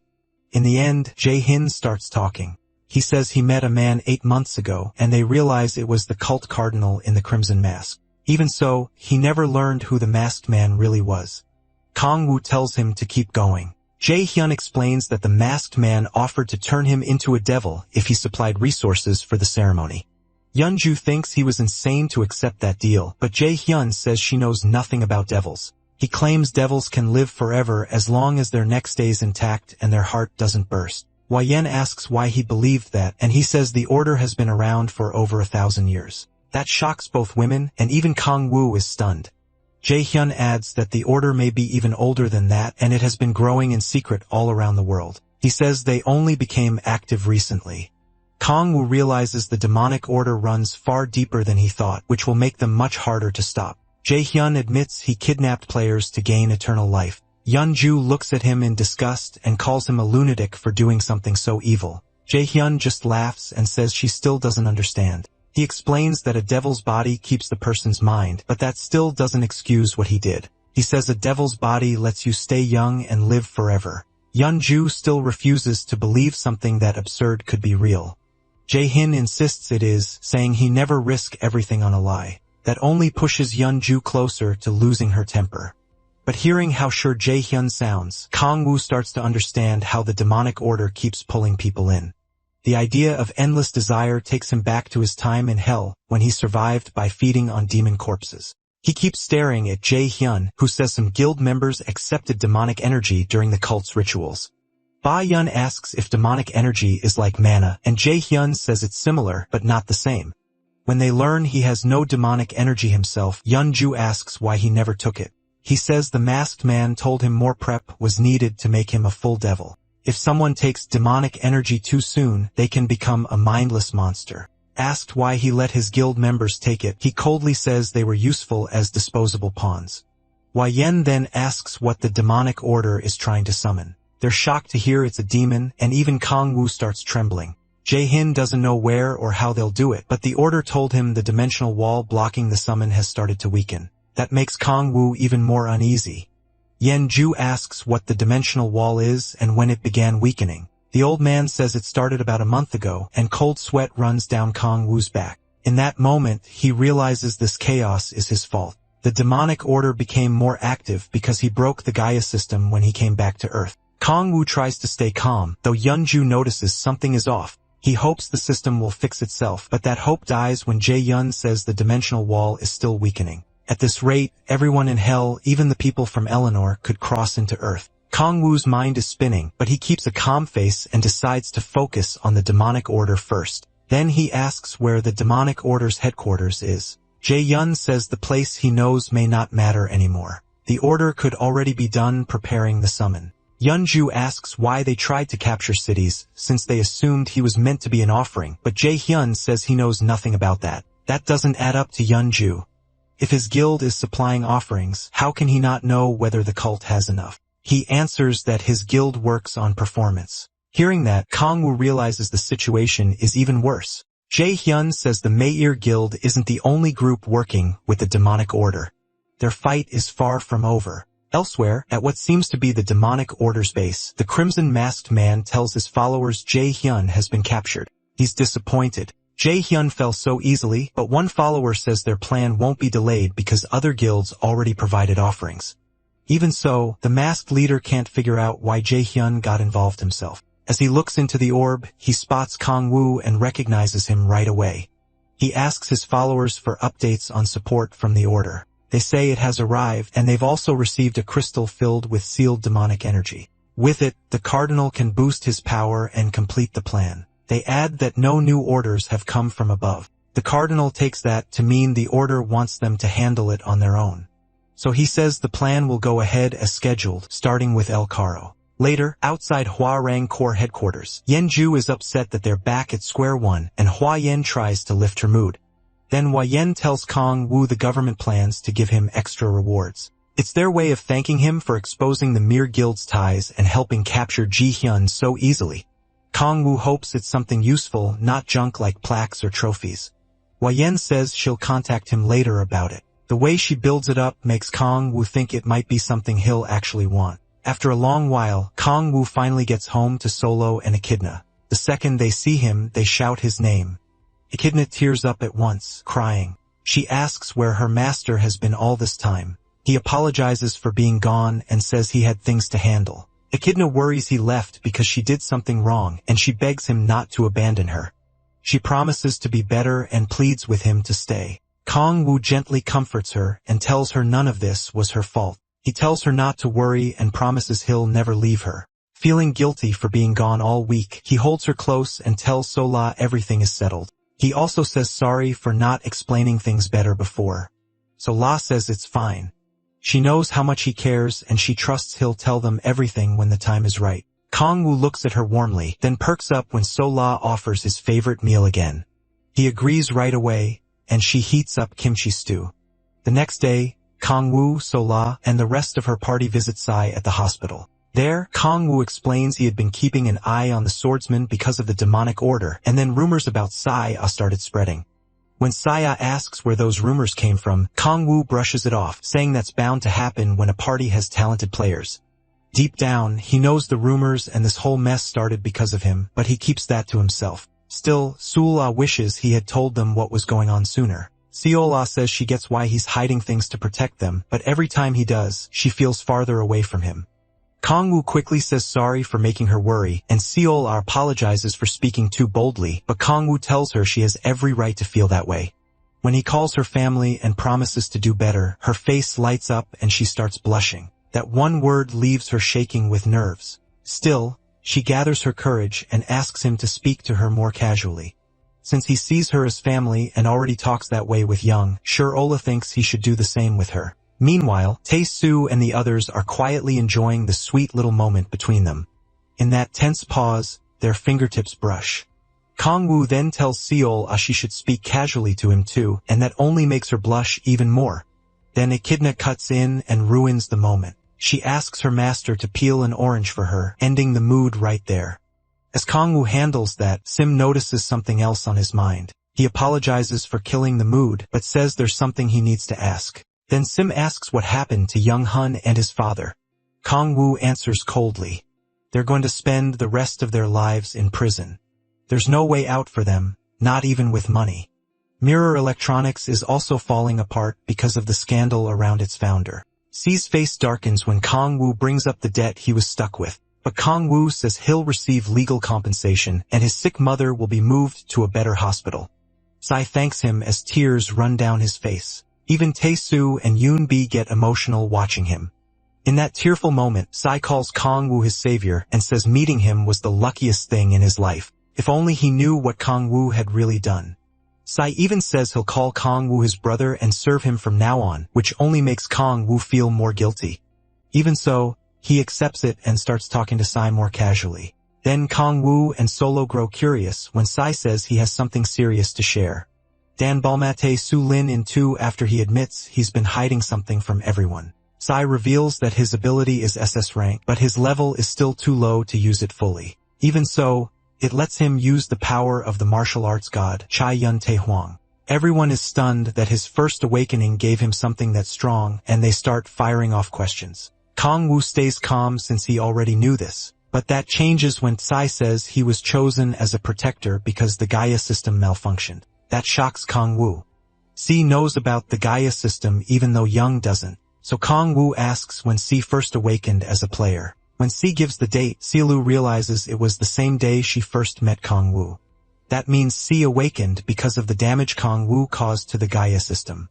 Kong Woo starts thinking C may be the key to fixing it. At the same time, Yoon-bi makes things awkward by calling him the hero of the world. But now Kong Woo suspects C might actually be the real main figure here, someone with a bigger role than his. That makes him even happier he managed to bring C onto his side. When Kong Woo gets ready to leave, he tells C to rest until he's fully healed. C suddenly grabs his shirt and stops him.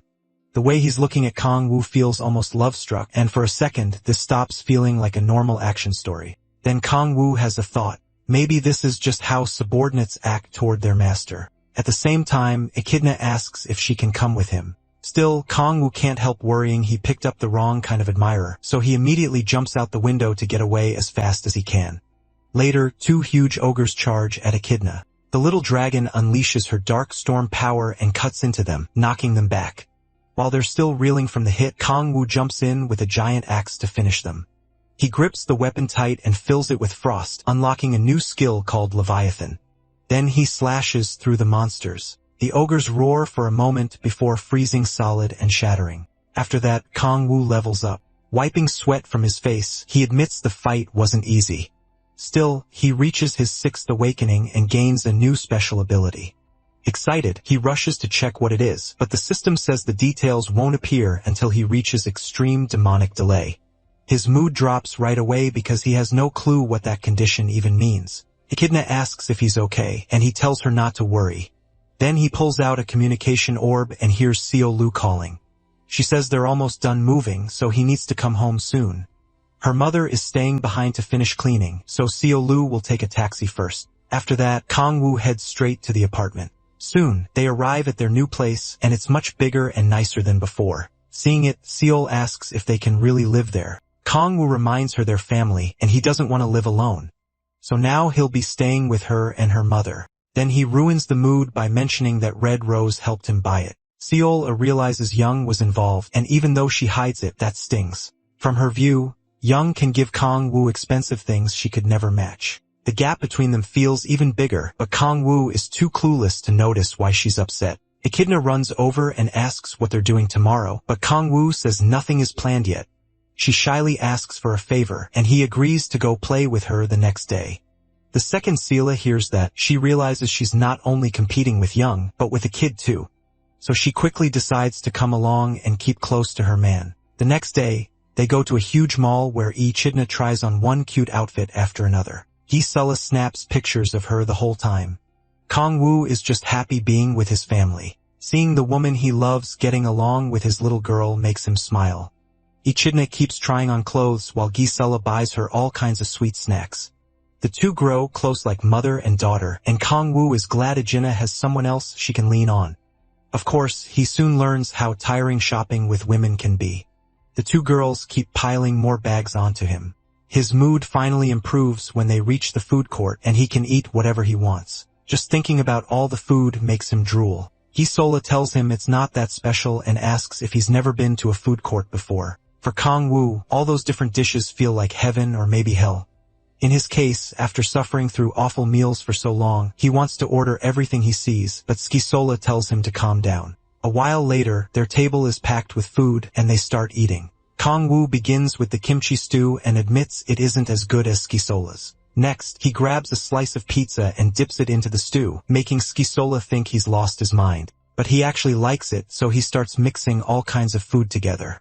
Gisela covers Echidna's eyes to protect her from the mess Kangwoo is making. While Kangwoo happily keeps eating, Gisela tells Echidna never to copy those horrible food combos. After the meal, Kangwoo notices someone approaching. Cold sweat runs down his face the second he recognizes him. It's Kang-yoon. The Hanul Guildmaster says it's been a while since they last met. Kangwoo asks what he's doing there, but Kang-yoon tells him to drop the formal tone. He says he has good news so they can talk casually. Then he brings up Kangwoo working with Red Rose, and Kangwoo says he's only cooperating with them. Hearing that, Kang-yoon grabs his shoulder and tries to recruit him, offering 5 billion won, a car, a house, and more. Gisela is shocked. Someone can offer that much so easily. Kang-yoon also promises him an executive spot in Hanul, but Kangwoo says the offer is too small. Kang-yoon can hardly believe what he just heard. He calls Kangwoo funny for saying that, but Kangwoo isn't joking. He makes it clear he has no intention of working under anyone right now. So Kang-yoon raises the stakes, and Kangwoo pays close attention. The easygoing guildmaster says he'll throw in one legendary item for free if Kangwoo joins. Legendary gear is incredibly rare and can't just be bought with money. It's usually crafted from parts taken from S-rank gates or even higher. Legendary gear also links itself to its wearer, and if the user doesn't meet the right conditions, it can reject them. That definitely gets Kangwoo's attention. Even so, he still turns Kang-yoon down. Kang-yoon accepts the answer and backs off. Before leaving, he hands over his card in case Kangwoo changes his mind. Then he drops something extra into Kangwoo's kimchi stew, saying it'll make it taste better. Lee Jin-min notices, but Sei Seol quickly covers her eyes again.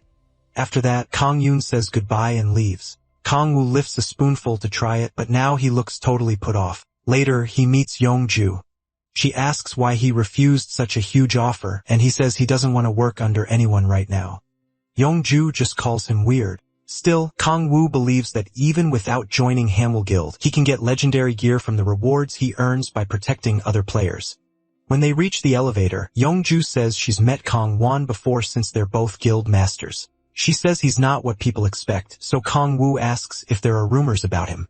Yongju brings up the one time Kang-won got furious during the world ranker evaluations. He lost to a Japanese ranker and got eliminated. That ranker was Fujimoto Ryoma, who used the mythical weapon Susanu's Eye, and the media came down hard on Kang-woon because of it. Yongju says that's all she knows about Kang-woon, while Kang-woon wonders if refusing him will come back to bite him. She tells him not to worry. Kang-woon would probably just laugh it off. Soon after, they meet Ba Kwai. The Wei's core commander calls Kang-woo inside and says they've been waiting for him. Inside the lab, she explains they found a special item while investigating the Mir Guild. Yongju says that must have been a rough job, and Ba Kwai-yong admits even her superiors were against it. Kang-woo checks out the item and finds a legendary coat. The stats are great, and luckily it hasn't bonded to anyone yet. Yongju points out that the coat's effects don't look that amazing, and Ba Kwai-yong agrees. Even so, with its base stats and special effects, it's still incredible, but she doesn't know any player with inherent stats. Then she looks at Kang-woo and catches the creepy, excited look on his face. Yongju is shocked to learn he's an inherent stat user. With that trait, this coat is basically perfect for him. Among all legendary gear, Kang-woo stares at the coat like he's in love, and says he wants it. He thanks Ba Kwai-yong and promises to do everything he can to stop the demonic order. Then he takes the coat, and Yongju tells him to equip it like he did the gargoyle armor. Kang-woo puts on the trench coat and instantly looks rich. The system announces that the coat has accepted him as its owner, and power rushes through his body. It reads his inherent stats and raises his demonic energy by 5. With that, the coat fully bonds to him. Yongju asks how the new gear feels, and Kangwoo immediately asks for 10 more. Baekwai-yong tells him 5 is the limit no matter the class. Any gear after the 5th won't work, so Kangwoo says 5 is still more than enough for him. He starts admiring himself and goes on about how amazing legendary gear is. Then Yongju tells him to test how much stronger he got. He looks at her and she asks for a fight. They move to the combat room, where Baekwai-yong says they don't need to hold back too much. As Kangwoo gets ready, Yongju wonders how much stronger he really is. She remembers how easily he crushed Yonghoo and knows his raw stats played a huge part. This is her chance to learn what makes Kangwoo so unusual. At the same time, Kangwoo also wants to test his new strength, and he sees her as the best person for it. Baekwai-yong steps in as referee while they prepare. The moment she starts the match, Kangwoo moves in an instant. He lunges straight at Yongju, but she slips past his punch. She spins into a counterattack, and Kangwoo dodges that too. She keeps pressing him, but he blocks the follow-up blows. Once he realizes she's opening with hand-to-hand combat, he starts getting annoyed. He knocks her hand aside and fires back, but she avoids it. Kangwoo suddenly snatches her hat and says she's looking down on him. Using it to cover her view, he throws a punch, but she tears right through it with her special chains. Glad she's finally getting serious, Kangwoo asks if she's trying to kill him. She keeps attacking and says he's clearly not a normal player. Kangwoo dodges the chains, which smash into the walls behind him. Before he can reset, she rushes in and drops another attack on him. He barely escapes by using his wings, then activates his coat skill, Kraken's Wrath, boosting his stats and adding 5 more demonic energy. Even with his power spiking, Yongju doesn't flinch.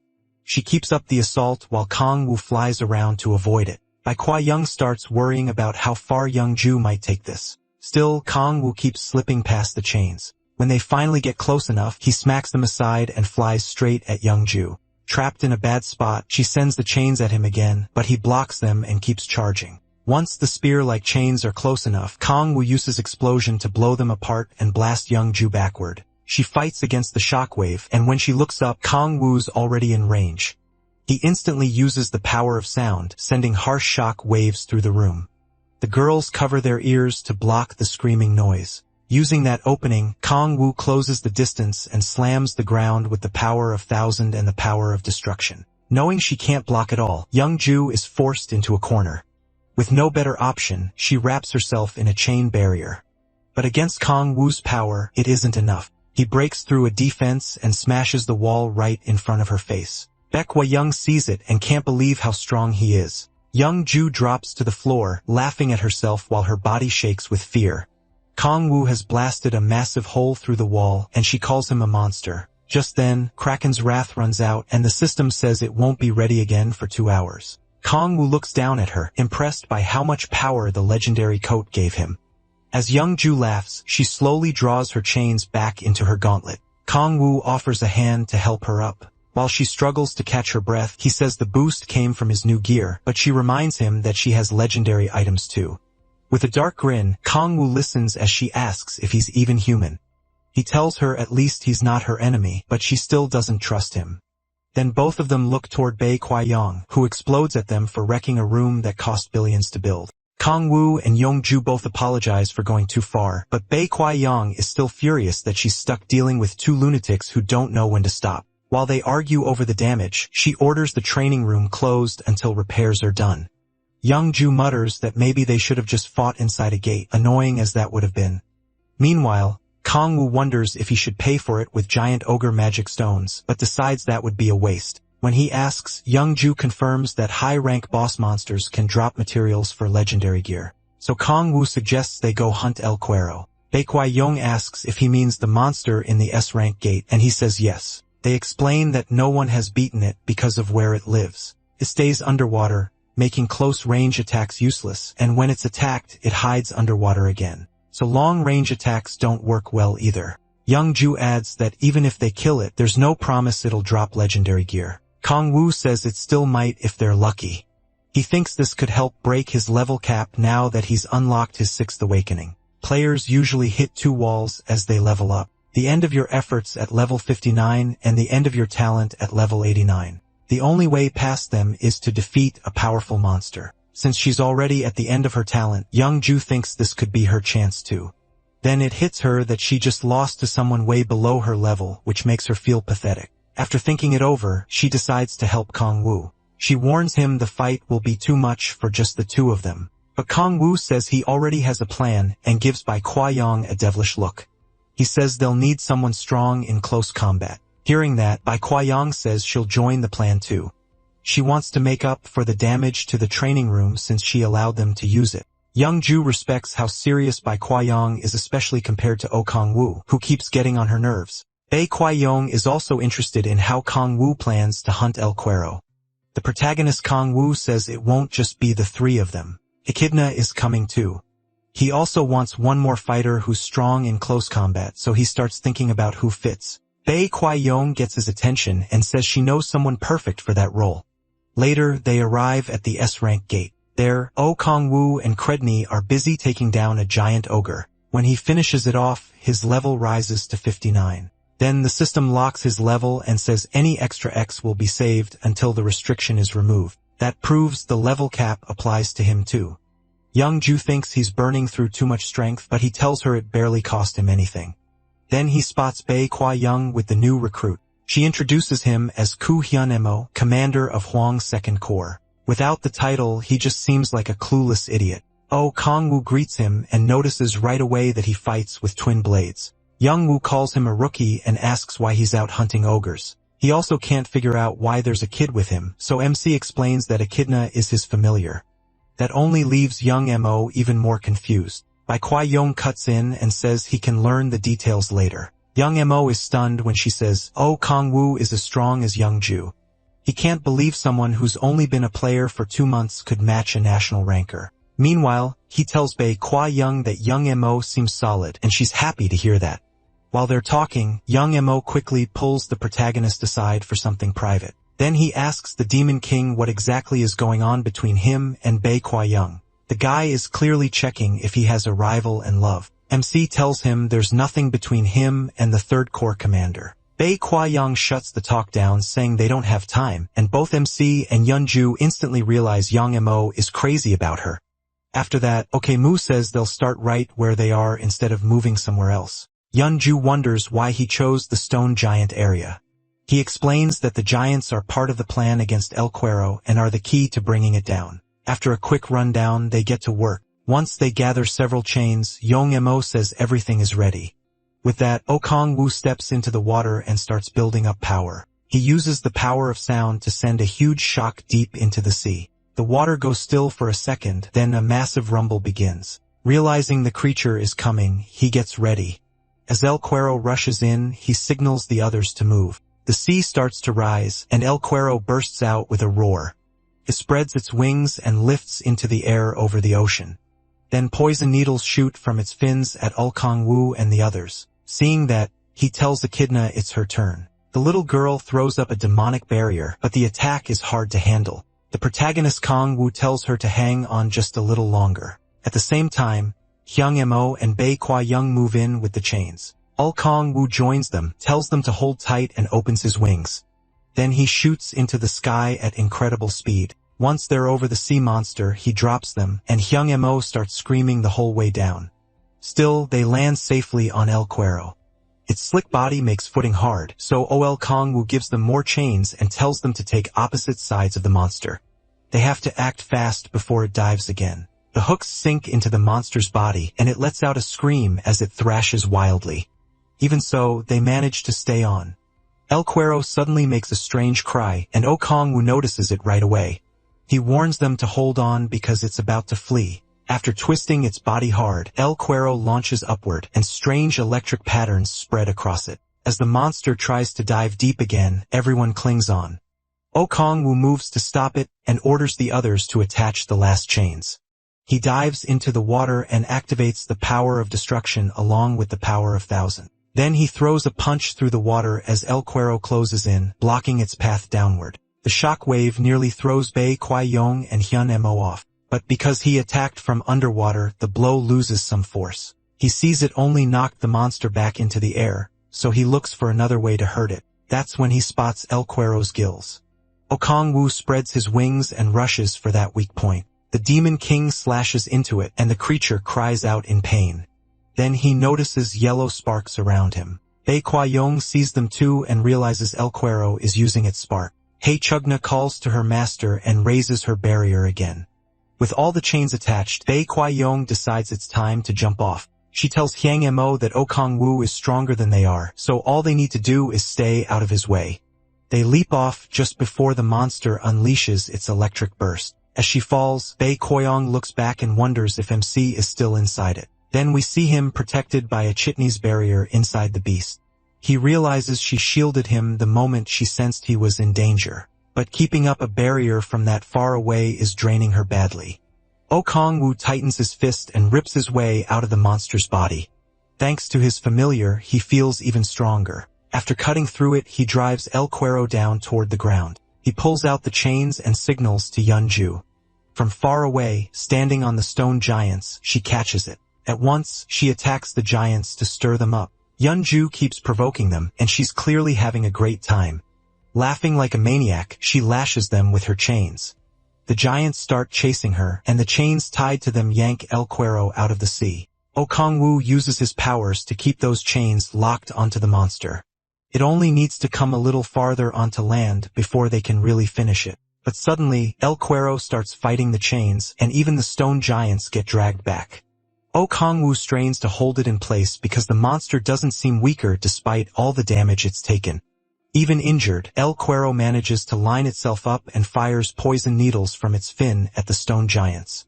Echidna blocks them with her barrier. Things are getting dangerous, and he starts wondering if he underestimated this sea monster. While Echidna struggles to keep the shield up, he searches for any way to weaken El Cuero, but there aren't many options. So he tells Yunju to use the thorns. She tries to warn him that he'll get caught in it too, but he just shouts for her to do it now. Yunju is furious, but she has no choice except to follow his order. Using her arm braces, she activates her special skill, Energy Drain. As its effect reaches him, Okongwu uses the Gargoyle Armor's petrification skill. Even with that rare item, enduring Yunju's ability is rough. Still, if it weakens the monster, he's willing to take it. El Tsuerong keeps raging and struggling, but little by little, it loses strength until it can barely move. After that, Yunju gets the stone giants moving again by provoking them once more. Stone giants have a trait called Tough Skin, which makes sharp attacks do almost nothing. The giants start marching again, dragging El Cuero farther out of the sea. The monster keeps screaming, but now it can barely fight back. In the end, its whole body is dragged onto land. Okongwu cuts the chains off himself and feels relieved that the plan worked. Echidna immediately runs over to check on him. He yells that it's still dangerous, right as El Cuero tries to strike at her. Luckily, Ho-Yun jumps in to protect the girl, and Humo carries Echidna away. After Ho-Yun's hit, the monster tries to attack again. Then Okongwu moves in with the others to finish it for good. Echidna is relieved to see her master alive, but he puts her right back to work by telling her to handle the stone giants. Meanwhile, Yunju is still having fun treating the giants like pack animals. The protagonist Kongwu tells her to stop messing with them and come help. She snaps back that she's only doing what he told her to do. Then Hoizen and Hoinchad and Haimo charge in to punish El Cuero. Now that they aren't fighting underwater, they can finally go all out. Both of them strike at once, dealing huge damage and spraying blood everywhere, but the beating is far from over. The two core commanders keep cutting into the monster in perfect sync. Then Yumoju finally joins them and drives her bloodthirsty spears into the beast. El Cuero roars in pain, and the blast knocks everyone back. The non-stop screaming is getting on. Kangwa's nerves and everyone else's too. Even out of the water, he admits El Cuero is still a boss monster. He turns his focus inward to his myriad demon palace and spots 3 sealed doors. Still, he decides there's no need to open them. Instead, he drinks from the waters around him, and a huge surge of power fills his body. The Demon King summons his boy Din, but that alone isn't enough, so he feeds it more power with Kraken's wrath. Wukongwu also adds the power of shattering, and once everything fuses into the spear, he creates a deadly new skill called Gay Bulk. His party freezes when they feel how terrifying that power is. He tells them to get clear and charges straight at the sea monster. Once he's close enough, he drives the spear into the beast's body. Faced with that overwhelming force, the monster starts shaking and lets out a helpless scream. Huan Jin and the others can barely keep their footing from the shockwave of Kong Wu's strike. All of them stare in awe, wondering if this is what a sixth awakening skill can do. Oh, Kong Wu stands before the monster as it burns and waits to see what happens next. The spear's power leaves scars on his hands, and the system says he cleared the second condition for extreme demonic delay by combining 3 powers. Kong Wu reads the message with his hands still trembling. Clenching his fists, he remembers that in hell, this would have been easy, but now just using that much power wears him out. He knows he's still far from where he wants to be and wants even more power. Before that craving swallows him, his teammates snap him back. They ask what kind of power that was and why he didn't use it earlier. He says it was his first time trying it. When he shows Yunju his shaking hands, she just sees another chance to beat him someday. Echidna returns to say she's done with the stone giants, then throws her arms around him as he praises her. That's when he notices something strange. The system never announced El Cuero's defeat. The monster is still alive, refusing to die. He quickly tells his teammates to stay ready because the fight isn't over yet. They check the status window and confirm it. The monster hasn't been defeated. Things start looking bad, and Kong Wu can't understand how El Cuero survived. In hell, Gabble could kill a demon from the 7th hell, so a gate monster surviving makes no sense. Even so, the team holds position as the monster shrieks again. Then MC notices something strange coming out of El Cuero. Looking closer, he realizes it's demonic energy. Long, nasty tentacles start growing from the monster's wounds. Using those new limbs, it begins crawling back toward the sea. Ba Kuai Yong and the others spot it too, so Yunju throws out her chains to hold El Cuero down. But she's too drained to stop it, and the beast starts dragging her with it. Her teammates tell her to throw the chain back to them too. Once she does, they grab hold. It turns into a full tug of war with El Cuero. Even with everyone pulling, they still can't keep it from reaching the water. Okangwu has almost no demonic energy left after mixing 3 powers, and it feels like they might still lose. At that desperate moment, Akendra turns into a full dragon and tells her master to leave it to her. Yenju and the others panic at the sight of a dragon, but he quickly explains it's Akendra. The dragon dives in and pins the monster down with her claws. Those claws pierce El Cuero with ease. Trying to keep it from escaping, Echidna tears into El Cuero even more. Yunju and the rest can hardly believe what they're seeing as Echidna lifts the monster up and slams it back down. After a fierce struggle, Etna stands over the monster as the winner. Then she happily asks her master if she did well. El Cuero is finally dead, and Kong Wu gets most of the experience since he did the most damage. But his level limit is still active, so he doesn't level up. Etna changes back into her human form and runs to him. Now Yunju and the others finally get why that little girl is Kong Wu's familiar. She asks about the tentacles from El Cuero's body, but Bei Kuai Yunju says she's never seen anything like that before. Kong Wu steps in and says it isn't some natural trait. He's seen something like it before and says it looks like what happens when the demonic order transforms into demons. Yunju guesses demonic energy caused it, and he says they'll know for sure after checking. So they climb onto El Cuero's body and inspect it. The protagonist, Kong Wu, finds the spot where the tentacles started growing and reaches inside. To his surprise, he finds something hidden in the beast. The others are shocked that anything was in there at all. He pulls it out, a gemstone. Huan Mo says it's different from a magic stone, and Bei Kuai Yong wonders if this caused El Cuero's strange change. Ho Kong Wu says he isn't sure, but he can already tell the gem is packed with demonic energy.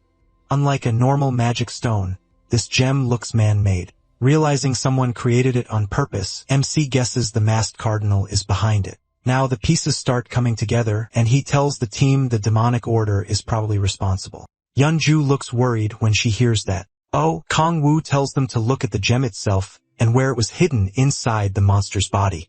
It's clear someone planted it in El Cuero, and the demonic energy made the beast lose control. The demonic order is the only group that likely could have done this. It's still just a theory, but Bei Kuai Yong starts to see his point. As he looks at the stone again, Bei Kuai Yong orders Hyun Mo to start investigating the demonic order from Pohang. Meanwhile, Kong Wu nearly drools, realizing the demonic order can produce this much demonic energy. Yun wants to take a picture of the gemstone, but the protagonist quietly uses his lightning power to stir the beast, while El Cuero suddenly causes a commotion. He secretly absorbs the gem's energy when no one is looking. When Yunju turns back to ask for the gemstone, it's gone from his hand. Oh Kong-woo plays dumb while she snaps at him. He keeps a clueless face even though he's nervous, then checks his stats. His demonic energy is increased by 3 levels. He's thrilled after hunting more than 100 ogres over the last 3 days. That stat hadn't moved at all. Echidna turns to ask if it's time for them to leave. When he doesn't answer, she gets worried. And after turning around, she sees a twisted look on her master's face. Later, they arrive at the Warrinker headquarters, and Echidna is already nodding off. They head inside, and Wayan gives them the remaining money after repairs. Since El Quora was captured for the first time, they earn a huge amount. She also says she'll investigate the gemstone with Humo's team and check if similar cases happened in other gates. They'll have to work hard to secure any stone before anyone touches it, because none of them know Kong-woo already made the first gemstone disappear. Yunju and Kong-woo get curious when Hyang Shir-yoon says she has good news. She explains that parts of El Caro can be turned into legendary gear, and its tailbone will become a sword. Then she mentions the estimated specs, making them both tense. But their excitement dies when Hwang-soo says the weapon will boost either strength or dexterity. Still, she adds that she can't use it herself because the activation requirements are too tricky. Only a player with internal chi can use the legendary sword, a rare trait mostly found in warrior types, especially in China. Yenju suggests selling it to China, but Kong-woo says he'll keep the weapon. If it needs someone with internal chi, he already knows the right person. The story then shifts to C and his party, who are exploring deep inside a B-rank gate. Even in the maze-like dungeon, they manage to find a new path. Kong asks Sivrik if he senses anything, and the swordsman says he just has a bad feeling. A second later, Sivrik picks up on something and tells everyone to get ready to fight. Then a wounded minotaur suddenly comes running out from the dark passage ahead. Another minotaur, even more dangerous, catches it at once. Sigurd and his party stare in shock as that monster gets ripped to pieces right in front of them.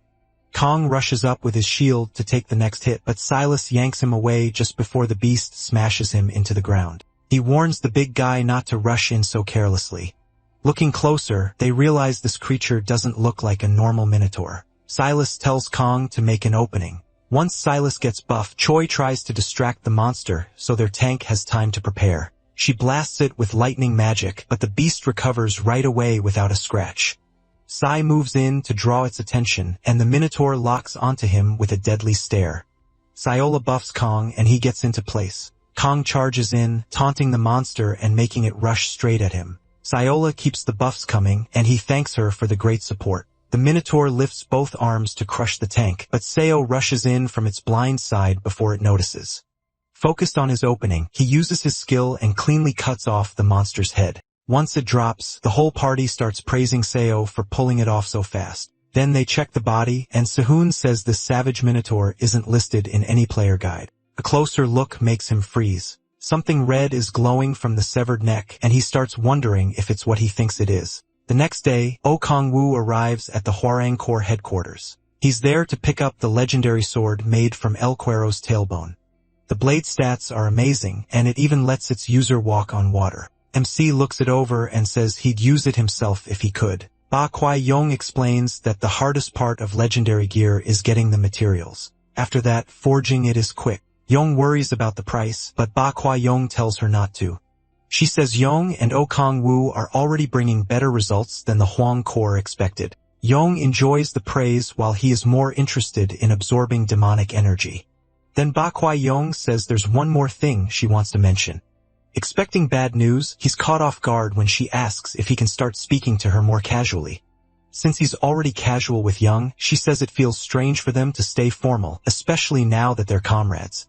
Baek Kwai-yong is glad when he agrees. Sol has one more reason to be jealous. When Oh Kong-woo asks about the gemstone research, she says nothing useful has come up yet. Even Young's guild found nothing solid. That bothers him because he doubts the demonic side only hid gemstones in El Cuero. Elsewhere, the masked cardinal hears that El Cuero was defeated. His followers say they found battle marks but still don't know how it happened. When they add that the demonic crystal is missing too, he crushes the table in rage. The masked cardinal smashes what is left and demands news on the other monsters. They tell him most are still fine, and their enemies probably haven't figured out the plan yet. Even so, El Cuero's defeat clearly shakes him. They also report that the whole operation has been pushed back because of this. The cardinal suggests using another method, but his followers warn that it's too dangerous. They say it would let the plan move forward right away, but the risk is far too high. On top of that, the world rankers wouldn't just sit back if they did something so bold. That only makes the masked cardinal angrier, and he asks about the world rankers again. Right now, he doesn't care what they might do. His demonic aura pours out as he reminds them he isn't afraid of the world rankers. The followers quickly apologize while struggling under his killing intent. After a moment, the cardinal settles down and asks if they still have demonic crystals. When they say yes, he orders them to plant more inside other monsters. If the plan gets delayed again, he warns their worthless lives are over. Then one follower reports that Young was the one who killed El Cuero. The cardinal forces himself to cool down as he recalls that Young is the same person who got in Jae-hyun's way. Seeing her as a major threat, he tells them to prepare the shadows to deal with her.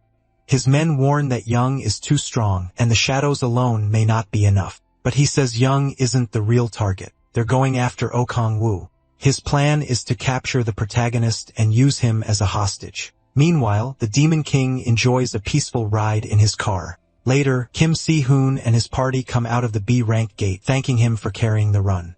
As they leave, Oh Kong-woo waves them over. He shows up looking stylish as usual. The group is happy to see him after so long, and he notes that their hunting has been going well. Then he tells Kim Si-hoon he brought a surprise gift for him. At first, everyone thinks it's meant for Si, but then he tells Kim Si-hoon to take it. He hands the sword to the young swordsman, while Si quietly adds another name to her list. The party is stunned when Oh Kong-woo says it's a legendary weapon. Kang Tae-soo can't help wishing the gift had gone to him instead. Kim Si-hoon says he doesn't deserve something that valuable, but MC tells him he'll decide that. He adds that Kim Si-hoon is going to get much stronger soon, strong enough to stand against rankers. Those words hit hard, and Kim Si-hoon starts tearing up. He thanks Oh Kong-woo with all his heart. Then he gets uneasy when Kim Si-hoon says he felt strong resistance. The first time they met, things get even stranger when he says it feels like their souls are connected. A second later, Kim Si-hoon grabs his hands and drops to one knee like he's proposing. He swears to serve him for the rest of his life, and SI is about ready to explode. Oh Kong-woo gently tells him to let go, but Kim Si-hoon says he has something to give him too. He reaches into his pocket and pulls out the gemstone he got from killing that monster, saying the protagonist Kong-woo might know what it is. MC quickly grabs his hands again and stares at him with sudden excitement. Now he really wants to keep this guy close. He immediately asks where the gem came from. Kim Si-hoon explains that while hunting in the gate, he felt something strange. Oh Kong-woo is surprised because it sounds just like the resistance Kim Si-hoon felt from him before. Kim Si-hoon says he followed that feeling to the savage minotaur and found the gemstone after killing it. He starts wondering if this prodigy can sense demonic energy, so he asks whether Kim Si-hoon felt anything from Echidna at the hospital. Kim Si-hoon thinks back but says he didn't sense that same resistance from her. Oh Kong-woo studies the gemstone, trying to figure out what he and that minotaur have in common, then it hits him. It all goes back to the Gaia system's crack. Since Kim Si-hoon is the protector, he can sense beings tied to that crack. After realizing that, he grabs Si-hoon's shoulder and says, a little too eagerly, that they should work together. Later, Kang Tae-soo and Yoon-bi are half asleep on a bus, while Kim Si-hoon stares out the window. At the same time, Oh Kong-woo walks with Si and tells her she'll have to keep hunting with Yoon-bi and Kang Tae-soo because he and Kim Si-hoon will start searching gates together.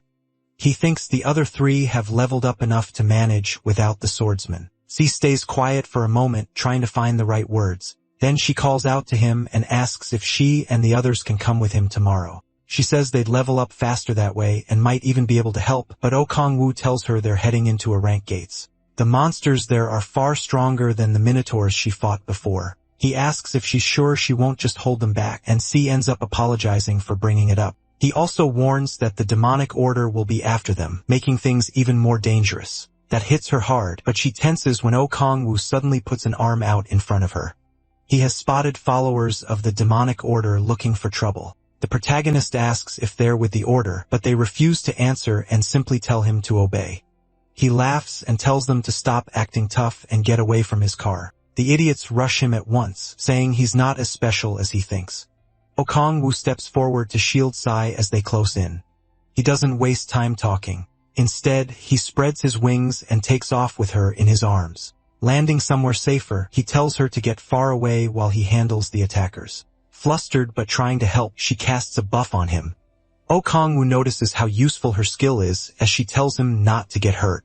He assures her he'll be fine.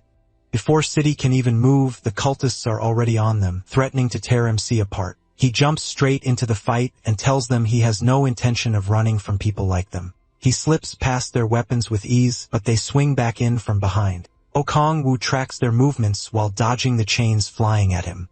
Even with all those chains whipping around, none of them get tangled, which tells him these guys are well trained. Still, compared to Young, they're nothing to him. Blue energy gathers in his hands, and he fires off a shockwave. The blast knocks the chains away and throws the attackers back too.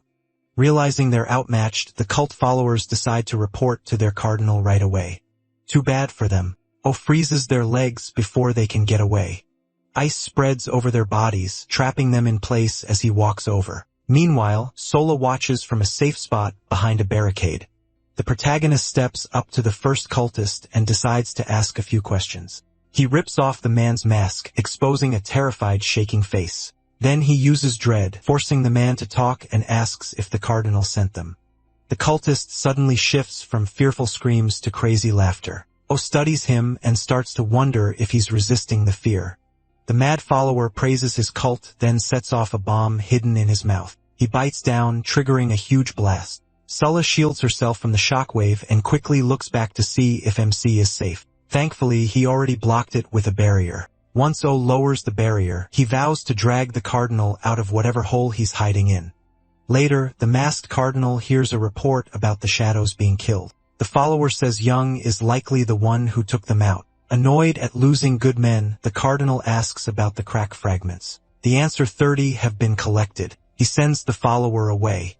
Once he's alone, the masked man tells himself there's no need to hurry, then he removes his mask, revealing Kong. He's sure he still has time, and everything is going according to plan. Back in the city, Sola rushes over to check on O after the blast. He doesn't answer and instead calls Cius. He tells him they need to push harder and gather every infernal crystal they can. He also says to meet at the gate at 6 in the morning. Ciola hugs herself, clearly nervous from what he's saying. Then he faces her and repeats his point. Since he has no idea what the demon order is planning, he wants her away from the hunt for now. She calls him thoughtful for worrying about her even after all that happened. Ciola says she'll repay everything he's done, but first she has to grow stronger. So she smiles, tells him to wait for her, and promises she'll amaze him next time. O gets flustered by Ciola's beauty and quickly looks away before she sees him blush, then walks off in the wrong direction. 10 days later at a gate, the protagonist is holding a few gemstones after hunting with Sajidri. The swordsman is wiped out, and MC says they're done for today.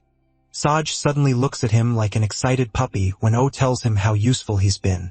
He offers him a ride, but Saj says he needs to visit his mother at the hospital. After that, the protagonist drives home by himself. When he gets there, Akshidna runs up to him like a kid who missed her dad. He shows her the ice cream he bought, and she has no clue what it is. As Akshidna shoves her face into a bowl of ice cream, MC wonders why the demon order still hasn't moved, even after he gathered so many infernal crystals. Their silence bothers him, and he hopes they're not stirring up trouble somewhere else. Then he gets a call from Hwa and answers. Hwa says there's suspicious movement at the Ace Rank Gate in Pohang. She confirms it's the demon order, and they're preparing for a summoning. Young and her guild are already heading there, and Hwa says she'll leave by helicopter soon. She offers him a seat, and he briefly wonders if flying that way would be more comfortable. Still, he declines and says he'll get there himself. Hwa starts to insist that he's needed as fast as possible, but while patting Echidna's head, O tells her he has his own helicopter anyway, so he doesn't need to borrow one. Later, he heads to an open area with his familiar. He gets her attention and says they're flying to Pulhang in dragon form. Echidna agrees at once and transforms. As he climbs on, she asks him to buy more ice cream after the mission. She gets way too excited, and he tells her to settle down, so no one sees them. He turns her transparent and says that way she won't stand out. Then Echidna takes off for Pohang. On the way, O worries because he still doesn't know how many people are in the demon order or how far its reach goes. Worst of all, he still doesn't know which guild betrayed them. They reach Pohang, and he picks a good place for Echidna to land. They touch down far from the gate, giving her time to become visible again. After that, he tells her to switch back to her human form. As she does, her tail bumps into something, and they hear a voice. Oh spins around at once, ready to strike the hidden person. The man begs him not to attack and asks if that was really a dragon. At the same time, the protagonist notices an infernal crystal in his pocket. Their eyes meet and Oh realizes it's Min Yuk, the head of Onori Guild. Min Yuk says he was tracking a suspicious shadow. Before he can even finish, MC tells him to shut up. Min Hyuk tries to explain, but he has no interest in hearing excuses. He brings out his arm blades, trying to figure out what's really going on. Seeing a guildmaster sneaking around here puts him on edge, so he decides to find out exactly what Min Hyuk is doing. Min Yuk pulls out a dagger too, convinced Oh won't listen, so he decides to make him listen by force. As the distance closes, both of them lunge at once. Oh's speed and blades crash against Min Yuk's daggers, but Min Yuk can't handle that kind of power. He jumps back staring in fear and wondering how the protagonist is this strong. To MC though, the guy is pathetically weak. While Min Yuk struggles to catch his breath, he starts thinking maybe he isn't tied to the demon order after all. So he tells Min Yuk that Young and the Warring Corps will be here soon. He says he'll listen if Min Yuk keeps it short and explains why he came to Pohang. Min Yuk thinks that's insane and fires back that Oh is the one acting suspicious. He lets one dagger fall and tightens his grip on the other. Then he charges in with a spinning blade attack, but to Oh it's basically child's play. The protagonist sidesteps him with ease and asks if thieves usually settle things in one-on-one fights. A little later, he gets a message saying Young and Hwa will arrive in 10 minutes. He walks to a coffee machine and buys a drink for Min Yuk after taking all the poor guy's money and gemstones, grabbing one for himself too. Oh tells the guildmaster to start talking because his patience is running out. When MC asks why he's in Pohang, Min Yuk says the Onori Guild has been looking into the demon order on its own. He brings up the phrase thieves only bandage and says people treat thieves like the most useless members of a party. Even so, thieves hear rumors fast, and Min Yuk says they've known about the demon order for a while. In a short flashback, he talks with his guild members and other thieves. He explains they chose to investigate without the government or Red Rose Guild, so they could prove thieves do more than patch people up. Then he says he saw Oh acting suspicious, which is why he followed him. He assumes someone as pathetic as him won't be believed, but he says he does believe him. Chugging his coffee, the protagonist can't figure out why Min Yuk looks so shocked. Then he tosses the cup and casually wishes him luck with his little vigilante mission. Still confused, Min Yuk tells him to wait. He steps closer and says, Oh is stronger than Korea's 5 guild masters. Then he asks why someone that's strong is helping the government hunt the demon order. MC looks at him for a moment and says they're the same. Min Yuk still doesn't get it, so he asks if he really needs a reason to fight for world peace. What he actually means is kimchi stew, but he hides that pretty well. As the protagonist turns and walks off like a hero, Min Yuk starts thinking he's a better person than he first thought. Meanwhile, Oh's just happy to be done with the weakling. The real reason he's sticking with the government and Young is the demonic energy he can gain. At least now he's sure the Thief Guild isn't part of the demon order. The ones he suspects most are the guildmaster of Samurai and Kong. Later, Kong puts his mask back on and speaks through an orb. In a creepy cave, he talks to someone named Yu Tae-sik and asks if he's ready for the ritual. This is the first move in their big plan, and it has to work no matter what. He tells Tae-sik to bring more sacrifices if needed. Then Tae-sik lowers his hood and praises the demon order. One of the followers reports that the blood from the sacrifices has been spread everywhere. With a disturbing look on his face, Tae-sik steps onto the demonic symbol. After checking the blood, he says it still isn't enough. Then he orders one follower to step forward. The poor man obeys and gets stabbed, and his blood splashes everywhere. The other followers stare at the body in shock and demand to know why Tae-sik did that. Tae-sik coldly says there still isn't enough blood, and if they want someone to blame, they should blame themselves for failing to bring more sacrifices. Then he snaps and starts butchering the rest, covering the area in blood. With the bodies piled around him, Tae-sik praises the demon order again. Once he's sure there's enough blood, he slams both hands onto the symbol and starts chanting a spell. The story then cuts back to Young, who's just arrived in Pohang. Oh asks her and Wei if they can enter the Su Frank gate yet. Wei Yu tells him the situation inside looks bad. She explains that a demon order member is hiding somewhere in the gate, but there are too many caves to pinpoint where. She's also heard that anyone who enters feels something creepy from the gate. Then footsteps approach. Turns out to be Humo, and he looks relieved to see them. He tells why they heard a huge explosion from inside the gate earlier. Achina then tugs on O's coat and, clearly scared, says the gate smells strongly of blood. At the same time, Tae-sik finishes the ritual, and a crack opens in front of him.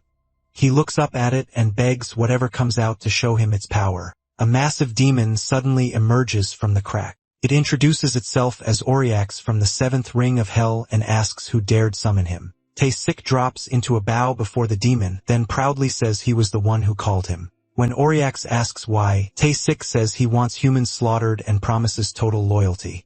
Hidden nearby, a spy watches from the shadows. He quickly pulls out a walkie-talkie and urgently tells Humo to come at once because he found something strange. Cuomo asks what's going on, but no answer comes back. O cuts in and says they need to move now instead of wasting time. As they head for the gate, the thick smell of blood hits them. Inside the gate, a few players see Oriax burst out of the cave. Instead of running, they freeze until Oriax notices them. The demon drops right in front of them and says they'll make fine sacrifices. Even then, the players refuse to back down. They throw everything they have at him, but it does nothing. Oriax seems amused by their pointless struggle, then wipes them all out with one swing of his weapon. Hyunmoo and the others arrive just in time to see the players being slaughtered. Meanwhile, Tae-sik trembles at the power of his first summon. He believes that as the dimensional gate weakens, he'll call up even stronger demons, and the world will fall to the demon order. On the other hand, Oriax still isn't happy with how little he's killed. The look on his face alone makes the players afraid to go near him. Then they hear Hyunsmo shout for them to wait, and he rushes in to help. Oriax swings his scythe at Hyunsmo, and Hyunsmo blocks it, but the impact blasts him backward. A female mage catches him with magic and complains that he always ends up getting thrown around. Hyunsmo is relieved to see his allies and tells them to hold on. Oh, though, was left speechless by what he's seeing. Hyunsmo says she wishes her guild members were there, but Hwa tells her to be thankful the demon hasn't escaped the gate. While the others get fired up to beat it, MC is still stuck trying to process all this. Taimi starts praising the demon again, and Oriax says he already plans to teach humans a lesson. Then the demon looks toward Humo and says he's not worth fighting. Oriax demands a stronger human, then he spots someone else among them. He sees Up, pretending not to know him. Oriax stares, trying to understand what he's seeing. At the same time, he realizes he's in trouble, because a real demon from hell has appeared. Oriax comes from the 7th ring while he is from the 9th. That 9th ring is home to the being called the Eternal Conqueror, who is actually the Demon King himself. Oriax finally realizes who he's looking at and starts screaming.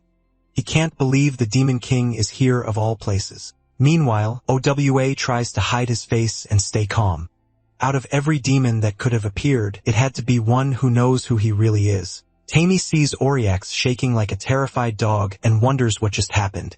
The demon quickly turns to him and orders him to cancel the summoning right now. Oriax grabs the idiot and says he doesn't want to fight. Oh, he just wants to go back to hell immediately. Taimi says he can't do that, but insists the protagonist group is nothing but weak humans. Oriax can't believe the nonsense coming out of this moron's mouth. He can't understand how anyone could look at MC and think he's weak, calling Tae-basic a fool. He says the man has no idea who he is or what he's done. Meanwhile, O's group is completely confused by the argument. The protagonist steps in front of them and says he'll handle it. He explains that the demon has the wrong idea about him so he can use that. Then MC fires a shot at them to get Oriax's attention. He calls out to Oriax and speaks to him telepathically, ordering him to answer in a way only he can hear. Terrified, Oriax has no choice but to obey his king. He gives his name and asks, what he's doing on Earth. Seeing how scared Oriax is, he decides to use that fear. He tells the demon it's interfering with his plans, which makes Oryx tremble even more. When the demon asks what plans, OWA glares at him for daring to question his king. Oryx instantly apologizes before things get worse. The protagonist says he'll give him one chance to make up for being a nuisance. Since Oriax has zero pride left, he quickly agrees to do whatever his king wants. MC takes advantage of that and says if he obeys well, he might make him one of his subjects. Hearing that, Oriax's eyes light up. To him, that means standing alongside Balrog and using a share of the Demon King's power. The moment Oriax agrees, OWA orders him to throw away his weapon and fight the others so he can test his strength. Oriax obeys at once and throws his weapon aside. Still, Young and Hwa have no idea why he's acting so weird. Even so, Hwa sees it as the perfect chance to bring him down. She activates her skill and aims her blade at the demon. As Oriax moves toward her, she jumps straight in. One slash from her blade makes the demon cry out in pain. Oriax flies into a rage, smashing the ground and hurling insults. That ticks Young off and she whips out her chains. She drives them into Oriax and swings with all her strength. The chains wrap around him and start ripping into his body. Oriax realizes Young is far stronger than he expected, and even with his weapon, this wouldn't be easy. Still, not wanting to look pathetic in front of his king, he breaks the chains. Then Watch and Hong-mo rush in together and slash him so fast he can't even react. Oriax realizes this fight won't be easy, especially since he hasn't fought without his scythe in a long time.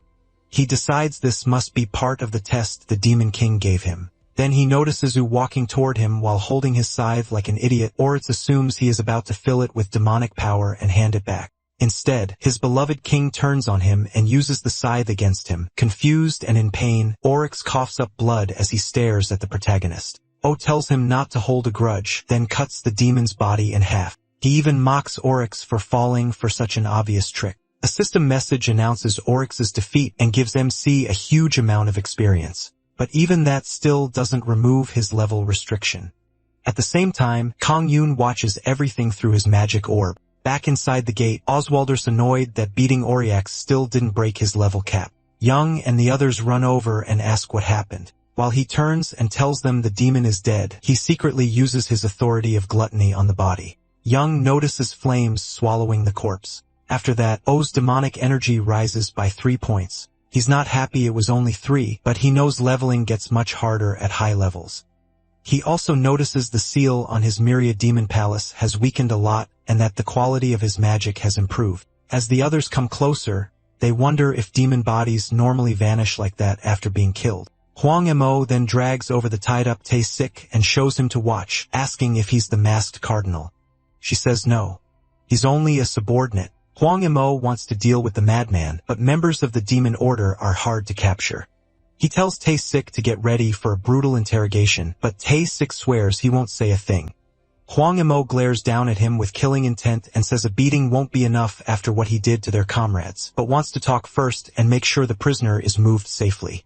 Hwang-mo says they've already prepared cars and helicopters for transport. At the same time, Tae-sik regrets getting caught because his plan would have worked if Oriax hadn't acted like a coward. Suddenly, he starts gagging, and a nasty aura spreads around his body. O immediately warns Hwang-mo to get away from the prisoner, but the commander still doesn't get it. Tae-sik coughs up blood, and he explains he's been soaked in too much demonic energy. Right after that, Tae-sik starts turning into a grotesque monster. Young moves in at once to handle it. She draws out her blood, forms it into chains, and binds the transformed prisoner. Then she hurls him into the air and smashes him back down. Once the dust clears, Tae-sik is gone. That only makes her more frustrated, and she wonders when they'll finally catch the head of the demonic order. She admits she let her anger take over and wishes she'd only knocked him out so they could question him later. O disagrees. He tells her not to blame herself. They'll get another shot. She clearly likes hearing that even if she doesn't say it. Then the protagonist checks his status window. What he finds shocks him. The system says he's gained the first step toward becoming the demon god. Then it reveals a clue to the final requirement. He has to create a large inferno crystal. Back at the demonic order's hideout, the followers praise Kong Yun for the summoning. Because of that, they say the order will send extra support. That means they can move on with the main plan. But Kong Yun is far from happy. He's furious that the summoned demon went down so easily, and when he asks what support is coming, they say it's more infernal crystals. That should be enough to start their plan and strengthen the cardinal too. Even so, Kong Yun can't stop thinking about how easily the demon lost. He suspects O is involved. Kong Yun can't figure out why Oriax acted so strange around MC since he sees the Demon King as nothing but some clueless kid. Then one follower cuts in saying there's more news. Kong Yun's face darkens when he hears that world rankers like Fujimoto are starting to work with the Japanese government. He jumps up from his seat and kills the messenger instantly. Then he starts shouting, angry they reported something so serious like it was no big deal. He demands to know if they think all these failures are somebody else's problem. Kang Yoon declares they're changing strategies right away, and when one lackey objects, he warns that this could make the whole world their enemy. Kang Yoon walks over and starts choking him. He says he knows the risk and tells them not to question him again. Then he orders them to prepare the thing at ISU station. A few days later at ISU station, while people go about their day, a bright purple light suddenly appears, then a crack opens in the middle of the station. Meanwhile, Oh is enjoying a rare quiet moment at home.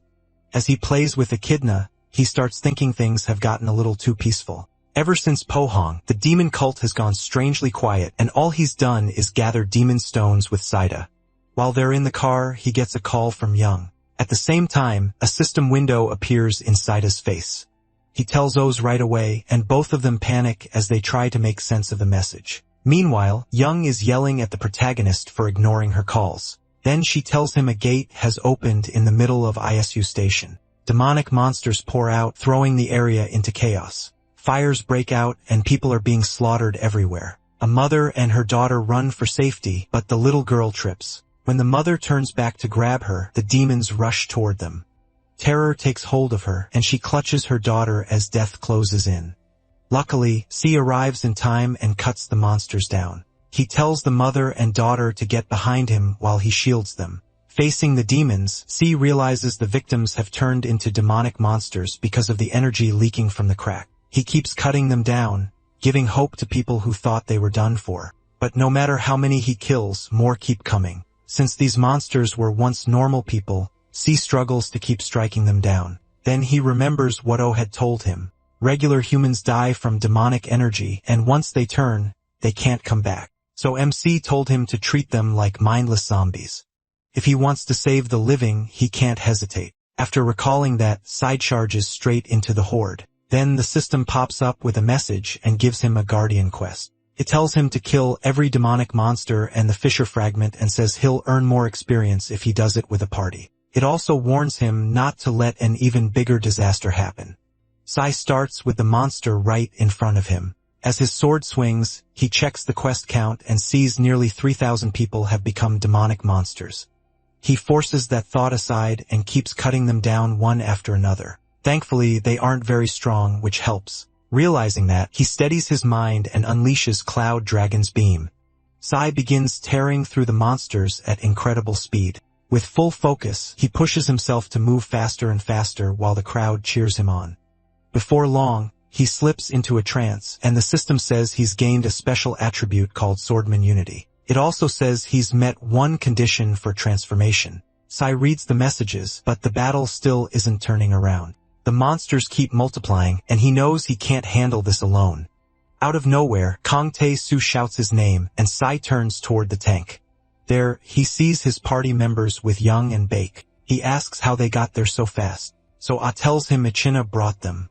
Young walks up and asks where O is. C looks grim as he says he went to the Fisher. Beneath the crack, the protagonist looks over the bodies scattered around. Then he suddenly looks up and spots the culprit walking toward him. The man wonders if O already saw the news, then says they've taken heavy human losses. MC says nothing. He just glares back. Then he says he's glad to meet the protagonist and adds that they still need to deal with the monsters and clear away the corpses. Without warning, the Demon King attacks, but O blocks it in time. The other man doesn't deny anything and asks when the protagonist figured it out. Before meeting Kang Yoon, MC had told Sai he had something else to do. After Sai ran off, he headed elsewhere to find whoever caused this mess. With demonic energy everywhere, he knew the person had to be nearby. Using his observation power, he searched the area and found Minyak fighting demonic monsters. He was surprised the Anuri Guildmaster got there so fast and impressed by his information network. When he sees Minyak moving with purpose, O decides to follow. Minyak tracks a signal on his phone and finds the culprit near the Fisher. There, he sees the protagonist using demonic energy to kill someone, confirming his suspicions. But O notices him right away and even knows Minyak had only been pretending to be his ally. Before Minyak can escape, MC grabs him by the neck. When Minyak asks how he knew, the devilish cardinal says the road of evil leads to power beyond his understanding. O tells him he should have stayed in his place instead of trying to play hero. Miniac shoots back that he is drunk on power too and reminds him he lost to Fujimoto. He says the protagonist is losing it because he never became a world ranker. That makes MC snap Miniac's neck and throw the body aside. He instantly regrets it, wishing he'd made the thief suffer more. That's when O jumps into the scene and attacks him. When he's asked how long he's known, he raises his middle finger and says he won't waste words on trash. That sets the other O off, and demonic energy surges around his fists. The protagonist summons his dark weapon, and both of them charge at each other. Just before they collide, he adds ice power and unleashes Leviathan. Kanghun's fists begin to freeze, but he still blocks the blow. He can't overpower his enemy and realizes O is stronger than expected. The Demon King brings out arm blades and slashes wildly, but his opponent stays on defense. At the same time, Sola and the others notice a huge explosion in the distance from the fight. O then picks up a truck and throws it at the Demon King. As it flies straight at MC, he cuts it in half just before impact. Then he bursts through the split space and calls him a sneaky freak. Kang-hoon jumps up too and starts stacking multiple powers at once. Mixing divine power with destructive void, he drives a punch at Kang. Their attacks collide, and the explosion tears through part of the city.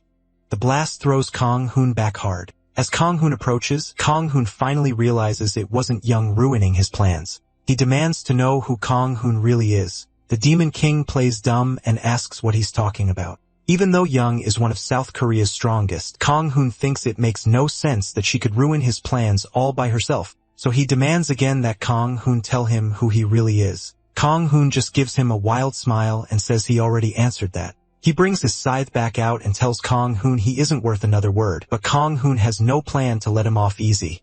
Kang-hoon charges in and the brutal fight keeps going. Every hit tears up the area around them. Kang-hoon wins the next clash with his scythe and clips Kang-hoon's shoulder.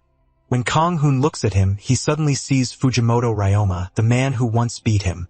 Being humiliated again makes him laugh at himself. Then he decides this is perfect. Kang-hoon will be his next test subject. Kang-hoon says nothing as Kang-hoon lifts his hands and starts a summon. Looking at the fissure, he says there are enough fragments now. Inside the crack, a gemstone breaks apart and sinister laughter comes from within. Kang-hoon notices the fissure slowly changing, then all the demonic energy in the area begins rushing toward Kang-hoon. By the time Kang-hoon figures it out, he's already too late to stop it. As more demonic energy pours into Kang-hoon, his body starts changing into something else. Wings burst from his back and a tail follows. Horns rise from his forehead and he starts looking like a real demon. Kang-hoon's is completely stunned. Kang-hoon's actually managed to put a demon inside his body. He even suspects there may be more than one soul in there. A split second later, Kang-hoon's attack barely misses him and blows apart the building behind him. Kang-hoon can only stare at the monster in front of him. Meanwhile, Kang-hoon's enjoys the power flooding through his body. His new aura completely dwarfs Kang-hoon, and he's ready to keep fighting. Kang-hoon's fists begin to freeze, but he still blocks the blow. He instantly flies clear, and Kang-hoon's blow slams into the ground. Looking down at the monster, Kang-hoon swears he'll finish. Kang-hoon in under a minute, using Kraken's rage with divine power, he dives in and attacks. But even after taking the hit, the demon doesn't budge, and Kang-woo starts wondering why his attacks aren't working. Their deadly fight drags on, with more explosions bursting around them. Kang-woo pours a huge amount of demonic energy into his next strike, but the monster still shrugs it off. Kang-hyun laughs, mocking how useless it looks. Then he grabs both of Kang-woo's hands, and the Demon King's weapon vanishes at once. Kang-woo feels his demonic energy draining away and wonders what just happened. Kang-hyun keeps taunting him, saying he knew the Demon King would fall for this trick. He boasts that this is what a demon's true power looks like. Still holding Kang-woo, he uses the power of sealing on him. The moment Kang-woo hears that, fear and confusion start creeping in. His player powers are being sealed, and not just those. He can't feel his demonic energy either. He tries to break free, but it's useless. Kang-hyun braces himself and hurls the Demon King into a wall. Kang-woo is in worse shape than ever, and the ceiling leaves him wide open. Kang-hyun mocks how pathetic he looks and says he knows rude punks like Kang-woo very well. In his eyes, people like Kang-woo think the world belongs to them and have no morals. Looking at him only brings back Ryoma, which makes him even angrier. After ranting for a while, he grabs Kong Wu by the face and says it's time to pay the price. Then he starts crushing his face with all his strength. Suddenly, Echidna rushes in to save her master. Kong Wu is scared for her the second she appears, but right now she's his only chance. She gathers power to blast Kong Huan away from him, but her magic suddenly cuts out. Since Kong Wu's demonic energy is sealed, she can't use her powers either.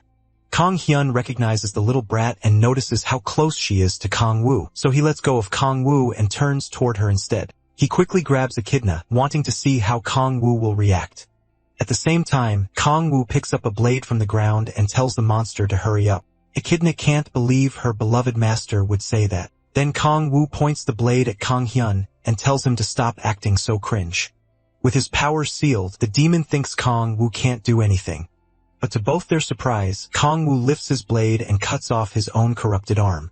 As blood pours out, he says he'll finally tell Kong Hyun who he really is. Watching Kong Wu sever his own arm sends a chill down Kong Hyun's spine. He never expected something that extreme. Once the arm is gone, demonic energy starts tearing through Kong Wu's body again. But after using so much power and losing an arm, he's still at a big disadvantage. Kong Hyun throws Echidna aside and asks if Kong Wu really thinks he can still do anything. Seeing how bad things are, Kong Wu decides to use the one thing he never wanted to. As his wound keeps bleeding, he looks into his myriad demon palace and chooses the authority of predation. His gaze moves to the 3 doors, and he reaches for the first one. The moment it opens, his body starts changing, covered in thick black liquid.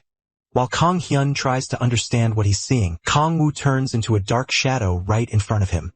Even so, Kong Hyun doesn't feel threatened, especially after his gauntlet regenerates. He rushes at his enemy and smashes the shadow's head apart. Laughing at the transformation, he wonders if the Demon King turned into some pathetic slime. Echidna cries out for her master, but Kong Hyun soon realizes he's in serious trouble. When Kong Wu's head grows right back, then he looks at his hands and sees the black slime wrapping around him. In moments, mouths start forming all over his body. The black slime begins to devour him, and the horrifying sight leaves Echidna shaken. Kong Hyun finds himself drowning inside Kong Wu's myriad demon palace and calls to the summoned demon for help. He begs it to get out of there because he can't let this end so soon. The demon sees Kong Hyun has been cornered and asks permission to take control of his mind. Even knowing he could lose his body, Kong Hyun agrees. Looking through his summoner's eyes, the demon screams the instant he sees the Demon King. He demands to know why Kong Hyun fought a monster like this and says facing Satan would have been better. Kong Hyun can't understand it and asks if Kong Wu is really stronger than one of the 7 archtokes. The demon calls him an idiot and says there aren't 7 archtokes anymore. According to him, Kong Wu, the Demon King, devoured them. Kong Hyun is stunned and can't believe the Demon King is actually on Earth. Even while he's still trying to process it, Kong Wu lands in front of him and keeps devouring his helpless soul. Before long, even Kong Wu starts drowning in his own power. Lost in that dark sea, he can't remember anything. Then he looks back and sees Kong Hyun being eaten away by his predation. Realizing the guy is barely conscious, he tries to leave as fast as he can. But when he gets close to the door, he starts questioning everything. All at once, shadowy hands grab him and drag him back under. He can't even remember who he is and wonders why he keeps struggling. Giving up feels like it would be easier. As he drifts in those thoughts, shadowy hands surround him. Then he hears his name and fights his way out of the deep. When he breaks the surface, he opens his eyes and sees his comrades crying out for him. Kong, who struggles to clear his head, then tells them he's fine and jokes that risking your life to look cool is normal. But Akshavna, his familiar, knows he was about to vanish. He apologizes for almost leaving her alone again. With a heavy sigh, he admits opening that door was too reckless. Those doors forced the 10,000 demon core to explode. He avoided that method even in hell because if he slips up, it can devour him. As he comforts Solaz and Exhade, he swears he won't do it again until he can control it. More than that, he can't die and leave his precious family behind. He promises to protect them no matter what. Afterward, the system tells him the demon from the 8th hell has been defeated. His level is still locked, but his demonic energy rises by 5, and he also gains the authority of sealing. Looking at the message, Kong Hyun sees his demonic energy stat has passed 100. That's the minimum needed to be a world ranker.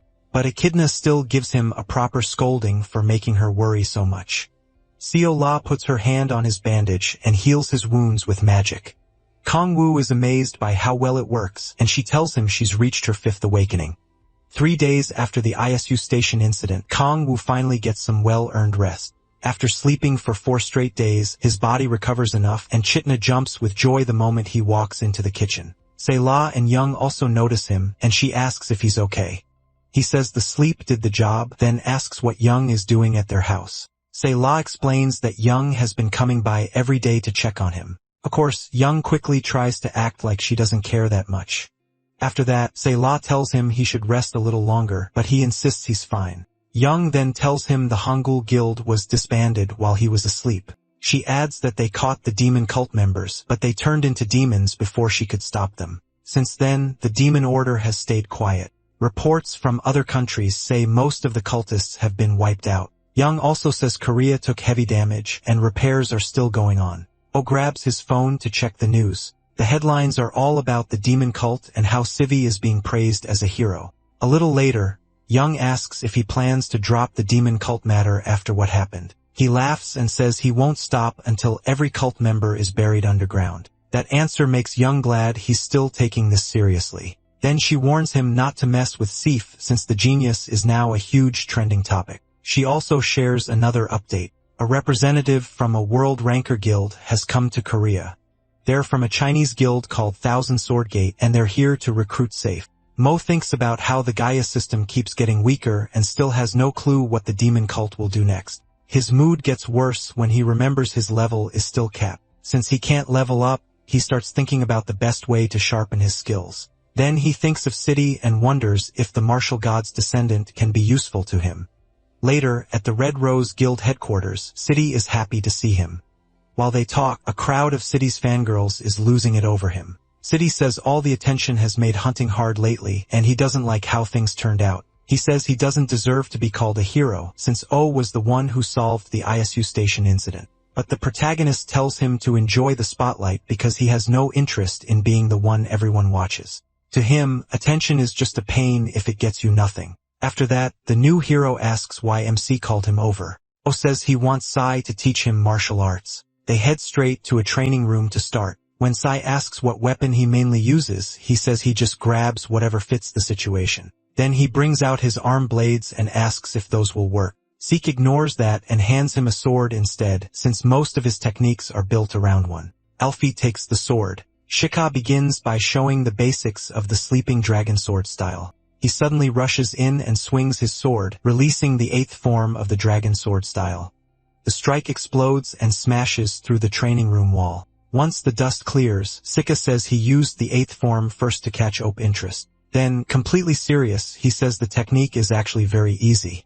After that, he tells the demon to just copy his moves, but the protagonist has no clue how that's supposed to help. Cedes still insists that he'll definitely pull it off. O thinks this guy is crazy, but he tries the technique anyway. Cedes tells him he's putting in too much force and starts fixing his stance. Even so, MC just keeps flailing the sword around. After wearing himself out, he asks if learning this had been easy for C. When Cedes says yes, O realizes how dumb it was to ask a genius for normal advice.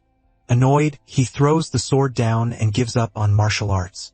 Cedes grabs him and begs him not to quit, but he can't stand how badly this guy is missing the point. Cedes says he isn't good enough, and the protagonist tells him it's actually the opposite. Since the sword style isn't working, the prodigy offers to teach him the psyche style instead, saying it should be easier. Using his all-seeing eyes, O studies Cedes' body and decides to give it a shot. He sits down and meditates, drawing up the demonic energy inside him.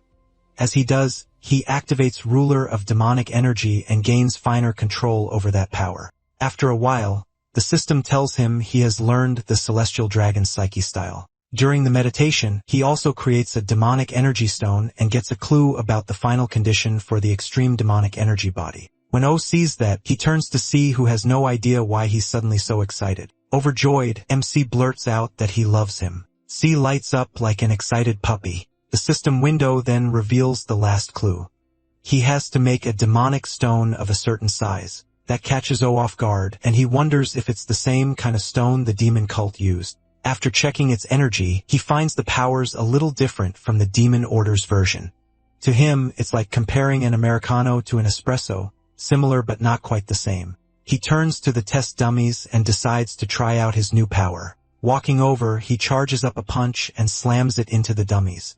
The hit blows their heads clean off. Sidus T is stunned and can't understand how Oizu already using the Psyche style so well.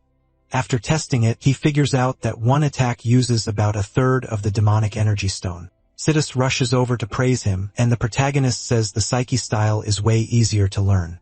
He tells Sidus the technique helped him a lot. The stone is smaller than he hoped, but he's sure it will grow if he keeps training this skill. Then he uses it again while standing, which makes Sidus panic and try to stop him. But O is completely fine, leaving the swordsman confused. He heard using the technique without sitting properly could cause chi overflow. Still, MC has no problem at all, and for him, this is much easier than controlling the 10,000 demon core. That makes him even more eager to make more demon stones. Sidus says this is the best method he knows for now, though there are others he could learn by drawing more power from the martial god. OB says that's enough training for one day and suggests they hit an S-rank gate next time. After that, they leave the training room and head outside. Sidus tries to take the train, but the demon tells him to get in the car. While they drive away, O offers to buy Sidious a car. Sidious politely refuses, saying he already helps with his mother's hospital bills, but he insists since having a car would make things easier for both of them. Hearing that, Sidious gets emotional and stares at the protagonist a little too intensely. Then MC senses a strange power outside. He spots two big men standing near a building. He quickly gets out with Seidu, and the swordsman asks who they are. The man with the scarred eye introduces himself as Nam Gung Jin from Thousand Sword Gate. He says the Sword King wants to see Seidu and orders him to come along. Su is shocked and asks if he means Chain on Mujin. The moment Jiam Jin hears the Sword King's name, he warns Su not to say it so casually. Then he tells the genius to be quiet and follow him. He adds that a plane is already waiting. O immediately stops him and steps in front of the bald brute. He asks Gung Jin where he learned Korean. The big man instantly gets irritated by his attitude, but the protagonist calmly warns him not to talk so casually. Fuming, Gung Jin demands to know who he is. O says he's Seo's brother. The brute assumes he means young, but MC says some bonds are stronger than blood. That hits Seto right in the heart. Then Gung Jin tells him to move, saying he doesn't care about him. The protagonist pushes him further by saying he doesn't care about the Sword King either. A heavy aura pours out of the brute as he warns O to watch his mouth. Then he tells Sudu come quickly if he doesn't want MC getting hurt. That only makes Sudu angry, and he warns Gong Jin not to talk to his brother like that. Seeing both of them refuse to budge, Gong Jin decides to teach them a lesson. But before he can draw his sword, O stops him and warns him not to try it. The protagonist says that if he does, he won't be going back. Still, Gong Jin only gets angrier when he feels himself being pushed around. While as he steps back, the man yanks out his sword in rage. He mocks O as just a player from a small country, but he's about to regret that. The protagonist instantly rushes in and crushes the man's hands. As Gung Jin screams, he realizes even he can shake with fear. MC, meanwhile, makes a note of the Thousand Sword Gate name, then he asks Sia if there's a good place nearby for kimchi stew. He decides to feed Gung Jin a proper meal before sending him back peacefully. So they go to a restaurant where O orders 10 bowls of kimchi stew. After beating some sense into the Chinese players, he tells them to eat and says he's letting them off because he's in a good mood. But Jumjin feels humiliated being treated like a dog by a Korean player. Then the waitress comes out with a steaming pot. She places the meal in front of them, and Jumjin wonders what kind of dish it is. Later, Gong Jun crawls back to the Sword King in miserable shape and reports what happened in Korea. The Sword King glares down at him. He points out that Gong Jun still picked a fight with Zero Sun's group even after being told to act with respect. Gong Jun hurriedly apologizes for failing. Still, he says he never expected Kong Wu to be a real monster. One wrong comment about kimchi stew nearly got him killed. Then a strange girl steps out from behind the throne. Mu Jin bursts into wild laughter and blasts Gong Jun into the wall. Right after that, he throws the brood out of the guild, saying they have no use for someone with no martial manners. The girl is revealed to be Mu Jin's daughter. She asks if he's heading to South Korea, and he says he should go since he was invited. Back in Korea, Kong Wu is hunting with Si-hun and the others. After some time off, Si-hun is excited to start hunting again. Yoon-bi though wants a little more rest, but Shin-na jumps onto Kong-woo, begging for his attention. She tells him not to push himself too hard and says she's ready to help however she can. Kong-woo smiles at her and says they'll move once they find a target. He searches for a monster separated from the pack and spots one standing alone. With a quick signal, he sends Echidna to lure it. He waits instead of rushing in, not wanting to draw the whole group. Using his power, he muffles her footsteps completely. Echidna slips in behind the monster and strikes with her power, cutting into its body. When the ogre's blood hits the ground, the nearby monsters catch the scent. As the ogre charges to attack, Kong-woo signals the party to move. Tae-soo leaps forward and catches the ogre's punch with his shield, while Echidna fishes for praise from her master. At the same time, Seo-la starts buffing Yoon-bae. The small mage begins her chant and fires off a lightning spell. Boosted by Seo-la's support, the hit stuns the ogre in place. Then Si-hun jumps in and finishes it with the fifth form of his dragon sword style. Once it's over, the group is shocked by how hard that fight was.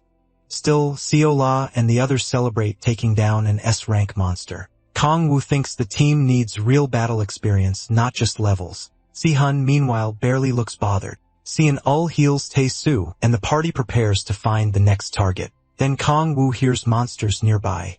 He turns and spots 3 ogres charging at them, drawn by the smell of blood. All 3 at once is too much for the team, so Kong-woo forms his dark spear and decides to handle it himself. But before he moves, a bright beam of light flashes out, pierces the monsters and kills them instantly. Kong-woo spots 3 people in the distance, and one says they've been searching for him. His face hardens the moment he realizes who they are. The 3 turn out to be Mu-jin of the Thousand Sword Gate, his daughter, and a terrified-looking assistant. Mu-jin apologizes for what happened with Jung-jin. Said Hun and Solo for a stun to see the Chinese players, and Mu-jin assumes they don't understand him. So he tells his assistant to translate. But Kong-woo says to keep talking and uses his own power to translate the words. Then he tells the Sword King that anyone can apologize with words alone. Mu-jin apologizes again for his subordinate's rude behavior. To prove he means it, he bows to Kong-woo. His daughter and assistant are stunned to see the Sword King do that. Even Sulla and the others can't believe he went that far. Kong-woo is slightly taken aback when he hears Mu-jin kick Jin out of the guild for what he did. The Sword King promises it will never happen again. Kong-woo's devilish grin shows he noticed that promise. When Mu-jin repeats it, Kong-woo answers with a dark smile. He accepts the apology and decides not to treat a possible ally as an enemy. Mu-jin then explains that he came because of Si-hwan's fight at ISU Station. Kong-woo asks why he's so interested in Si-hwan. Mu-jin answers that he wants to know how Saekwon learned the martial god's sword art. Echidna tugs on Kong-woo's clothes and asks what a martial god is. Kong-woo is surprised she can follow the Chinese. She explains that she's using magic to understand it, just like she does with Korean. She also says the spell can work on other people too, so Si-hwan asks her to use it on everyone. After that, Mu-jin can understand Si-hwan and the others. Ishigno explains that her magic removes the language barrier. Mu-jin jokes that his translator is completely useless now since everyone can understand each other. He asks the question again. Se-hwan is shaken by the mention of the martial god, and Kong-woo also wonders how Mu-jin recognized it. Mu-jin reveals that he is a descendant of the martial god, Chun Tae-hwang. Hearing that, Kong-woo wonders if Tae-hwang once lived on Earth. He also learns that Mu-jin knew martial arts even before becoming a player. To Kong-woo, that's similar to how the demon cult existed before players appeared. Then he asks what Mu-jin plans to do after Si-hwan explains how he learned the technique. He suspects the Sword King might try to kill Si-hwan to protect the art. Mu-jin laughs that off and says Kong-woo has read too many martial arts stories. Kong-woo, of course, thinks the guy looks exactly like someone from one of those stories. Mu-jin steps forward and offers a deal. Many martial arts have been lost over the generations. If Dragon Sword Si-hwan helps restore the Cloud Dragon Sword style, Mu-jin will personally teach him martial arts. Kong-woo turns to Si-hwan and asks what he thinks. Si-hwan wants to get stronger, so another disaster like Isu Station never happens again. Kong-woo reads the look on his face and tells him to go talk with the Sword King. He already knows Si-hwan wants more strength and wants to meet his expectations. The two end up staring at each other like long-lost lovers, which makes Si-won look ready to set the whole place on fire. After that, Mu-jin heads home with his daughter. He's pleased the deal worked out. Si-hwan agreed, and Kang-woo said the training and restoration of the style would happen in South Korea. Since he'll be staying there for a while, Mu-jin asks his daughter So-yeon if she's okay with it. She says yes, she already wanted to visit the country. He immediately loses his composure when she says a man there caught her eye. So-yeon used to say she had no interest in anyone weaker than her father, but now some guy has her licking her lips. Mu-jin assumes she means Sikyuwon and says he's a good man. With the martial god's soul inside Dragon Sword, Mu-jin is amazed at how perfectly Sikwon uses the Cloud Dragon sword style. He even thinks Sikwon may be something called the Sacrum. So he offers to arrange a date between Sikwon and Sikwon, but the man she means is Kang-woo.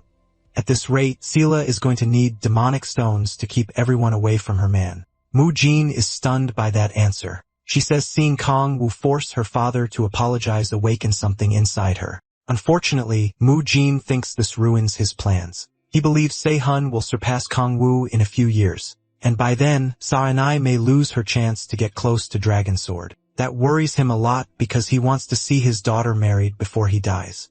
He tries steering her towards Se-hun, but she cuts him off, reminding him she doesn't like men weaker than him. In the end, he gives in and decides to see how strong Kang-woo really is. The next day, at the Red Rose Guild, Kang-woo and Se-hyun have their training interrupted. Mu-jin and Soo-yeon walk in, and the old man says he wants to spar with the Demon King. When Kang-woo asks why, Mu-jin says he wants to test his skills. In exchange, he offers Kang-woo a favor from the Thousand Sword Gate. Kang-woo sees it as the perfect chance to try out his new demonic energy stones, so he accepts. He asks to start right away. The fight explodes into action at once. Kang-woo attacks with his Leviathan spear, but Mu-jin blocks it with his sword. Then the Sword King notices his blade starting to freeze, so he shoves Kang-woo back before it gets worse. As Kang-woo is thrown backward, Mu-jin instantly closes the distance. Kang-woo is caught off guard by that speed, but he still dodges the thrust. When Mu-jin swings again, Kang-woo grins and summons another spear between them. Mu-jin barely slips away before the spear can skewer him. The impact blasts the floor apart, sending chunks of stone across the room. Kang-woo says that almost got dangerous, but the demonic energy stone is working great. Holding the Biden, he notices he can use his authorities much faster now. Kang-woo tightens his grip on the spear and braces himself before throwing it like a javelin. He also realizes his body adjusts better now even without body-strengthening powers. Then he fires the spear straight at Mu-jin, but Mu-jin calmly lifts his sword and uses a blue dragon move. The technique stops the spear in mid-air and crushes it apart. But Kang-woo snaps his fingers, making the broken pieces of the spear blow up around Mu-jin. That shows just how much his destructive power has grown. Sia and Sela panic and shout for the Sword King after the explosion. Mu-jin immediately tells them to stay back, then lets out an even heavier aura. Kang-woo feels the old man's killing intent, and it sends a chill through him. Now he finally sees what a true world ranker can do, while Mu-jin says he's done holding back. That only fires Kang-woo up more. He pulls out his blades and ignites hellfire, then he adds the authority of slaughter, creating a massive sword called Gram. The air trembles as both of them power up, and Mu-jin asks who Kang-woo really is. Kang-woo says whatever he's heard is probably true, so he should stop talking and come at him. Right when they're about to clash again, Kang-woo's phone rings. He stops when he sees it's Young-ju calling. The second he answers, Young-ju starts yelling, asking why he didn't wait at the guild entrance and why he's still inside. Still annoyed, she says Captain J just got back from Japan and needs him to take her to the Hwai Squad's base. She even threatens to take his car, so Kang-woo has no choice but to agree. Seeing the bad timing, Mu-jin tells him to go. They can settle this fight another time. As Kang-woo heads out, the Sword King is clearly upset. They can't finish. Still, Sorrel and Si can't stop thinking about how strong Kang-woo is. Mu-jin decides to delay his plans until he learns who Kang-woo really is. The pressure he felt from the Demon King was like a dark sea ready to swallow everything. Later at the Wei Squad headquarters, Kang-woo breaks into a cold sweat when he hears the word succubus. In the meeting room with Young-ju and Wei, Captain J explains that Japan's demon order is trying to summon one. He then confirms the demon's name, Lilith. Hearing that, Kang-woo is dragged back to some very bad memories of that monster. A little earlier before the meeting, Jay introduced himself as the first squad captain of Wei. After greeting each other, they sat down and began the meeting. As Kong Wu takes his seat, he looks over at Jay, who's said to be on the same level as Kong Yoon. At the same time, Jay apologizes for not being there during the South Korea incident. Youngju says Kong Wu handled it and Jay thanks him for that. Then the captain says he has news. And once he mentions the demon cult, Youngju gets a bad chill. Jay starts explaining the cult's plan in Japan, and Youngju says she heard the demon cult there is much bigger. Jay tells Wei that the Japanese government asked for help because things have gotten serious. Youngju wonders why they need outside help when they already have someone like Fujimoto Ryoma. But aside from Ryoma, Japan doesn't have many top players. She's still worn out from the Isun Station incident, and now the cult is summoning another demon. Kong Wu, though, gets interested and asks what demon they're trying to call. Since his demonic energy hasn't gone up in a while, he sees this as the perfect chance to hunt a demon and eat it. Of course, that excitement vanishes the moment he hears it's Lilith. Kong Wu instantly loses his composure and startles Youngju. He swears he'll stop the summoning no matter what. The last thing he wants is that crazy ghost-like demon back on his back. In hell, Lilith was one of his closest aides, alongside Balrog. While Balrog stood for raw power, Lilith ran the Demon King's army with her sharp mind. She was also his official wife. After his faction was crushed fighting an archduke, Lilith helped him survive the mess, and he ended up marrying her. After that, she kept chasing him every night for tentacle fun, and he had to run from her non-stop. Kong Wu swears he's never going through that again. So he tells everyone they must stop the summoning at all costs, leaving Youngju confused by how weird he's acting. Then the Demon King asks Jay to explain Japan's situation in detail. Jay warns them to keep this secret, then reveals that a girl named Kurosaki Yuri was kidnapped by the demon cult. The girls are stunned and immediately ask if that's really true. Kong Wu, meanwhile, quietly asks Youngju who Kurosaki Yuri is. She explains that 5 years ago, on the day of the cataclysm, an SS rank gate opened at Sapporo Station. Monsters poured out and killed countless people, nearly bringing Japan down. Then Kurosaki Yuri, the Maiden of the Skies and granddaughter of the Japanese emperor, appeared to help. She boosted Japan's players enough for them to push the monsters back to Hokkaido. Hokkaido is still cut off, but that feat made her Japan's symbol of hope. Youngju adds that Kurosaki Yuri has a special power. She can let Japanese gods descend into her body, and that's how Ryoma Su's no eyes were made. Kong Wu figures the cult must have a very important reason for taking someone like her. He remembers that the 7 archdukes are tied to the 7 deadly sins. If he's right, then Yuri's power may be about bringing in a being from another dimension. That would mean the demon cult wants Lilith for her illusion and control abilities. Jay then says they can only send 7 people since Japan wants the kidnapping kept secret. With Hyun Mo included, they already have 5, so only 2 more can join. Jay also says a plane is waiting at the airport to take them, but Kong Wu suggests using Echidna instead. Jay has no idea who that is. Later, Echidna tears through the clouds at incredible speed. A purple barrier covers her back, and Kong Wu's group rides safely inside it. Youngju taps the barrier and asks when he made something like this. Kong Wu says he came up with it so everyone could ride together. Meanwhile, Hyemo looks sick from the flight and struggles not to throw up. If Kai-no warns that if he vomits on her back, she's tossing him off. Seol-ah, who came with them, gets Kong Wu's attention and asks if it's really okay for her to come instead of Si or Su. He says she'll be more useful than either of them, and she starts blushing hard. His plan is to use her buffs to raise his demonic energy trait. After a while, Echidna tells her master they've arrived. Sula goes pale with fear when she sees what happened to Sapporo Station. The whole area has been wrecked, and all sorts of demonic monsters are wandering through it. At the center stands the SS rank gate that still hasn't been cleared. Kong Wu scans the area and senses demonic energy spread all over the station. He asks Jay if the summoning is happening there, and Jay says that's what the Japanese government believes. Since time is short, Kong Wu decides they should meet up with the Japanese team below.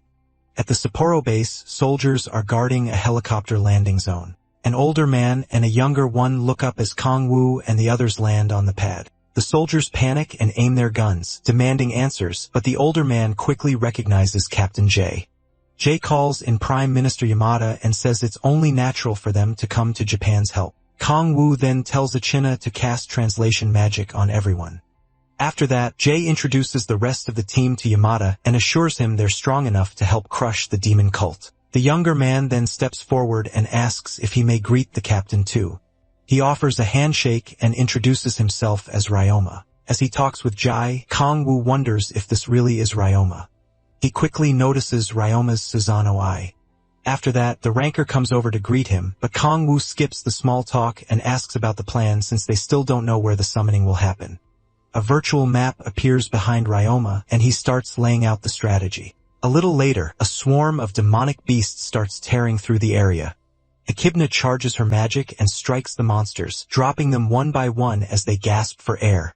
Kong-woo and Sela stand off to the side watching the others fight. Among the beasts, he spots a demon golem from the second hell and a Kerberos from the third. As the battle goes on, he wonders how the cult is controlling them. Young-ju then calls out, asking why he's making everyone else do the hard work. At his request, Sulla uses her buff magic on him, and his stats jump hard. Kong-woo was right. The buff worked really well. He quickly mixed 2 authorities to try it out, then he fired a massive blast of flames at the monsters, almost roasting his own teammates too.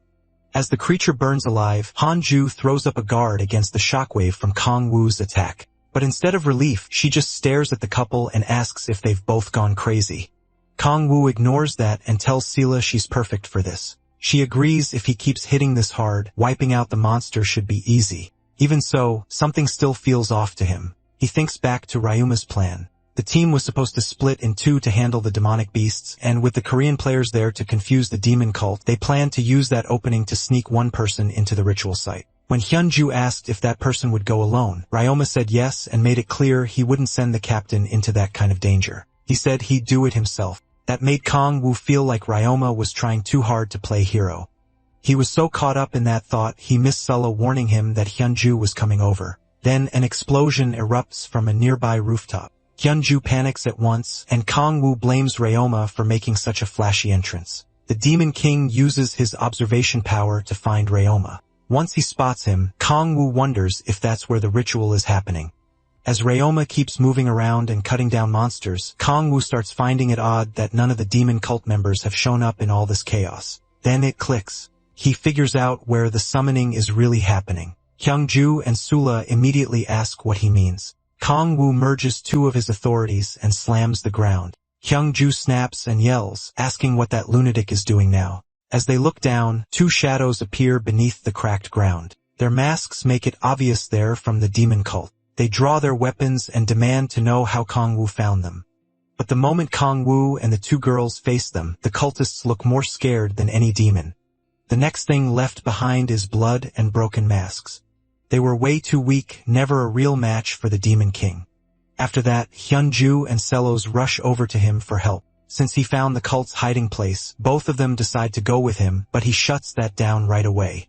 He says they need to stay up top and keep the monsters busy. Echidna appears then and reminds him he can't let the same thing happen again. She makes him promise, and Kong-woo gives her his word. He's sure this time he won't need the power of 10,000 demon cores. Then he spreads his wings and speeds toward the ritual site. Some cult members spot him coming and jump in front of him to block the way. Kong-woo brings out his arm blades and cuts through them in an instant. He notices these cultists are much weaker than the ones in Korea. Seeing how desperately they're trying to stop him, he starts wondering why.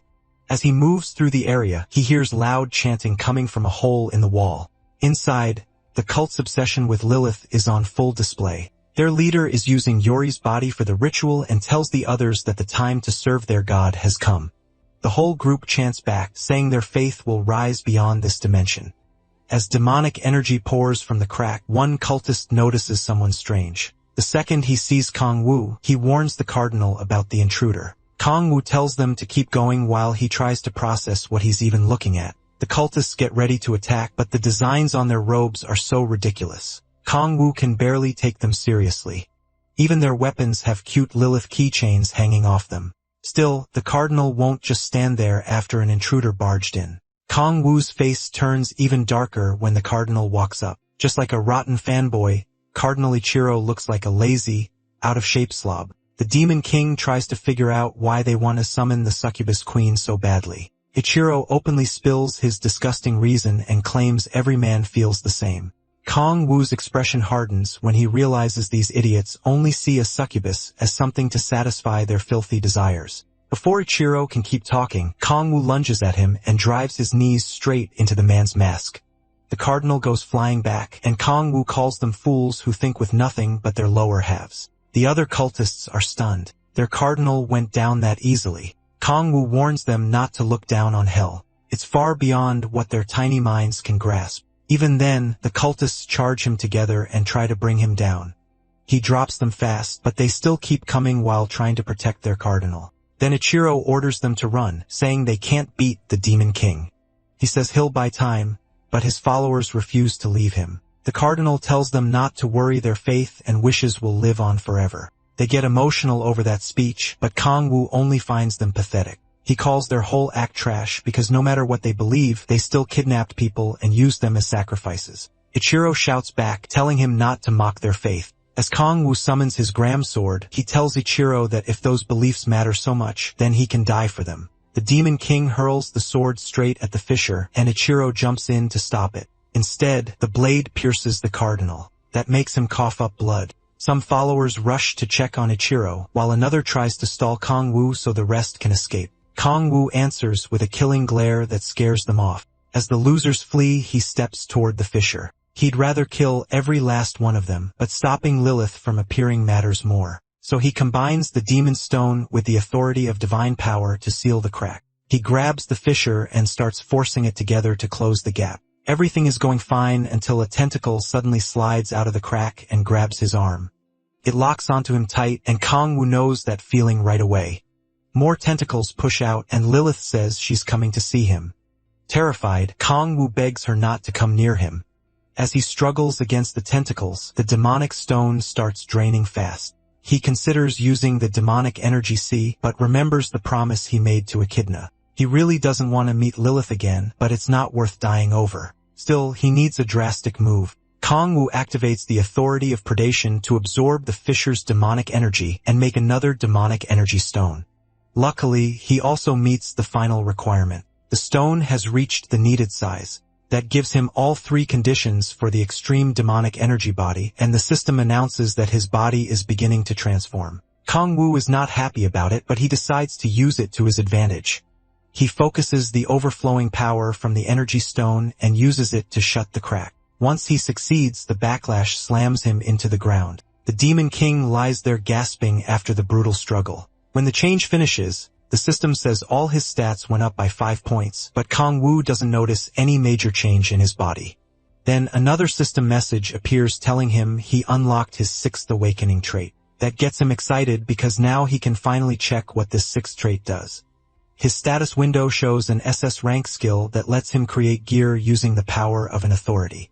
But to make myth rank equipment, he needs material of the same rank. Right now, though, the best thing he has is only legendary rank. Then he looks back at Kurosaki Yuraiti and starts thinking about a myth rank item. Walking to the table, he wonders if her possession ability could make one. He remembers she created Ryoma Sasano's eyes. So for now, he decides to save her and think about the rest later. Suddenly, the ceiling explodes and Ryoma drops down through it. He asks Kong Wu what happened and why he's there since that area wasn't assigned to the Korean team.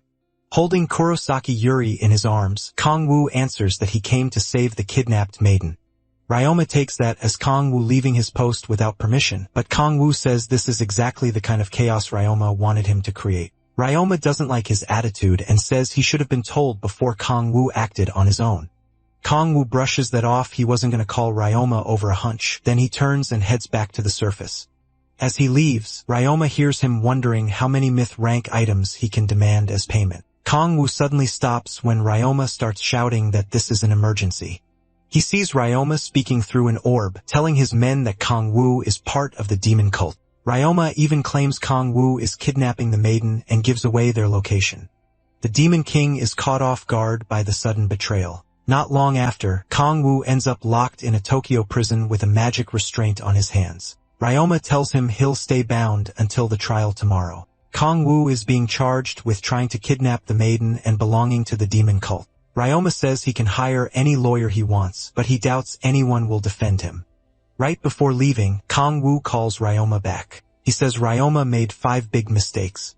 Ryoma just gets annoyed. He thinks Kong Woo is bluffing and says he's only talking trash because he's cornered. Then Ryoma walks out, eager to see how long Kong Woo can keep the lie going in court. Left alone, Kong Woo knows he needs a plan fast. Before he was taken away, Sula and Young were stunned to hear him called a demon cultist. His teammates argued that it was impossible, but Ryoma claimed Kong Woo tried to kidnap Kurosaki Yuri. Even Yamada backed up the lie, but Kong Woo stayed calm. Furious, Young tried to attack them for saying such garbage. Kong Woo stops her and says he'll be back soon. He also reassures Sola that when he says things will work out, they usually do. Even so, Sola and Echidna are deeply worried and can only hope he's right. Kong Woo promises Sola he'll return, then asks her to watch over Echidna until he does. Back in his cell, he sends his soul out of his body. His spirit slips free, then forms a full body outside the prison. Since magic and demonic energy are different, the restraints can't stop him. Above the city, he decides to move fast and make Ryoma pay. The next day, Korean players and Japanese citizens gather in a Tokyo courtroom for Kong Woo's trial. Ryoma sits there looking irritated, not expecting it to start this late. Still, he pictures himself coming out as a hero and marrying the maiden. For a world ranker, he's weirdly pathetic. He glances across the room and sees Kong Woo's teammates glaring like they want to tear him apart. He figures they still can't do anything. Then he checks on the judge, pleased because he paid the man well to handle the case. The judge, Wakabe Nobuhito, is shaking like he's seen a ghost. Soon, the first prosecutor is called to testify against Kong Woo. The moment he starts lying about the mission, Yong snaps and scares half the courtroom. Jae quickly pulls her out before she goes too far. At the same time, the judge asks Kong Woo if he wants to defend himself. Smiling brightly, Kong Woo simply says he is not part of the demon cult. Ryuma can barely hold back his laughter. As more witnesses are called, Ryuma smirks, sure he's already won. After what happened underground, he's certain they'll all support his story. The first witness is Prime Minister Yamada, but he's trembling like his life depends on this. Ryoma brushes it off, thinking both Yamada and the judge are just acting weak because they're old. Then Yamada says he's been hiding the truth and everything flips. He tells the court that Ryoma has been threatening him. The whole room explodes into chaos. Hearing that, Ryoma slams the table and demands to know what Yamada thinks he's saying. Yamada answers by calling Ryoma a demon cultist. The courtroom goes wild with questions, but Yamada keeps going. He says he stayed quiet because Ryoma threatened to sacrifice his family to demons. He also reveals that Kong Woo was the one who actually saved the maiden. Ryoma cuts in at once shouting that Yamada has no proof, but then he hears there is evidence. Yamada holds up a demonic energy stone and explains what it is. He says it was found in Ryoma's home, and only the demon cult can make or use something like that. Ryoma immediately demands proof that it really came from his house, trying to talk his way out of it. Then Siola suddenly enters the courtroom and says she's been investigating Ryoma's ties to the demon cult. She explains that she searched his home at the Prime Minister's request. A man behind her opens a case packed with demonic stones and daggers. Sula tells the court this was all taken from Ryoma's residence. She even swears on the name of the Thousand Sword Gate that Ryoma belongs to the cult. Things are turning bad for the world ranker, but Ryoma suddenly bursts out laughing. Looking completely unhinged, he asks what any of these claims are supposed to prove. Then he starts shouting that this is all a Thousand Sword Gate plot to take over Japan, trying to stall for time. At that moment, a girl beside Sola pulls back her cloak and reveals herself as Kurosaki Yuri. The reporters are stunned by the maiden's sudden appearance. Kurosaki Yuri steps forward to speak. She says she can't remember everything from that day, but she knows the one who saved her was Kong Woo. Then she apologizes for being kidnapped and worrying everyone, though the crowd tells her it wasn't her fault. Sola turns to the judge and asks him to have Ryoma arrested. As the order is given, Ryoma starts laughing again, slower this time, like he's losing it. His face twists with madness, fear, and confusion. He looks toward Kong Woo's side and realizes someone arranged all of this in just one day. Kong Woo answers with a dark, devilish smile. Ryoma slowly rises from his seat and suddenly bolts out of the courtroom. Kong Woo's teammates instantly try to figure out how to stop him before he gets away. Young turns to Kong Woo and says they should go after him, but then she notices his broken handcuffs. Kong Woo's already gone. Meanwhile, Ryoma races through the night sky over the city and his ruined plans while thinking about how to escape Japan. Then a bright flame appears beside his face and blasts him out of the sky. Kong-woo watches as he crashes down in flames. When the fire dies, Ryoma looks up, shocked that someone dared attack him. Then he sees Kong-woo standing there with fire in his hand. Kong-woo asks if he finally understands those 5 mistakes. Burning with rage, Ryoma admits his plan may have been rushed, but says there weren't 5 mistakes. Kong-woo starts with the first one, trying to imprison him. Magic restraints don't work on the Demon King. As the fire in his hand fades, he adds that he can make demonic energy stones himself. The third mistake, he says, was using ordinary people as witnesses and judges.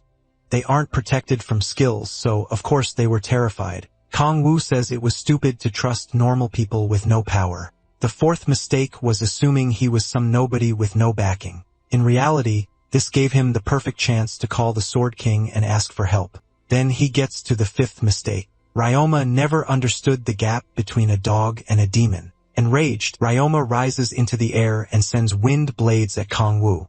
He swears he'll tear the Demon King apart. Kong-woo doesn't even flinch at Ryoma's little tornado tricks. The attack lands with a huge blast over the city. Ryoma thinks he's won and says he should have done that from the start, but his face suddenly changes when he sees Kong-woo standing there without a scratch. Kong-woo blocked it with his defense skill and says he's disappointed in Ryoma. Confused, Ryoma asks what he means, and Kong-woo tells him he's the type who acts nice in public while controlling people from the shadows.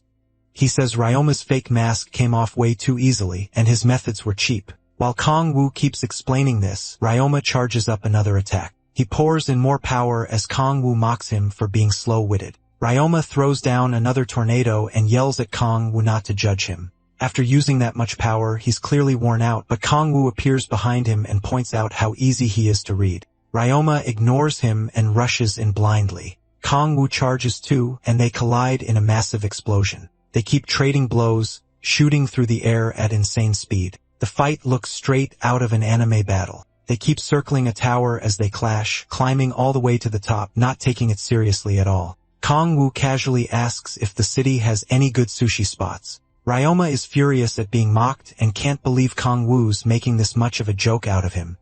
He summons a storm of tornadoes and sends every one of them at Kong-woo, swearing he'll give him the most painful death possible. Kong-woo dodges them all with ease and laughs. He even admits Ryoma is stronger than the enemies he's fought so far. Still weaving through the wind attacks, he jokes that he'll take Ryoma out for sushi after this. Then Kong-woo slips behind him, ready to strike, but Ryoma activates Susanu's eyes.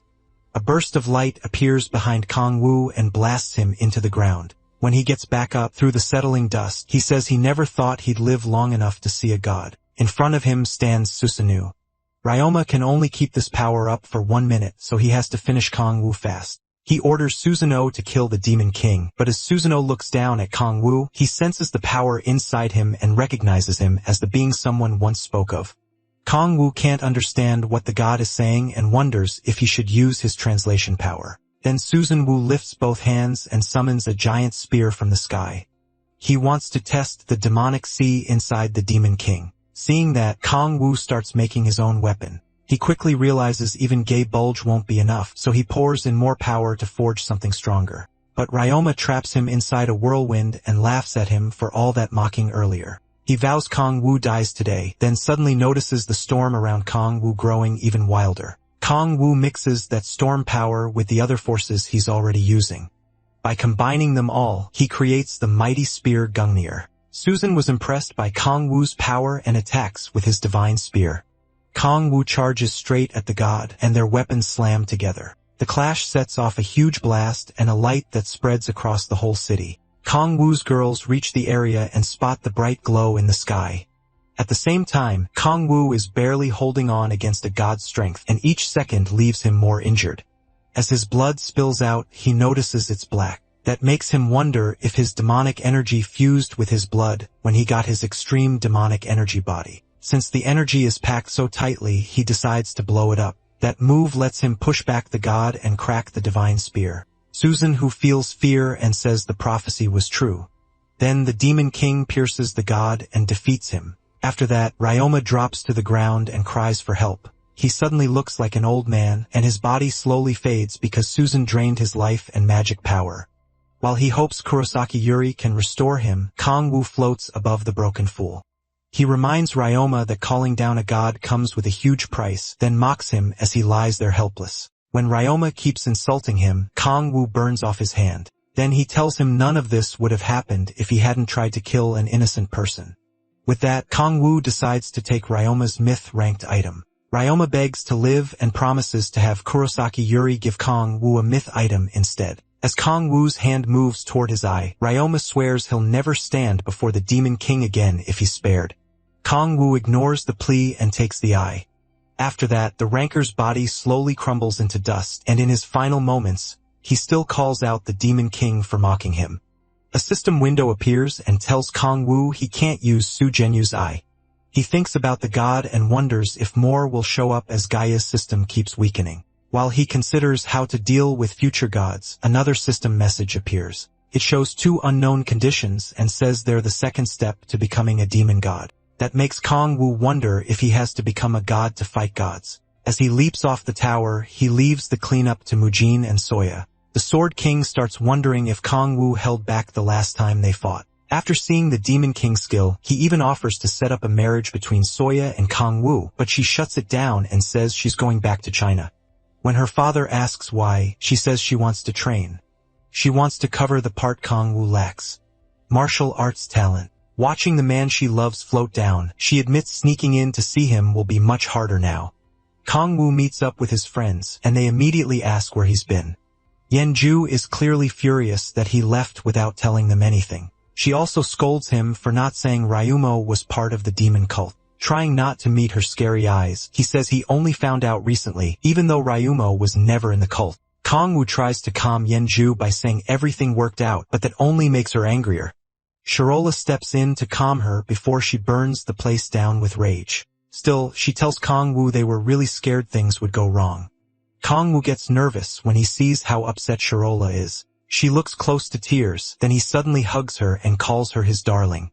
Her whole face turns red. He tells her he wants to go back and eat his favorite food. As the two slip into a sweet little moment, Yenju is ready to snap and poor Echidna gets squished between them. While Kong Wu holds his girl close, a thought crosses his mind. He can't figure out why Kurosaki Yuri helped him when he never used his power on her. It also makes no sense that she said she regained consciousness. He would have noticed that. His thoughts get cut off when Yenju pinches his cheeks. She tells him to come with her because she knows a good sushi place. While Kong Wu struggles through the pain, she drags him along and tells the others to follow. Meanwhile, Kurosaki Yuri watches from a distance until her assistant arrives to escort her home. As she leaves, she says she'll keep watching Kong Wu from afar and visit him herself soon. As she walks away, her shadow takes the shape of a certain demon, obsessed with Kong Wu. A week later, Kong Wu returns home with his family and friends. He and Achin are excited, but Yeonju is desperate to finally rest after everything that happened in Japan. Giala tells her to get home safe, though Yeonju can barely walk straight. Both she and Kong Wu are worried about the Red Rose Guild master. Kong Wu feels bad for her after all they went through in Japan.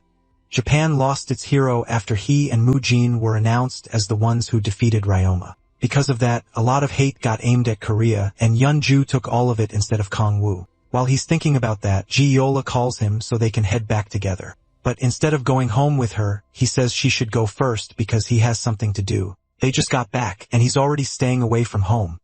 When Echina asks to come too, he lets her and says they're heading somewhere quiet. When she asks why, he says it's nothing major. Then he pulls out Susanu's eye and says he's going to make a piece of equipment. After that, they fly to a wide grassy field and land. They check around for a while to make sure no monsters are nearby.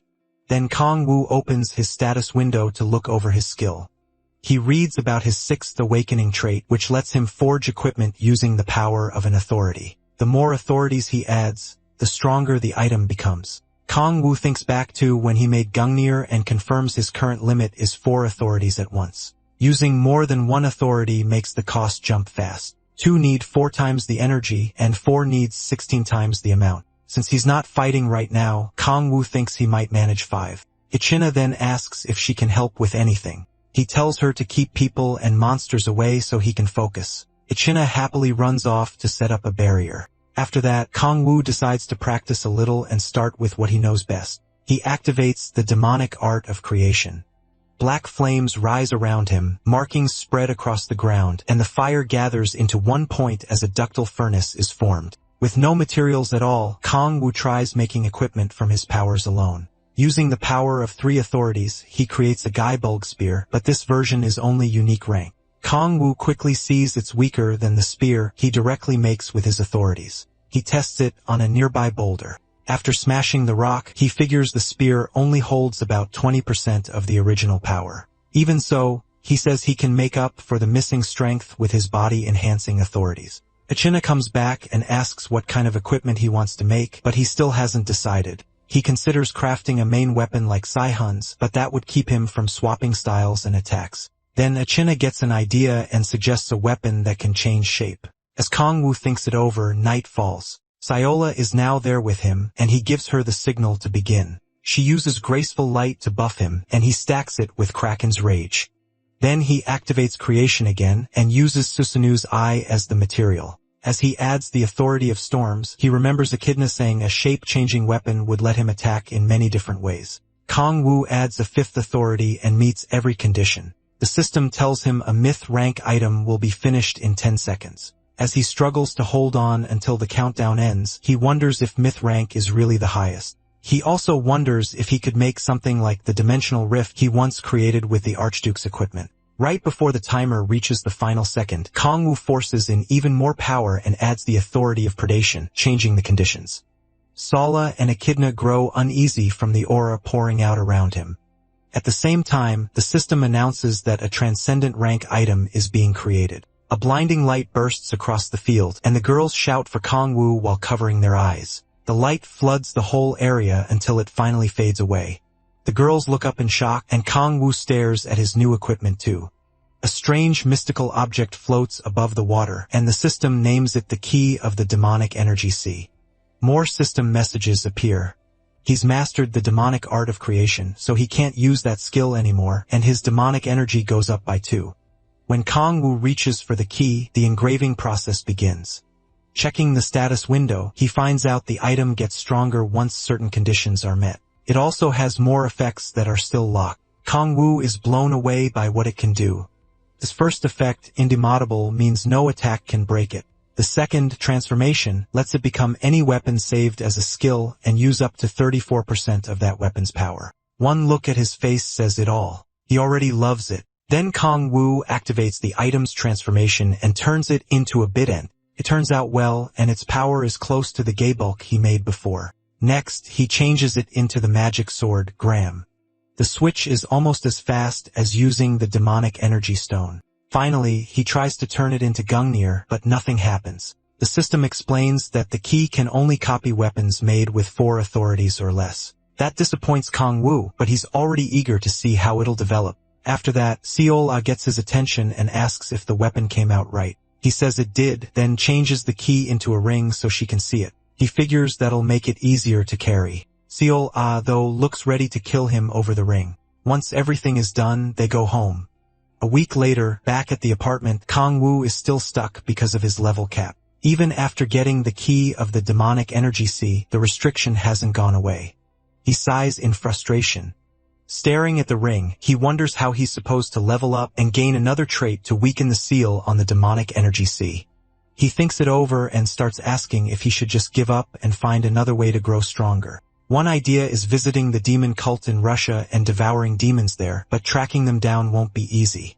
Then his stomach growls, reminding him he hasn't been eating right. He goes to make his favorite kimchi stew, but suddenly spots Lilith's tentacles in the pot. Kang Wu nearly jumps out of his skin at that, only to realize it's his imagination. The stew really does have octopus tentacles, though.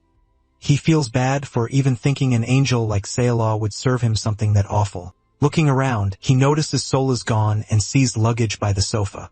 Echidna says she left to hunt an rank gate with her party. She adds that the octopus and the luggage were brought over by Young the night before. The night before, Sola and Akita met Young at the door. The guildmaster said Kurosaki Yuri had sent supplies along with $30 million. According to Yuri, it was an apology for what happened in Japan, and she wanted to help Kang Wu however she could. Young is surprised the maiden likes him, but Sola's reaction shocks her even more. Even Echidna is stunned by the scary look on Sola's face. Kong Wu, meanwhile, thinks that much money is way too much for simply saving the maiden. Even so, the octopus is still bothering him and making his skin crawl. Then a news report catches his eye. World ranker Alec Osborne, the Sword of Justice, is visiting South Korea. The report says Osborne is here to meet Kim Si-hoon after seeing what he did during the ISU station incident. Kong Wu checks his phone for more details. Alec Osborne is a famous hero known for protecting the weak. 2 months after the ISU station incident, he revealed that he'd also been fighting the demon cult. A month ago, demon cult activity was found in Europe and he stopped it. Somehow, not a single person died. Kong Wu figures this is exactly the kind of guy Kim Si-hoon would admire. Then his mind starts taking that thought in a very weird direction. After that, he puts on his jacket, asks Ikook Na where Sola is, and says he's gonna hunt with Golden Sun. Ikook Na happily asks to come too. Later at a cafe, Tae-sung waves Kong Wu over to the table. Kong Wu says they could have kept hunting, but Tae-sung replies that once they heard he was coming, they had to stop. They start talking about Alec Osborne, and Tae-sung says they heard about him from players who recognize Kim Si-hoon. Meanwhile, Kong Wu glances at Kim Si-hoon and wonders why he looks so excited. Kim Si-hoon admits he's thrilled because he never thought the Sword of Justice would come all the way to Korea just to meet him. Acting like a total fanboy, he gushes about how cool Alec Osborne is. Kong Wu tries not to care that his subordinate is praising someone else and asks how Kim Si-hoon's leveling is going. He's shocked to hear the swordsman has already reached level 60. Sola explains that Kim Si-hoon never had the same level restriction the others did. Hearing that, Kong Wu feels pathetic. His underling is flying through levels while he's still blocked. Kim Si-hoon then asks if he should go to the airport to meet Alec. Kong Wu says there's no need, and right then someone enters the cafe. Kim Si-hoon instantly recognizes him as the Sword of Justice. While Kim Si-hoon rushes over to greet the world ranker, Kong Wu turns back and sizes up Alex's aura and the way he carries himself. The moment Alex speaks, the Demon King can tell he's stronger than Ryoma. Kim Si-hoon greets Alec with humble but obvious excitement. At the same time, Kong Ho feels a little bitter, because Kim Si-hoon was never this happy when they first met. Alec finally notices the Demon King, who asks why he came all the way to Korea. Kim Si-hoon quickly steps in and introduces Kong Wu as his brother. Alec notices the women too, but only Seol really acknowledges him. When he asks to be introduced, Kong Wu cuts in and asks why he came to see Kim Si-hoon. Alec pulls his attention back and says Kong Wu has every right to be cautious since he hasn't explained himself yet. Then he turns to Kim Si-hoon and asks if he knows about beings called guardians. That word instantly grabs both Kong Wu and Kim Si-hoon. Kong Wu remembers Kim Si-hoon saying the Gaia system chose him as a guardian. Alec then reveals that he's one too, meaning Kim Si-hoon isn't the only one. Kong Wu asks if Alec came to recruit Kim Si-hoon to save the world with the other guardians. Alec admits that's exactly why he's here. He wants Kim Si-hoon to join an organization called Guardians. They may not be well known, he says, but they are humanity's best hope. He promises Kim Si-hoon that if he joins them, he won't have to feel that same despair again. He means what happened at ISU Station. Since those demonic monsters used to be human, Kim Si-hoon felt helpless and crushed while fighting them. Alec believes that if they become stronger, they can save everyone. He says they'll reach a point where they can subdue people without harming them. When Kim Si-hoon asks how that's possible, Alec explains that guardians can boost the power of other guardians. At that point, Kong Wu finally understands how Alec stopped the demon cult in Europe without killing anyone. He watches Kim Si-hoon closely to see how he'll answer this desperate offer. Kim Si-hoon is nervous and struggles to respond. As he looks at Alec and prepares to answer, the scene shifts to Alec walking alone. He reveals that Kim Si-hoon turned him down, but he still plans to win him over. Not far away, Kong Wu watches him in secret and can't believe how stubborn he is. Before Alec got rejected, Kim Si-hoon had actually been ready to accept, but Kong Wu stopped him with his power. The Demon King interfered with his spirit, making Kim Si-hoon suspect Alec might be lying. Because of that, Kim Si-hoon couldn't give a clear answer. Alec told him to take his time since he'd be in Korea a while longer. As Alec walks off, Kong Wu swears he won't let Kim Si-hoon end up as delusional as this ranker. He decides to keep them apart. Suddenly, Alec calls out to someone hiding in the shadows, and Kong Wu thinks he's been discovered. But instead, a cult member jumps down from a rooftop and attacks Alec. The cultist's nails stretch into long claws while Alec draws his sword. As they collide, Alec asks if the cult followed him all the way from Europe. He tells the man to surrender, but the cultist only wants to tear him to pieces. The fight turns fierce, and neither side backs down. Kong Wu stays hidden nearby, careful not to reveal himself. Even with the cult member's efforts, the battle ends fast because he's nowhere near a guardian's level. The follower asks Alec to kill him, but Alec refuses. That mercy annoys Kong Wu, who can't believe this guy is still saying such naive nonsense. Even so, Alec tells the cultist to repent and start over. Realizing he's dealing with a soft-hearted fool, the cult member throws a smoke grenade and makes a run for it. Alec moves to stop him, but sees the cultist rushing straight toward a random passerby. The man slams into the girl and sends her into a wall. After a quick look around, he escapes, leaving Alec behind with the injured girl. Alec runs to her, but his hands start trembling when he realizes she's dead. He breaks down asking why this had to happen. If he just killed the cultist, none of it would have happened. Then he hears someone ask what he's doing. Alec turns and sees Kong Wu glaring at him.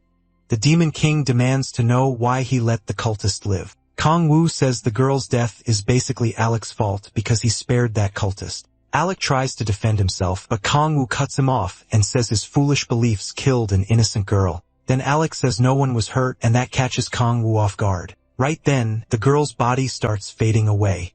Soon, only her clothes are left in Alec's arms. At that moment, Kong Wu realizes Alec is completely out of his mind. Even so, the Guardian keeps acting like nothing happened. Kong Wu calls out to him, then fixes him with a cold stare and asks if he's finally gonna stop chasing Si-hun. Alec flatly says no. He has no intention of giving up on the swordsman. He insists Si-hun is meant for something greater, and Kong Wu just laughs. Alec excitedly goes on, saying San-hun was born to protect many people. With that, he turns to leave. Before going, he tells Kong Wu to help persuade Sun-hun to join the Guardians. But Kong Wu knows it's nonsense. Alec just wants Sun-hun to end up as twisted as he is. He also knows he can't keep stopping his subordinate forever, not when Sun-hun admires the Sword of Justice so much. Then an idea hits Kong Wu. He remembers Alec saying Sun-hun needs to grow stronger and starts cooking up a dark plan. Later that night, Alec sits alone in his room deep in thought. Kong Wu's words keep bothering him, and he starts feeling uneasy.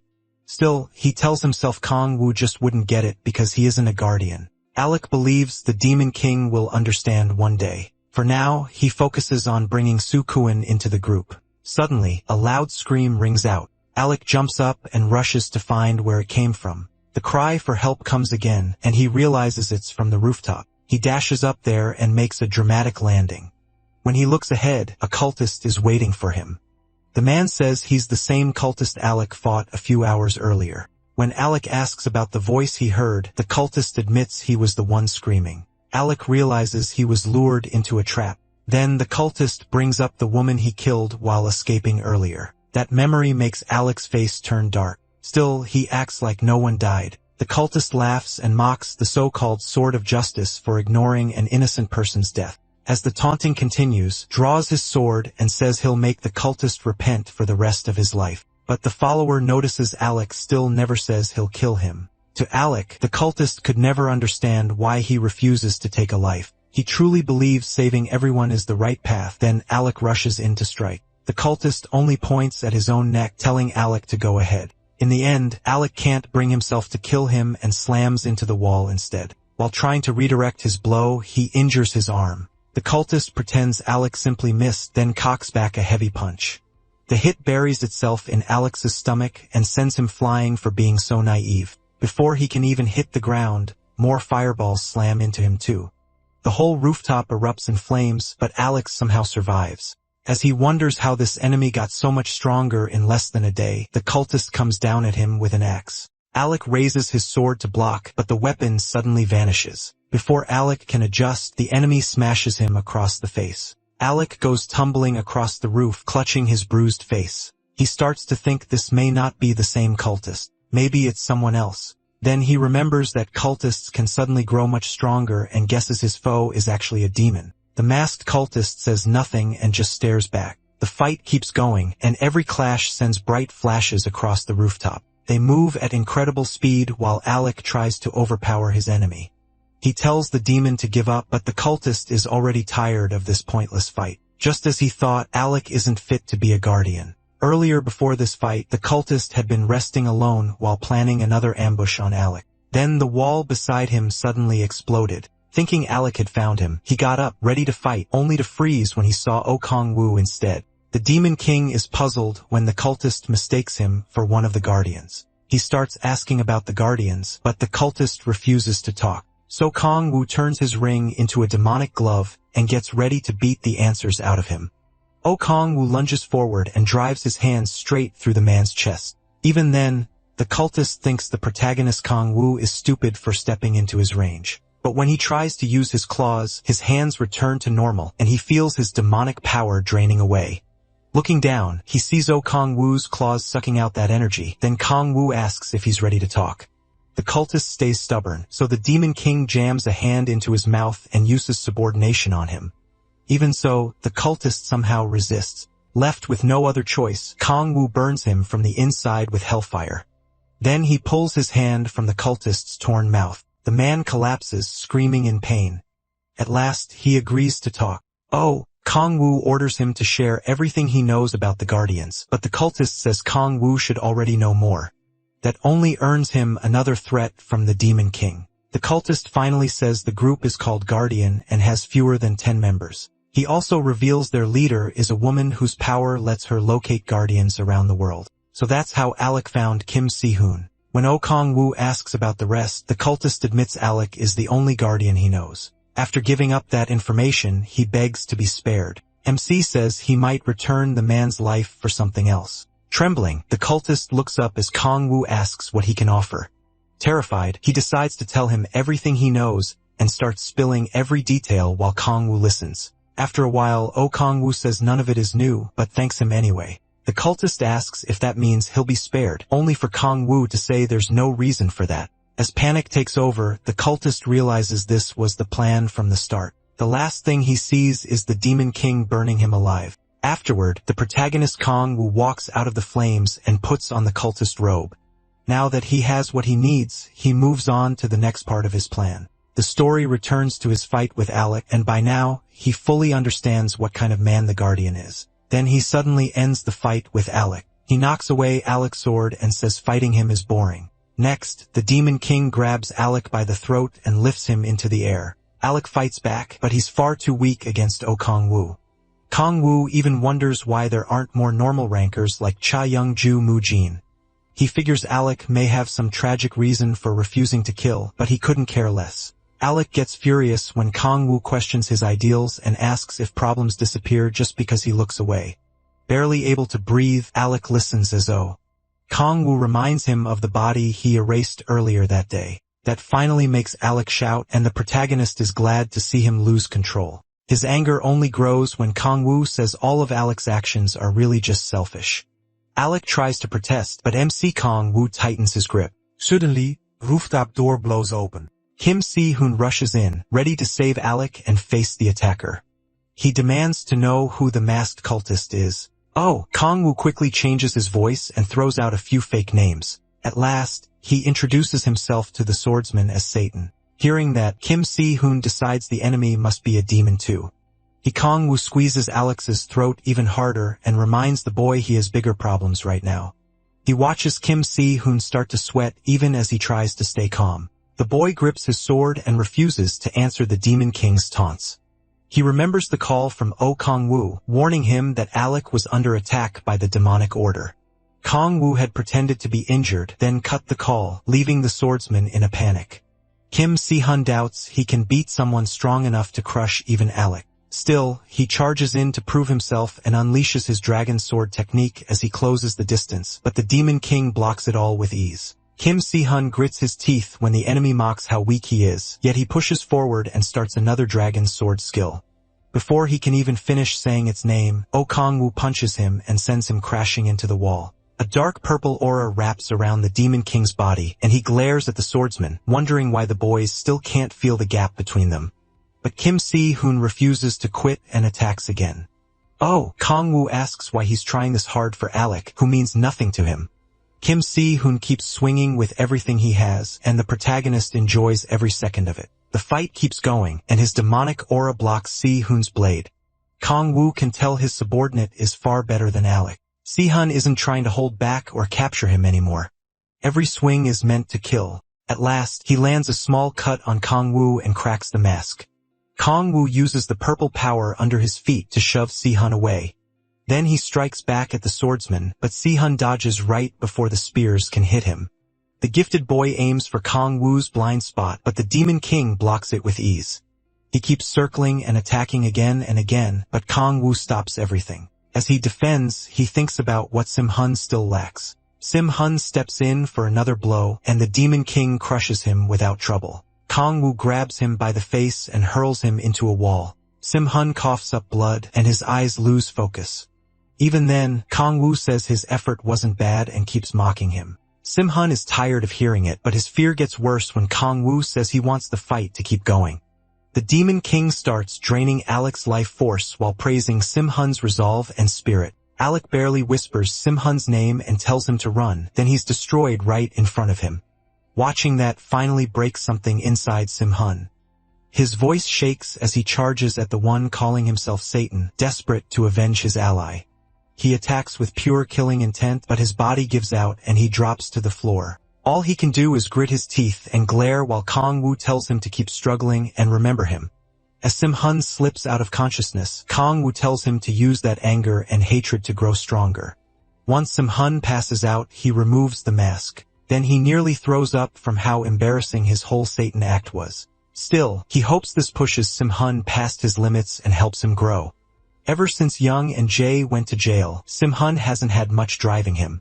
At the same time, Kong-woo still doesn't know if the Guardians are friends or enemies. If the others are like Alec, he may have to kill them himself. While thinking about getting stronger, a system message appears. Because he killed a Guardian, his level cap is lifted and reset to 69. His level also jumps by 10, bringing him to his 7th awakening. Kong-woo realizes killing a Guardian is the key to removing the restriction, but the new cap at 69 shocks him. Normally, the next one shouldn't come until level 89. Seeing that the only way past it is killing another Guardian, he looks down at Sim-hun with temptation in his eyes.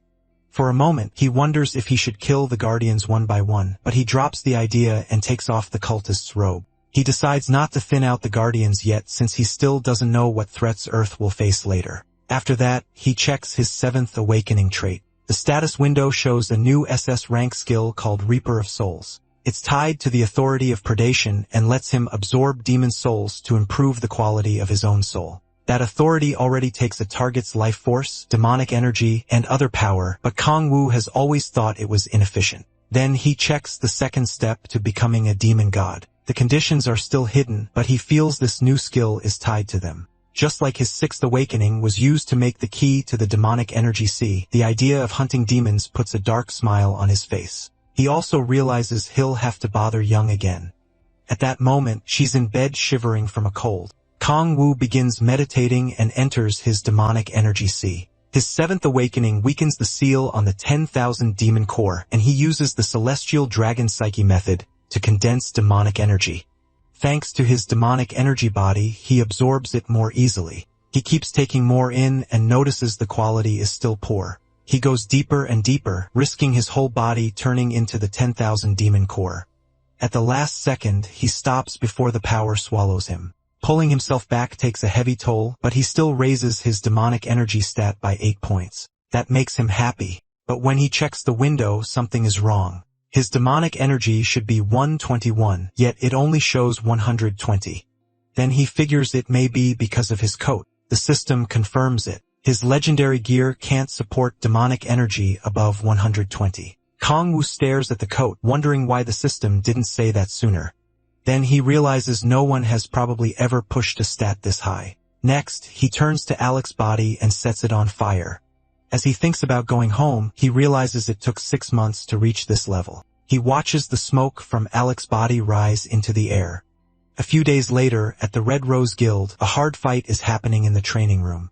Si-hun and Mu-jin are going all out, but the match is clearly one-sided. Mu-jin wins by knocking the sword from Si-hun's hand. He tells the young prodigy to stop for the day. Si-hun insists he can keep going, but Mu-jin doesn't buy it. He's worn out and battered, yet he still wants to push on. With fierce eyes, he says he has to get stronger. Meijin can see his sword skills are improving, but he's still worried. Later, he tells Kong Wu that he plans to take Sea-Head turn hunting. Kong Wu grows uneasy when he hears the destination is Shanghai. There's an SS rank gate there like the one in Hokkaido, so it feels too soon. Mujin argues that real combat against monsters will help Sea-He turn more. Kong Wu realizes it's basically closed-off training and probably the best way for Si-Hun to grow. Meanwhile, Si-Hun is still trying to catch his breath. Kong Wu walks over to give him some motivation. He grabs him and puts on a sorrowful act, blaming himself for failing to save Alec Osborne. Then he says they need to get stronger and avenge the fallen guardian. That hits Si-Hun right in the heart, and he swears to become stronger. Just like that, Kong Wu's twisted plan keeps moving forward. Afterwards, Si-Hun leaves for Shanghai with Mujin, while Kong Wu wastes time on his couch. Then his phone starts ringing. When he answers, Young tells him to turn on the TV. He does, wondering what's going on, and is left speechless by reports that the demon cult has started a massive summoning. They brought in thousands of demons, and the creatures are causing chaos across the country. Most people would panic, but the Demon King is practically drooling. To him, this is the feast he's been waiting for. The next day at the Red Rose Guild, Young heads into her office and notices someone coming in. It's Kong Wu with his family, and he asks what's happening. He says everyone looked on edge on the way in. Young explains that the mass demon summoning happened in Vladivostok, Russia. They still don't know the exact number of demons, but she estimates over 100 along with demonic monsters. Meanwhile, Kong Wu tries hard to hide how happy he is at the thought of devouring them. Kong Wu and Agdina sit down as Young says civilian losses have been low so far. Agdina points out the real problem is the demonic monsters moving out, and Young agrees. They're moving through Manchuria, and Young fears a major war if they reach South Korea. Kong Wu asks what China said. She explains that they ask South Korea for an alliance to stop the disaster in Manchuria before the death toll rises. A strategy meeting will be held in Harbin, and each guild is expected to join. That's why her people are rushing to get flights. Then she asks if Kong Wu will go with Agdina. She also wonders if just the two of them will be enough. Kong Wu says Si-Hun is still training, and he left the others behind on purpose. He thinks it's too dangerous for them if demons are involved. He starts acting like he alone is enough, and Young looks disgusted. A little later, they arrive at China's player administration office, so Ion guides them inside. Kong Wu thanks her for helping during the Ryoma incident. She blushes at the praise and says she had a promise to keep. With her father away doing private training, she's been stuck handling all his work. Still, she says she's worried about her uncle. That uncle is the sword master Cha Young-ju Mu Young.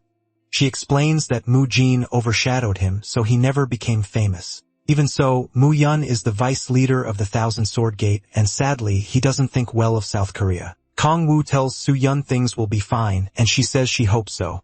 Up ahead, a huge guard is blocking two people. Those two are Minjong from the Onuri Guild and Hyunju from the Samurai Guild. Hyunju is surprised to spot Hyunju, who asks why they still haven't gone in. The second she hears they were barred from the meeting, Hyunju snaps. She orders the guard to step aside, but he says they'll hear the results later. Then he warns that if they ignore Mu Yun's orders, the China-Korea alliance could be called off. Young-ju is ready to blow the door open, but So-Yun quickly tells her to calm down. Then So-Yun steps forward and tells the guard to move. He refuses, saying her uncle's orders come first while her father is away. While they argue, Kong Wu quietly walks up to deal with it himself. He politely asks to be let in, but the guard gives him the same answer. Kong Wu says he'll enter anyway, and the guard swings at him. A moment later, the meeting room door explodes. Everyone inside jolts in panic. Kong Wu strolls in with a smile while the guard is left crumpled on the floor. One guild leader jumps up and attacks him for barging in. Kong Wu catches him and slams the bald man's head into the ground. The other leaders are stunned by how easily he gets dropped. Kong Wu jokes that the guy should have stayed seated, especially after already losing all his hair. Then he sits on the unconscious man and casually tells everyone to keep the meeting going. Across from him, Mu Pion hints that Korea isn't needed here, and Kong Wu fires right back.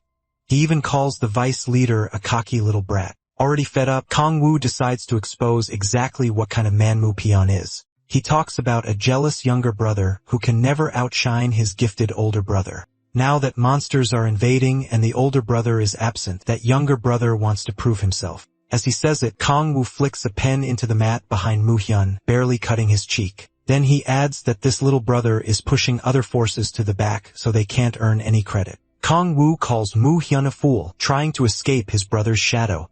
That hits Mu Hyun right where it hurts. He insists Kong Wu knows nothing, but Kong Wu says he had him figured out the moment he opened his mouth and people like him are boring. By then, it's obvious the vice leader is furious and barely holding himself back. Kong Wu tells him to continue the meeting and stop wasting everyone's time. A little later, troops are gathered outside. Yeonju is about to speak to them, and Kong Wu wonders why she's so tense. She snaps that it's all because of him. Earlier, after he provoked Mu Hyun, the vice leader lunged at him, swearing to shut him up for good. He tried to kill Kong Wu, but before his sword landed, Kong Wu threw a pen into his face and sent him crashing across the table. Since working together was clearly impossible, Kong Wu said both sides should fight separately and go their own way. Mu Hyun ended up unconscious on the floor, unable to argue back. Yeonju complains because she thinks he should have finished what he started. Now she's stuck leading a huge force and doesn't know how to handle it. Meanwhile, Minjong is trying to lift his guild spirits, while Hyunju is already tired of Yoonju's complaining. Even though Hwarang's squad leader is sick of hearing them bicker like siblings. Kong Wu tells Yoonju he has something else to do, and she asks what could matter more than this. He just says it's a secret, hiding that he really wants to devour demons. Then they all stop when someone shouts that the demons are here. A massive wave of monsters is charging straight at them. Hundreds of crazed beasts rush forward, ready to tear through everything. Their numbers shake the players, and no one knows what to do. Luckily, Yeonju takes control fast and snaps them out of it. She reminds them they can beat these monsters. She orders the mages to ready their spells while the tanks brace for the charge, but her directions get too complicated and the players start losing focus again. Embarrassed, she falters, but Kong Wu cheers her on. Even so, she admits leading like this isn't her thing and hands command over to Hyunjae. Once that weight is off her shoulders, Eunju gives the players one more message. Don't overthink this fight. Just treat it like a chance to earn as much experience as possible. That fires everyone up and the panic disappears. In the end, Hyunjae doesn't even need to say anything. A few words from Yoonju were enough to rally them. She draws her blood chains and tells everyone to remember 3 things. First, no one gets hurt. Second, no one dies. And third, every bit of experience belongs to her. With that, they charge the monsters. Just as both sides are about to collide, a mark appears in a giant demon's eyes, letting a cultist watch through it. The one behind all this is finally revealed, the apostle of evil Anton Sidorovich. Anton says the weakening Gaia system has made demons stronger. While he thinks a demon walks up to him, and Anton tells him it still isn't time to show himself. That demon is from the 5th hell, Utar. He says his followers want to fight and hates hiding, wanting to prove humans are no threat. Anton tells him to wait. Looking at a poster of Kong Wu, Anton says there's someone they need to meet. After seeing what happened with the Japanese demon cult, he noticed the look in Kong Wu's eyes and assumed they were alike. Anton believes he understands what Kong Wu wants and thinks he can bring him into the demon cult. As a dark power gathers in his hands, Anton tells Yuter to hold back until he contacts MC Kong Wu. Yuter hates being ordered around by an old man. Anton apologizes and pleads with him not to act recklessly. But to the demon, Anton is still just a human. His anger rises even more when Anton warns him not to go against the demon cult's will. Insulted, Yuta moves to crush him, but the dark force Anton summoned grabs his hands. More shadowy hands rise and pin him down, forcing the great demon to the ground. Anton asks if he'll listen. Yuter only curses, so Anton closes his book and lets the hands tear him apart. His followers watch their master get ripped to pieces. They turn to the old man in fear, and he tells them to listen carefully. Back on the battlefield, the demon assault keeps coming. Yeonju cuts through them with ease and keeps pressing forward with her blood chains. One demon tries to attack her from behind, but Bae Kwayong slices it down and saves her. She says she and Hyun-mo came to help, so Hyunju shouldn't be too upset. Hyun-mo is worried because the demon horde seems endless. Bae Kwayong says this would be easier with Kong Wu, but Yeonju refuses to admit she needs his help. Still, he is already there, just invisible to everyone else. He can tell the players are holding up well. Segola and the Samurai Guild are giving solid support, and the others are managing the demonic monsters well enough. Kong Wu thinks they'll win at this rate, but one thing bothers him. The hundreds of demons they reported still haven't shown up. He wonders what they're after and why they're still hiding. Then something catches his eye. He calls Echidna and tells her to guard Segola with the Samurai Guild. The little girl promises no one will touch her master's babe. Kong Wu says his plans have changed when a burst of demonic energy erupts from the ground. A hand rises up and writes a message. Someone wants to speak with Kong Wu. That excites him. He thinks his feast invitation has finally arrived. Anton confirms that the protagonist saw the message and tells the demon beside him not to worry. They'll likely meet him after the battle. The demon gets angry, not wanting to sit around and wait. Anton glares at him and makes it clear who's in charge. The frightened demon hurriedly apologizes. Anton forgives him, then asks if any other demon wants to step up. None of them do. With the demons under control, Anton thinks about the best way to draw Kong Wu out. He decides kidnapping Skiella would work best if only he knew how badly that choice would backfire. For now, he decides to end things here, but then he notices something troubling. Looking into the distance, he sees Kong Wu coming straight toward him. When the Demon King lands, Anton thinks he can kill him if he rejects the offer. Brushing off the dust, Anton asks if MC speaks Russian. Kong Wu has no trouble understanding him, but first he looks over the lower-ranked demons. Most are from the 5th hell, while the stronger ones are from the 6th. After confirming none of them recognize him, he asks Anton what he wants. Anton starts talking about the privileges of being a that talk about demon perks catches O's attention. Anton says humans die but demons don't. The old man keeps pushing, saying demons don't need food or water and aren't limited by age. He tells him to stop dragging it out and get to the point. Anton finally says the demon cult can turn humans into demons, and he offers the protagonist eternal life like a fool. He tries tempting the Demon King with immortality, saying he'd never have to decay like a human. Then he holds out his hand and asks to join the cult. Anton says he understands people like MC and claims he's the only one who can. That's when he finally loses it. He bursts out laughing at the old man and his pathetic offer. The other demons are stunned as the protagonist openly insults Anton and mocks everything he said. Anton is left speechless when he sees laughing at him. Once he's had his fun, MC's face turns cold. He tells Anton not to pretend he knows him because he has no idea who he's dealing with. Then he releases his power and the ground beneath them starts breaking apart. The demons try to flee as the earth splits open, but they only end up dropping into the cracks below. As huge pillars rise from the ground, terror spreads through the demons, and Anton too. Shaken, the old man can't understand what's happening. Young and the others feel the battlefield quake hard, and they're shocked too. When she notices the eerie structure made, her frustration only grows. Even so, she's worried about the protagonist and hopes he's safe. Anton watches MC turn the area into something like hell, then stares in disbelief and asks if this is really the power of a mere human.